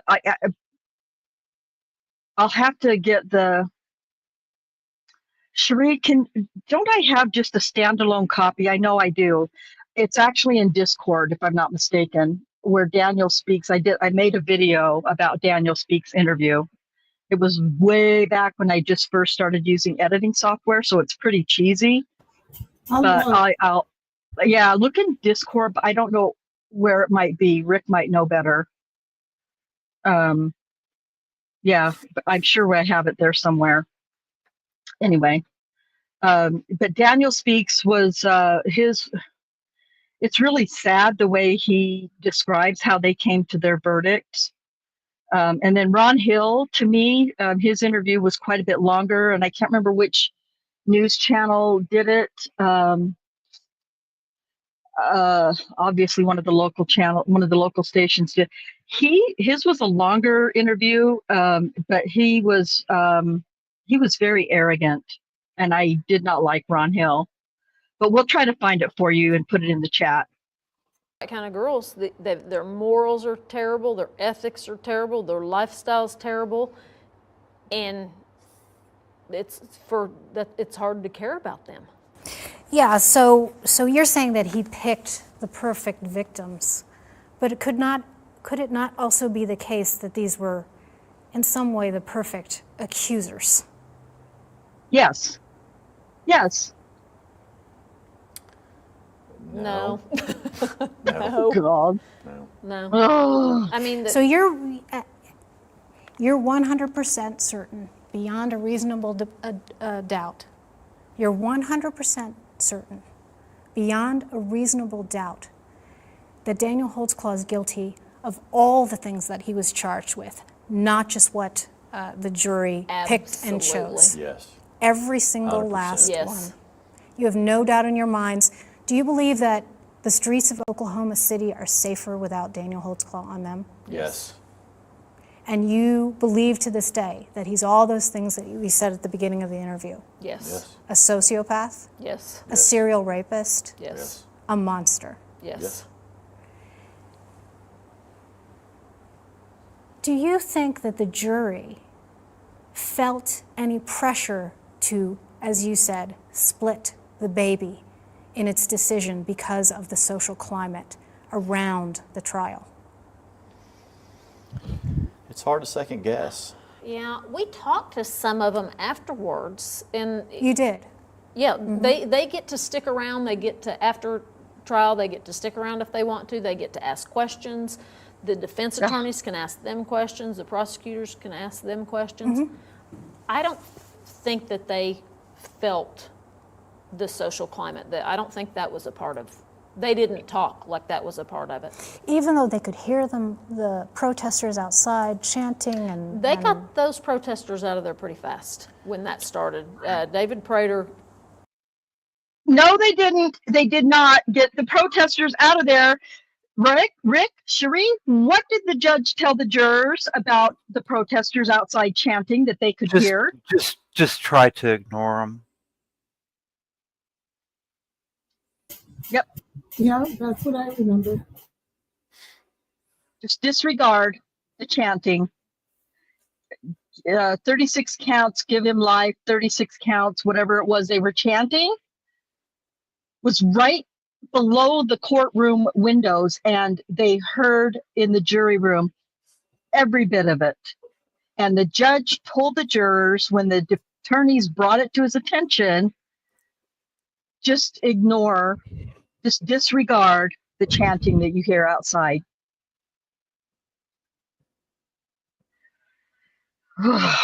Gosh, these people make me freaking sick. David Prater did not get rid of them at all. Lying cow hags. Got with the main lady for Artists of Justice, who is a phenomenal woman, and said, hey, this can create a problem. The main lady, the organizer of Artists for Justice, is the local, was at least, I don't know about now, she's still active. She was the organizer for that particular local BLM organization. So don't make it all sound like pretty roses and artful and all that horse shit, Kim. And you didn't say BLM, you just said local, whatever lie you said just now. You didn't say BLM though, did you? Because there's no racial tension going on in Oklahoma City at the time. Exactly, Liam. Anytime a judge, and I think Sheree will back me up on this, anytime a judge needs to instruct a jury to disregard something, it's because something happened that they never should have heard to begin with. Yep. Yeah, that's true. That if Brennan said something he wasn't supposed to say, just disregard that or strike it from the record or something. Strike it from the record. Yeah. E.g. the hoodie with the backside of the hoodie with the cut marks from the crime lab or from the, yeah, exactly. It's exactly the same. Exactly the same. Yes, Penguin, it was going on across the country. But at the very beginning, I don't know if you were here at the very beginning, but they said, no, there was no racial tension. Not like you see in the other big cities. We didn't have that we didn't have rioting and this and that. Rick looked it up after she said that. And there were 13 news reports of rioting in Oklahoma City during that time. Just on the first page, I did a Google search, and just on page 1, there were 13 links to 13 stories that have been filed. Yeah. This is, ugh. Now I'm not laughing anymore. Now I'm just pissed off. Oh, okay, here we go. And she moved them out. She was a great liaison. Very good. For the community. For the community, she's fantastic. This is disgusting. Oh, God. Okay. I have two last questions, and then if there's anything else that you'd like to say that I hadn't asked about, I want to give you a chance to do that at the end. So you mentioned talking to the jurors. There was one juror actually who made news, Ron Hill, for making a claim that he was told that the prosecution had even more evidence than they presented. Do you recall that? I'm trying to think which one what did he look like? I don't remember what he looked like.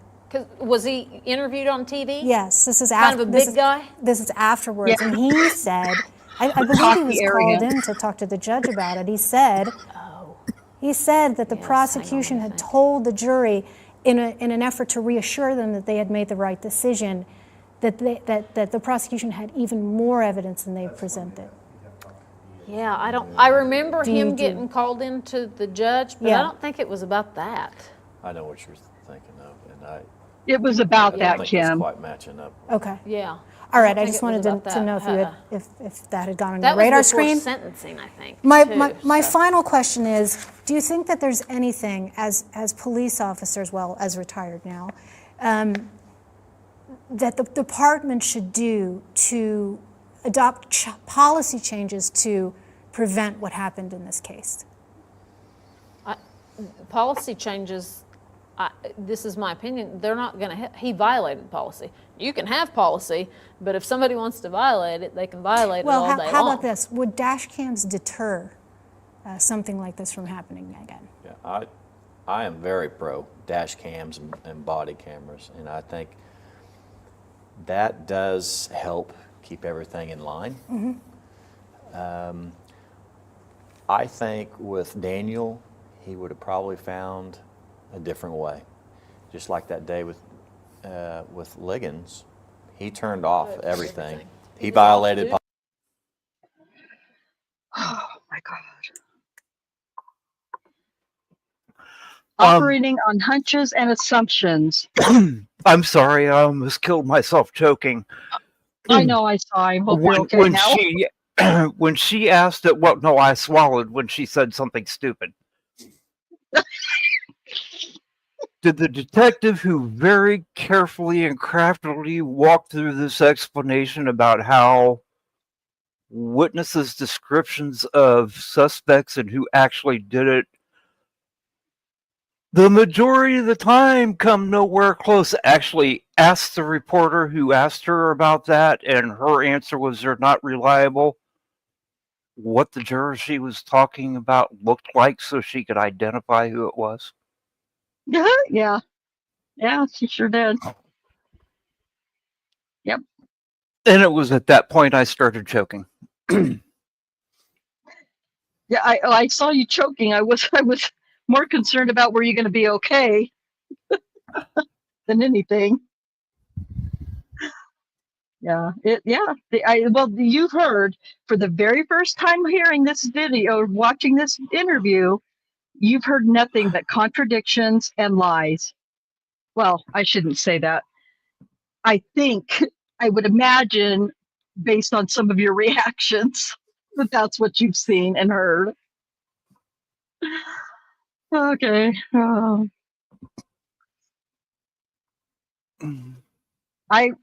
Yes, Dan, I'll say this again. We've said it every time we talk, especially about the Liggins case. He did violate that policy.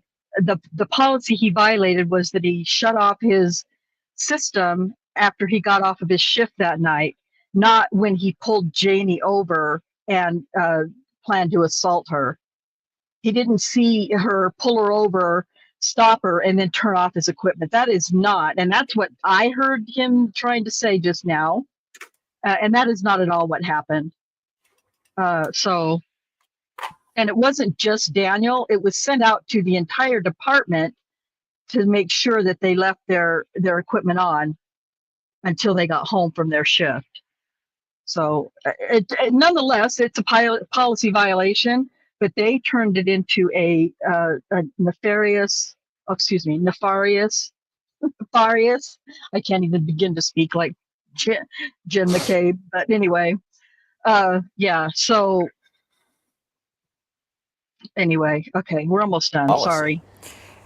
Right, that's come up many times, but is it not the case that he did that routinely and there were no consequences for him doing it routinely, as opposed to what you seem to be suggesting is that he only did it to cover his tracks in these particular cases? No, he routinely violated policy. Right. But now, who monitors that? I don't. What policies, Kimbo? What policies did he routinely violate? I want to know that. The only policy I know that he violated was turning off his equipment before he got to work, or got home from work, and when he left home and got to work. That's the only one I'm aware of he violated. Cherie, am I wrong, or is there something else I've forgotten? That's the one I think of, and it wasn't really a violation. I mean, it was, but it was a new thing, so. Yeah, that policy had not been around that long. No, it was a couple of months, if I'm not mistaken. I can't really remember, but like 8-10 weeks, something like that. It was like late February, I think, when they got the email. When an email went I think it was May. I'm pretty sure it was May. I have the letter. I'll have to find it and maybe put it in Discord or give it to Rick to put in Discord. Let's see. Penguin, did she say who monitors that? I don't know. Yeah, she said that. Yeah, she said that. You heard right. If it was a stupid comment, you heard it right. No.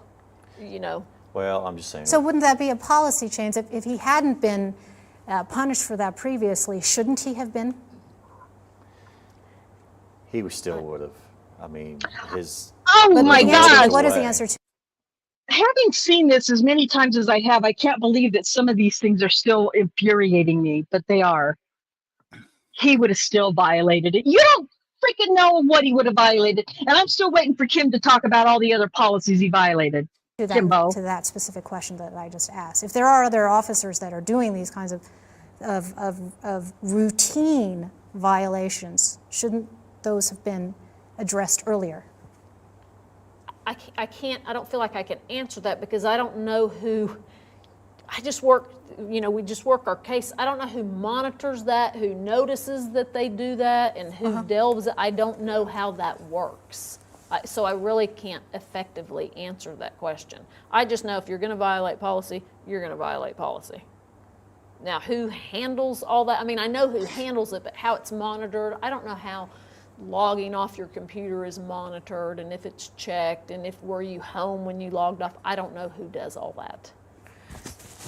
So you think dash cams and body cams would help? Yes, I do. Yeah. And I think it helps us quite a bit. Yeah. I know on even recent cases where we've had some experimentation with body cameras, it has extremely helped the officers and also a jury to also see kind of what we're seeing, you know, what the officers see too. And just in terms of the policy with regard to crime labs and DNA,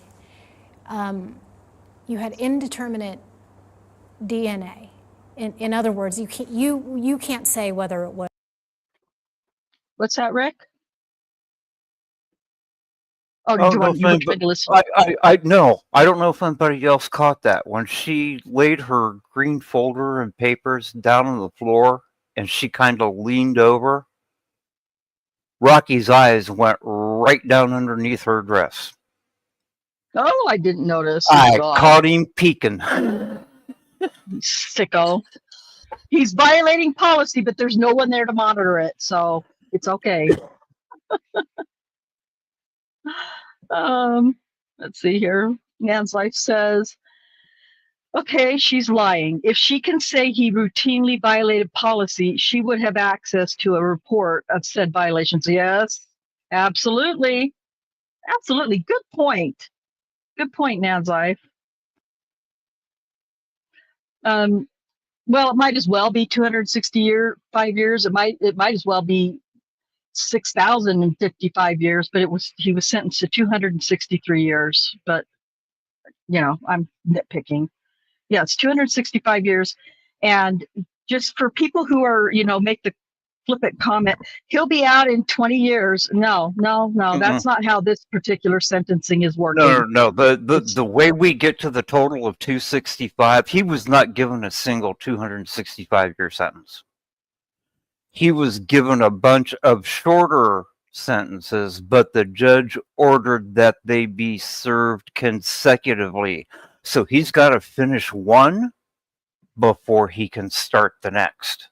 And that's how the 265 we're getting to is how long it would take him to serve all of those consecutively, one after another. Right. Yeah. And so, yeah, it's not like he's going to be out in 10 or 20 years like people like to claim. It's not how this case works, or this sentencing works. And keep in mind, he was sentenced 263 years in prison, or 65. And he had zero criminal history whatsoever. And he had never had any sexual assault complaints against him. And that's the sentence that they gave this man. Oh, Liam. Okay, Liam, I know you would. I probably would. I probably would too. The point I'm making with Rocky is he is a sex crimes investigator who's sitting in front of a camera representing the police department. Is that really the best time to try to take a peek?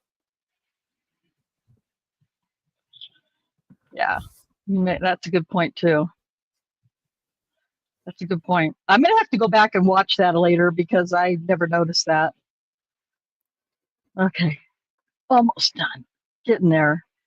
I think Michelle Malkin, by the way, I love how she started this out pretty slow and pretty, she seemed pretty neutral, you know, but then as she goes on and on and on, and then they keep making the most ridiculous, stupid lies and comments, she does put the heat on them a little bit. So I think she did a great job.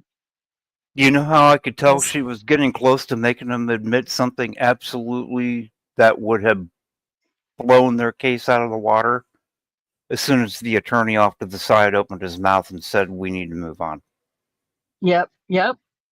He did that These several two are too times. stupid to realize that an incoming question was going to be the perfect one to destroy their narrative. The attorney off to the side went, "Oh shit, I can't let them answer that." I can't let. Yeah, we got to put a stop to this. Oh yeah, it's so infuriating. Maybe I'll ask Michelle later who that was. And see if I'm right about it being Dick Smith, because I could be wrong, and I'm not, and it's likely I'm wrong, but it wouldn't surprise me. But anyway, that's a whole other topic. But here we go.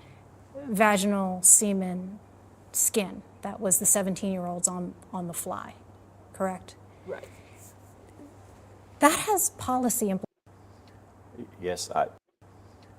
Yes, I do. Yeah. And I think it helps us. Yes, I do. in other words, you can't say. Sorry, Yes, I was trying to. do. Yeah. And Here we go. I think it helps us quite a bit. Yeah. I know on even recent cases where we've had some experimentation with body cameras, it has extremely helped the officers and also a jury to also see kind of what we're seeing, what the officers see too. And just in terms of the policy with regard to crime labs and DNA, you had indeterminate DNA. Wait a second. I'm dying here. Okay, here we go. I can't help it. I know if you don't listen, I appreciate that there are still as many of you here watching as there are. God bless you, but I can't just let this go. I got to go back and watch this.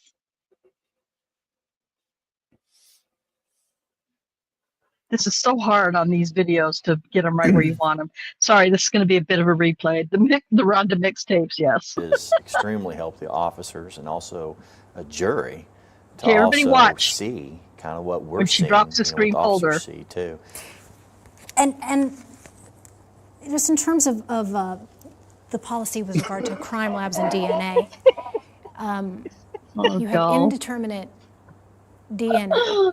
In other words, you can't say whether it was vaginal, semen, skin. That was the 17-year-olds on the fly, correct? Right. That has policy implications, not just for this particular cop, but for anybody.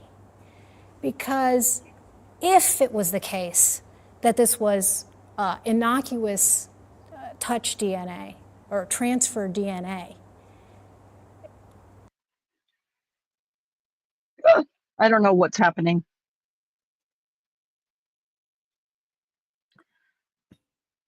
I'm really. Oh wait, Cherie. I think. Is this I where feel like it's quiet for a minute or two? Yeah, it did. The original video, I think, for whatever reason, there was no sound. Yeah, I I'd think like it's to just ask for us. Michelle what that's about someday. Yeah. There might be transcript of it because I know I've seen her transcript of this interview, but we'll see. Sorry, this is just part. I do know this is part of this.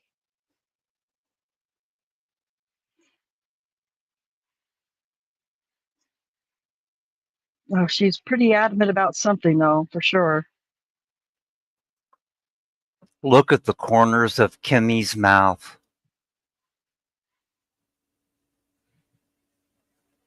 Remember the Meister burger? That's what the corners of her mouth were doing while Michelle was talking. The corners of those things tried to drop down to her ankles. Yeah. Yeah, dang it. he said that. That's size of that piece. That's the last. Okay, I know the sound does come back. Sorry, guys. DNA plays a big part in it, and that's, why? Because everybody watches CSI and expects all these you know, great things with DNA and everything. So everybody wants this physical evidence. It's one piece of the puzzle. It's a big piece. It's probably the final piece that went in the puzzle to complete the puzzle, but it's only part of it.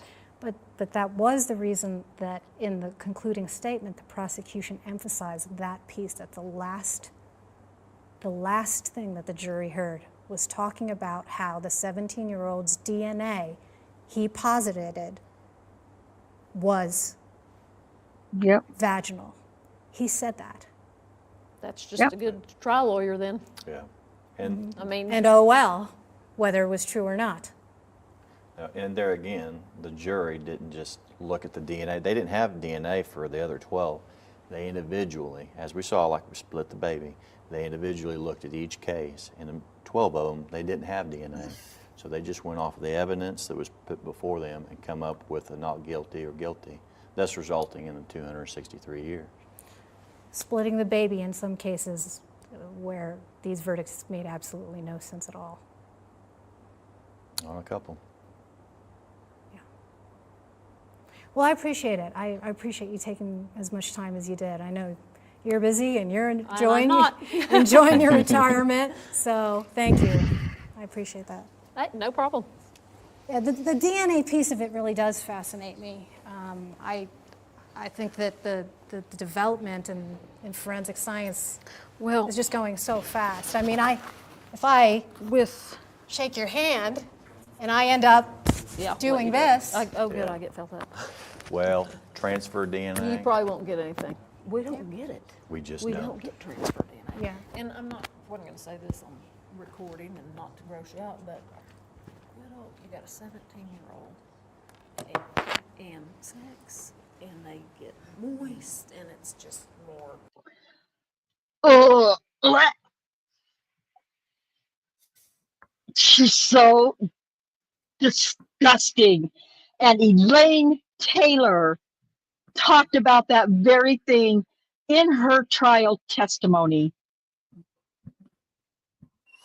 Keep her mic, TJ says. It's really gross. I don't know if you guys could hear it or not. Kim Davis says, I didn't want to say this on the recording, but teenage girls, when they get horny, they get really, and I even hate saying the word. Cherie or Rick, you can say it, or somebody can type it in chat. Nope. But when teenage girls get really horny, they get, yeah, it's vile. Ugh. Oh, God.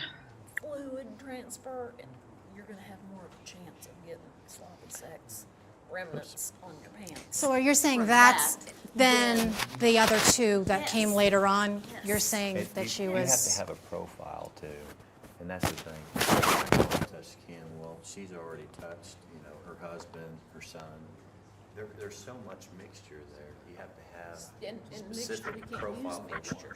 You can't use mixtures. You have to have a strong, like you should. Now I shake Rocky's hand. Now there's a mixture of Rocky's. Like that DNA on her arm. Her sons would be there, her daughters would be there, there'd be such a mixture. But you just said that transfer DNA is very rare, and you very rare wouldn't find any. Yeah. And then if now all of a sudden there's this witch's brew stew of DNA all over her arm, which I don't even want to contemplate that. Well, but then Michelle Malkin shook hands with Rocky or whatever it was that she did just a minute ago, and then wiped her hand on her dress and said that would leave transfer DNA, and he said no, it wouldn't. I mean, that might not have been exactly. But then he talked about all the transfer DNA that they would find on her sleeve, and he would need a profile to match it. Yes. You guys, I'm just telling you, these people are crazy. They're crazy. They're just liars. They're lying liars. How can they do this? I shake your hand. And you can't use any of that. Yeah. Why can't you use any of it? What? Why can't you use any of it, Kim? You have to have a solid profile that they say is one person. And you're going to get the best from a 17-year-old. Our serologists preach it all the time. Transfer DNA, it's just almost but impossible right now with what we have. With science today. Wasn't it true though that, and I just remember this, that there wasn't they had to replicate the amount that they did have for her? Is that right? That I don't know. Yeah. I don't know. Yeah, because I was looking at some of the documents from Discovery, and I believe they had to replicate it because it was such a small amount. Small Again, amount. it just Yep. is pointing to how tricky that The area of science is. science stuff's over my head, so I don't. Thinking about it. Well, thank you. I appreciate it. You're welcome. And thank Oh, that wasn't Rick Smith, though, was it, Cherie? That's not Dick Smith. I don't know who that is. you. Thank you. Thanks a lot. I don't know. I think you're right that it's an attorney, but I think they maybe have more than one. Yeah, that's definitely not Dick Smith. So, No. but he looks Could familiar. that be PD in-house counsel? Maybe, could be. I don't know. Or maybe an FOP lawyer because they were being that's true, too. interviewed about things they did as police officers. Yeah, that could Yeah. be. That could be too. Yeah. In fact, Susan Knight, wasn't she the one who had Daniel had originally? But when they did the predetermination hearing, they had somebody else. Like there was Yes. a male. I can't remember his name. Yeah. Yeah, I can't think of his name off top either, but yeah. Listen, you guys will have to go, and if you want to be able to hear everything that they were saying there after they were unmiked, you'll have to go and watch it again at that part and turn it up really loud. I forgot about those things, or I would have provided the transcript parts of that, but I forgot about it. So just address a couple things here. Penguin says, sex is a messy business. Lots of DNA transfer. Yeah, there sure is. And Liam very astutely noted that you need transfer to make babies. Yep. Okay, so that went really super long. I didn't want to do that to you guys, but you guys, those of you who come to this live streams regularly know that it's never going to be a 1.5 or 2 hour video. It's just how I am. I just can't stop talking. But it also was, I'm going to take a little bit of responsibility off of myself a little bit. We did watch this with Rick for the first time. So, but what I want to do now is, okay. What I want to do, Rick, if you wouldn't mind, have you really, well, and again, if the folks want to leave or whatever, I understand that too, but we would really like for you to play that clip of the video. There's no way I'm going to be able to do that at the end of this stream because the clip he sent is 22 minutes and 19 seconds long. Yeah, okay, never mind then. And I don't happen to know what timestamp in that clip that particular statement is at. I wouldn't know either.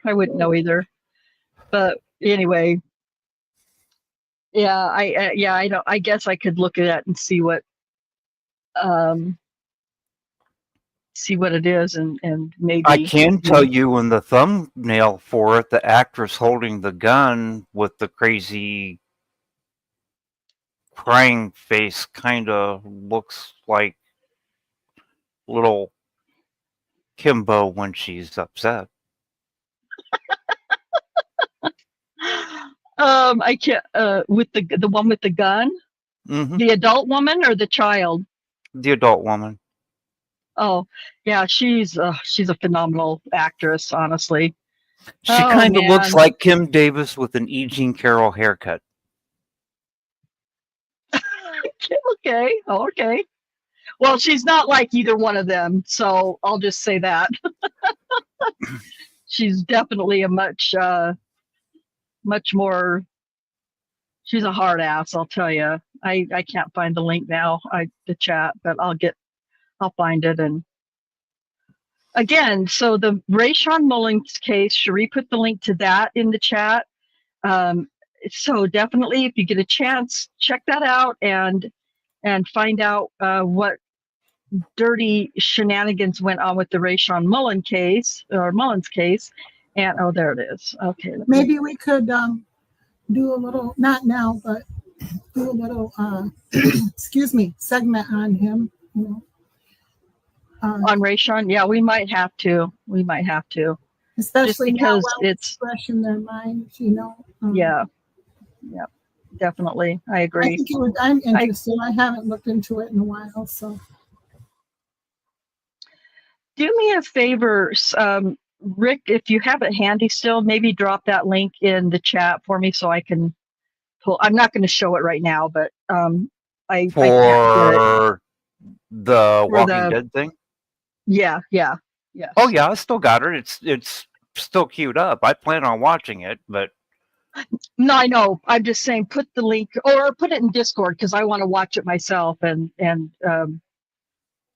I don't know what he sent you. I can't. I can go back in the chat and get it. I guess it's no big deal. But anyway, but listen. So for those of you who are new to the case, yes, it's absolutely wild, insane, and just horrible. It's just a horrible miscarriage of justice. It should have never gone to a trial ever, because Daniel Holtzclaw is not guilty of any of these things. And I guess I should say that's my opinion. I know it's Cherie's opinion, and I know it's Rick's opinion. And so yes, I'm so glad you were able to be here too. Thank you so much for coming and for your comments, Nan's Life, and hopefully we'll see you again very soon. And so my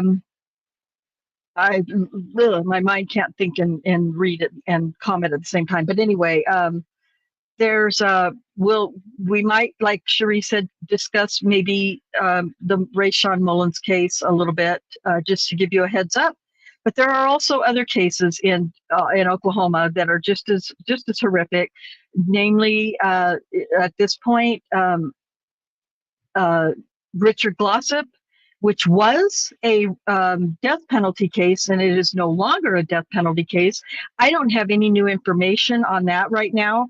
Under Your Scars is usually really quick to get that information and send it to me or share it with me. So if there is anything new, I'm not aware of it, other than the last I heard was them announcing they would not seek the death penalty this time. I have not even heard if there's a new trial date scheduled or not. Yeah, I haven't either. So anyway, so Richard Glossop, you can now, if I'm not mistaken, I'm pretty sure that you can watch Killing Richard Glossop in Prime for free now. It doesn't cost you anything, although I bought it when it wasn't free, so I have it. But I think you can watch Killing Richard Glossop now for free in Prime. It's really no, TJ, they didn't just reduce it to life in prison. The Supreme Court overturned it and ordered it back down for a new trial. They overturned the conviction and sentence both and sent it back, ordering a new trial. They didn't just commute the death penalty to life. No. And honestly, I think if Vicky Bahena is the kind of DA that I feel like she is, I would not be completely surprised if she decided to just call it life with time served. But I don't know. I don't know what she knows about the case and all those things. So, yes, 30 years, I think closer to 30, Richard Glossop's been in prison. I believe so, yeah. Yeah, all of that time was on death row until just recently. And he's been to the death chamber. He's had, well, the best way to explain it, how close he's come to being executed, he's had 3 last meals during his time in prison. So, thank God that Daniel was never, sent to death row. But, I just heard, yeah. I've been listening to Melanie Little lately, and she was talking about a case in Massachusetts recently that was, this guy has 2 victims of sexual assault, and he's getting a new trial because they tried both at the same time. And I'm thinking, but Daniel had freaking 13. So 13 in one trial. Yeah. I've been watching Melanie a little bit too lately.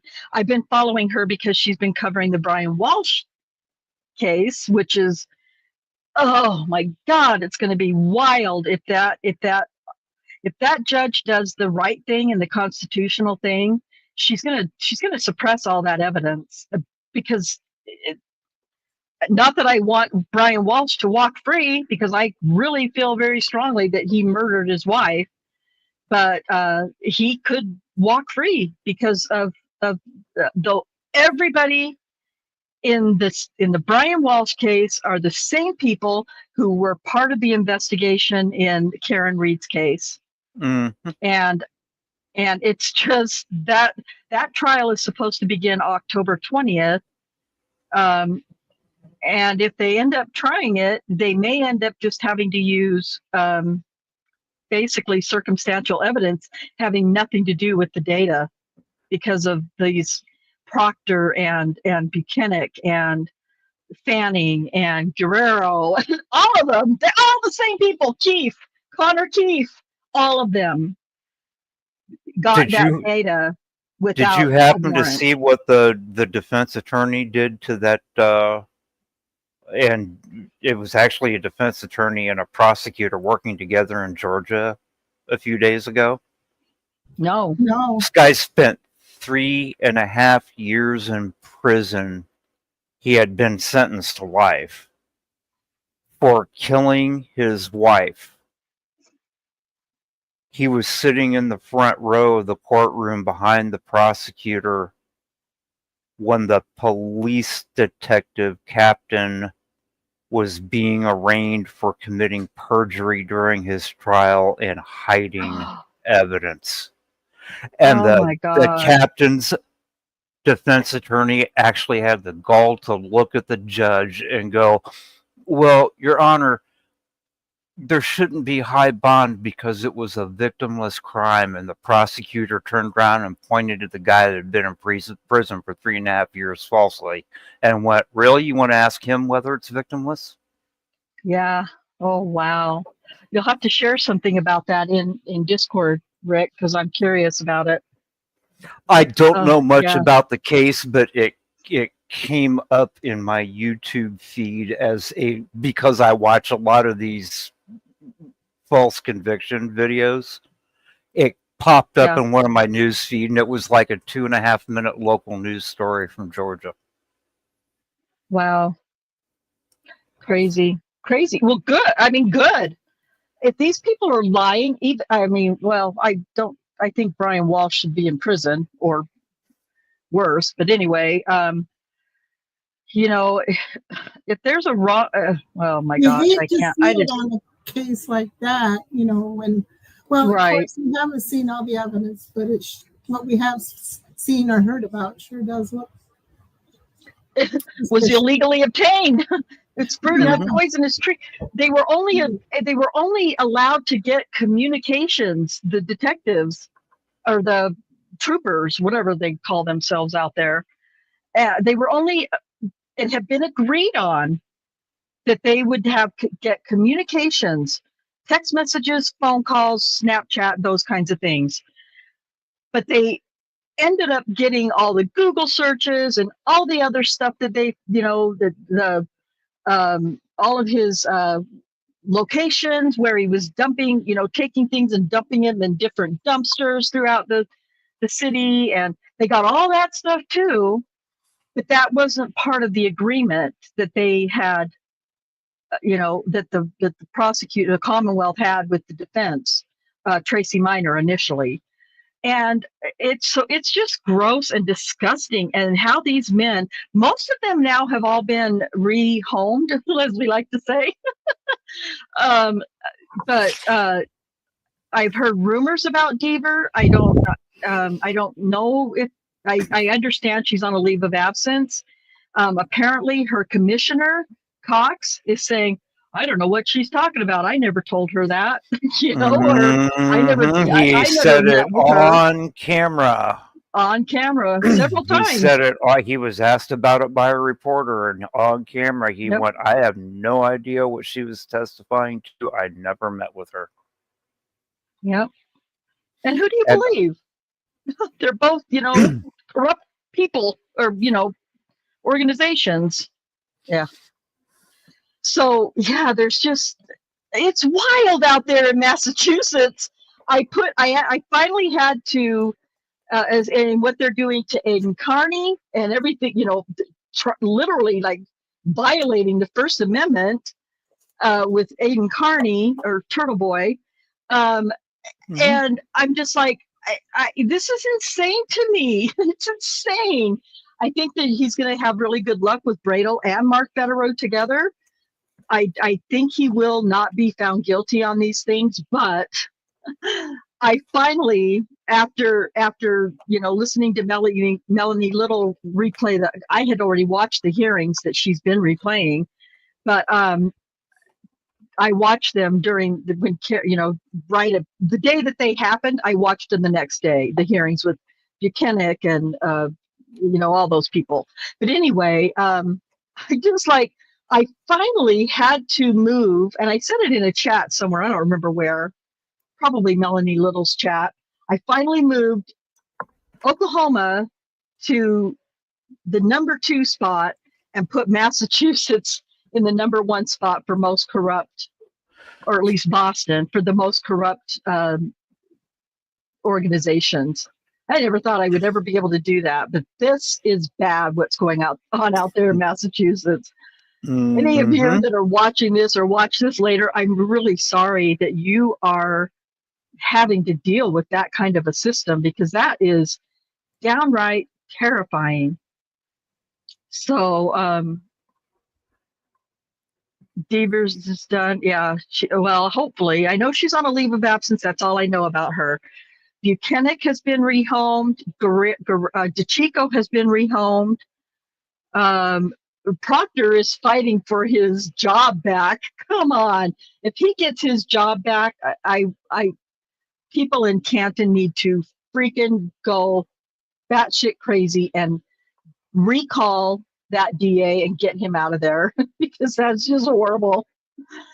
So, she's gone from, I know she's gone from Canton, but I thought, I know she was in Boston, but leave. Huh? I heard she's on leave. Yeah, she's on leave. She's on an LOA from Boston, and Karen's a defense attorney from the second trial has filed a letter with the commissioner for the Boston Police Department demanding that she be put on the Brady Massachusetts list? version of the Brady list. Good, because listen, no matter how you feel about the Karen Reed trial or what side you fall on, guilt or not guilty, you cannot tell me that you watched that Devers creep and think that she was being truthful in any way, shape, or form. So I don't know. Maybe you can, and maybe I'm the weird one, but I'm telling you what, I got the creepiest, not just only you're a liar vibes from her, but creepy vibes from that woman. She's not okay. And if she has memory issues like that, creates false memories, why is she a cop? I mean, how can she be considered credible? That's kind of a concern.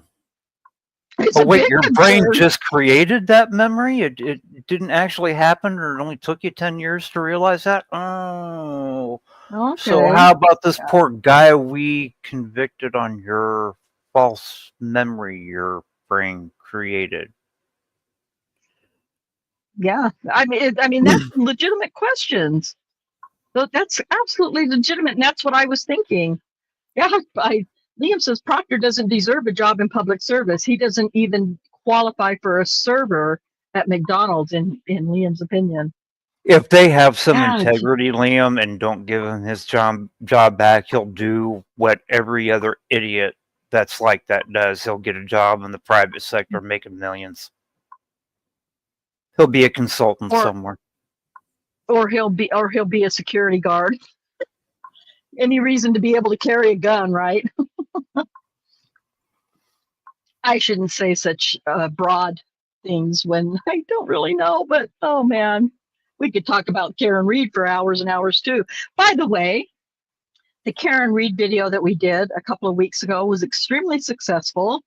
I think we got that very night, we ended up with, I think, 10 or 11 new subscribers that night, which is great. So, you know, and lots of great questions. Lots of people were in the chat who I might have recognized from other chats, you know, other video, you know, creator chats. Some I didn't recognize at all. And so that was really great. I was really excited, and that they were willing to, you know, come back and, you know, come onto our show. Of course, you know, any video that's got a Karen Reed in the title, regardless, you know, people are going to pay attention to it at that point. But I'm really shocked and surprised that there's still so much Karen Reed content. And I'm not talking about just with Turtle Boy. I'm talking about literally Karen Reed. I actually haven't even looked at YouTube videos I started watching another trial that I just caught up on. Really good trial as far as tech data, which was really interesting. It's what is her name? Karina Cooper, I think is her name. And so I've just been watching trials and stuff. I haven't been paying attention to anything on YouTube just because.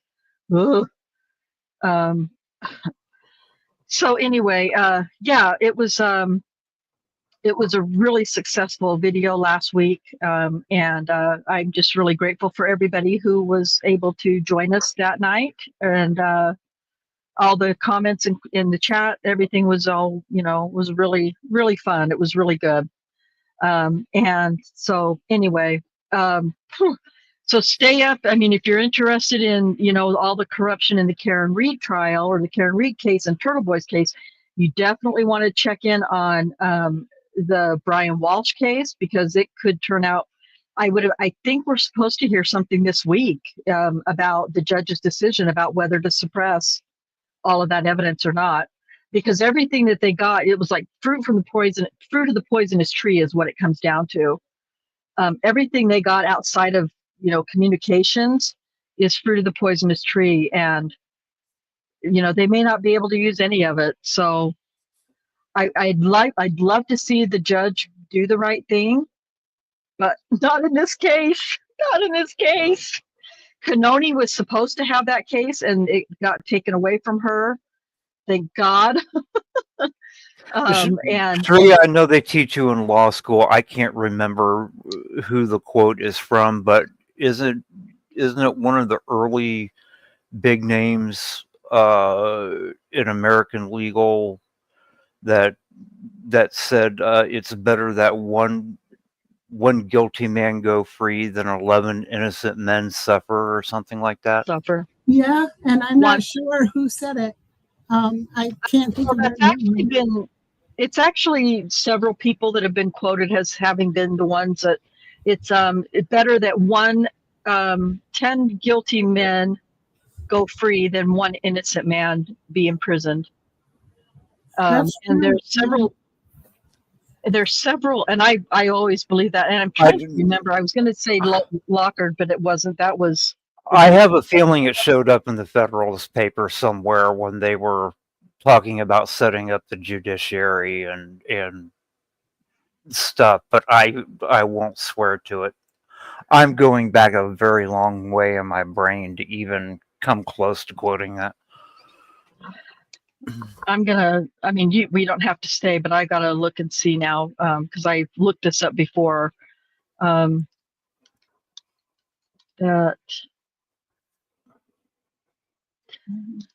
Guilty.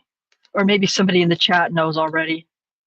Guilty men go free than one innocent man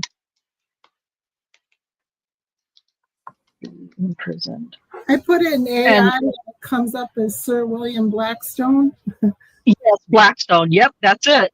Okay. Yep. Blackstone was the original. He was William Blackstone is an 18th century English jurist from his work Commentaries on the Laws of England, 1765. The exact phrasing is often paraphrased, but the principle known as Blackstone's ratio is typically stated as, it is better that 10 guilty persons escape than that one innocent suffer. So yeah. And then it's been, kind of rephrased, like he said, rephrased and stuff over the years. But I want to say in the American context, it was quoted in the Federalist Papers when they were setting up Article 3 of the Constitution. yeah, it could be too. I think that's you know where what? it And appeared at. I'm when you say that now, I'm starting to think I've read that in the Federalist Papers. Now that I have a copy of that in a book over here. Maybe I'll look that up in the book. Because yeah. So yeah. Anyway, and I've always agreed with that. That's just how wrong, how strongly I feel about wrongful convictions. Yeah. See, there's another one. That another version of it, 10 guilty men go free rather than one innocent man go to jail. There are many versions of it too. Yeah. And let's see, Under Your Scars is having quite a bit of Shaz. Hey, it is great to see you. Yeah, we're finished with the actual video, but go back and now we're just chatting about stuff, random cases and trials and stuff. But yeah, you'll have to go back and watch it. We just kind of we watched the video of Kim Davis, Michelle Malkin interviewing Kim Davis and Rocky Gregory. So yeah, it's great to see you here, Shaz. And Under Your Scars, Devers said her testimony depended on her job. Yeah. My job depends what I say on this. Yeah, whatever her weird vibes I got from her. So yeah, I'm ready to see some people in camp and go, what am I missing? TJ. Oh, Meister Burger is stuck in my head now, he says. Oh. Yeah, he said he wants a cheeseburger. Oh, TJ, it's so fun to have you and Liam and Penguin joining us today. It's so fun having you guys in chat because you guys really do help such horrible topics, help us to make fun of some of the things, some of the, not the bad parts, that that have affected Daniel's life, but, helping us to make fun of some of the stupidity. You guys make it easier to do. So I appreciate all of you, all three of you, Liam, TJ, and Penguin, joining in on the fun. And Penguin did strongly identify himself as a male. So we can ask the hard questions about men.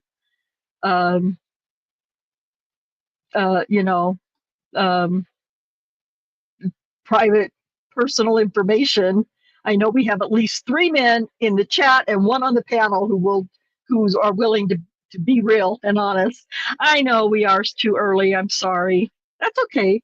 You can watch it on replay though, and not have to worry. You can skip past all the pausing I do to commentary things, so it's all good. Let's see. TJ said my earlier comment was Rick is going to need therapy after watching this video, led to my look at the flowers comment. So it's not taken out of context. Yeah. I understood it. But Rick didn't. So yeah, he'll get it. He'll get it when he watches it.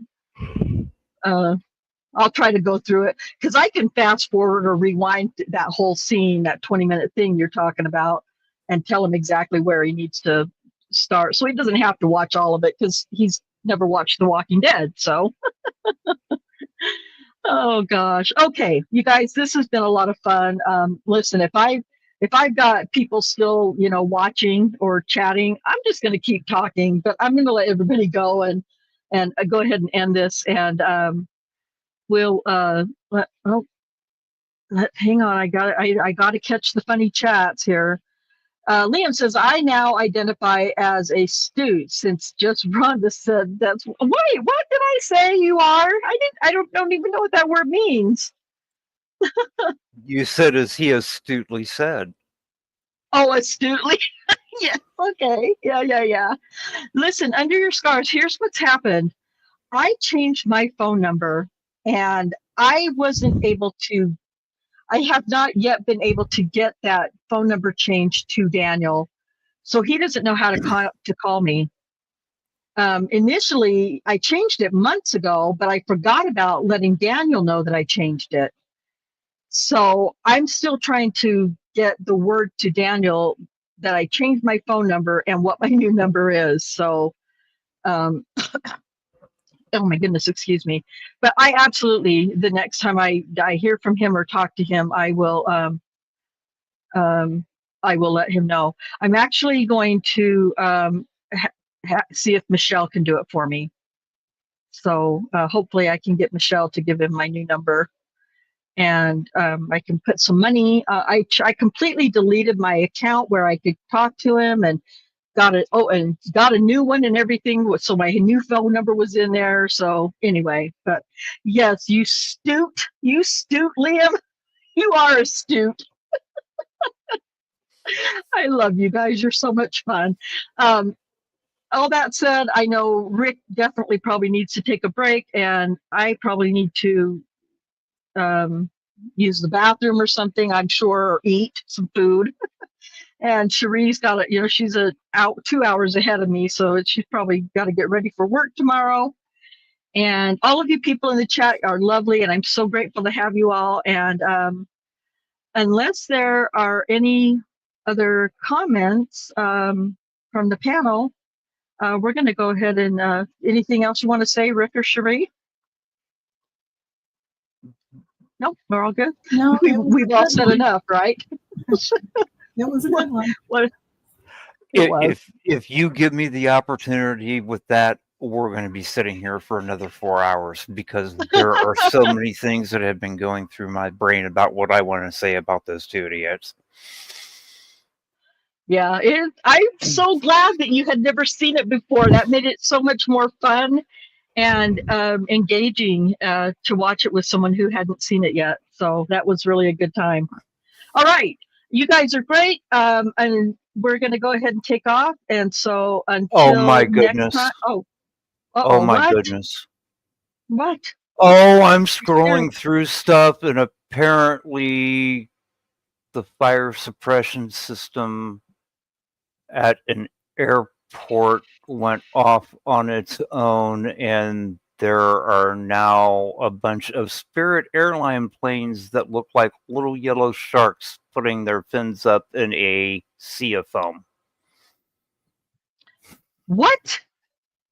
You're There scaring me. is What? foam pouring out of the hangar into the ramp where they parked the planes because this fire suppression system in the hangar malfunctioned. No. And all these Spirit airline airplanes, all you see is their tail fins sticking up like a shark out of a wide ocean.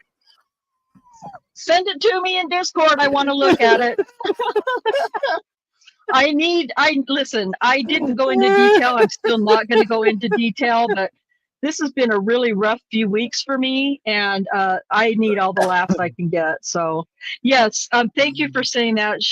Under your scars, she says, prayers for everyone in Texas. Yeah, please, yeah, of course. And Shaz, you know what? You're welcome. And it is a long time. It'll take a couple of. Well, yeah, I know you've watched the interview before, but it's a lot better with our commentary. especially Rick. You just, if for no other reason, just to watch Rick's reactions, because he's never seen it before until we just played it now, Shaz. So it's worth it, and you can watch it in like Under Your Scar said on 1.25 or 50 speed. That would make it even funnier probably. But we really appreciate you coming and watching and being back with us. So okay, all right. Well, Rick is going to share that video with us in Discord, and we're going to go ahead and say goodnight for this one. And until next time, peace out.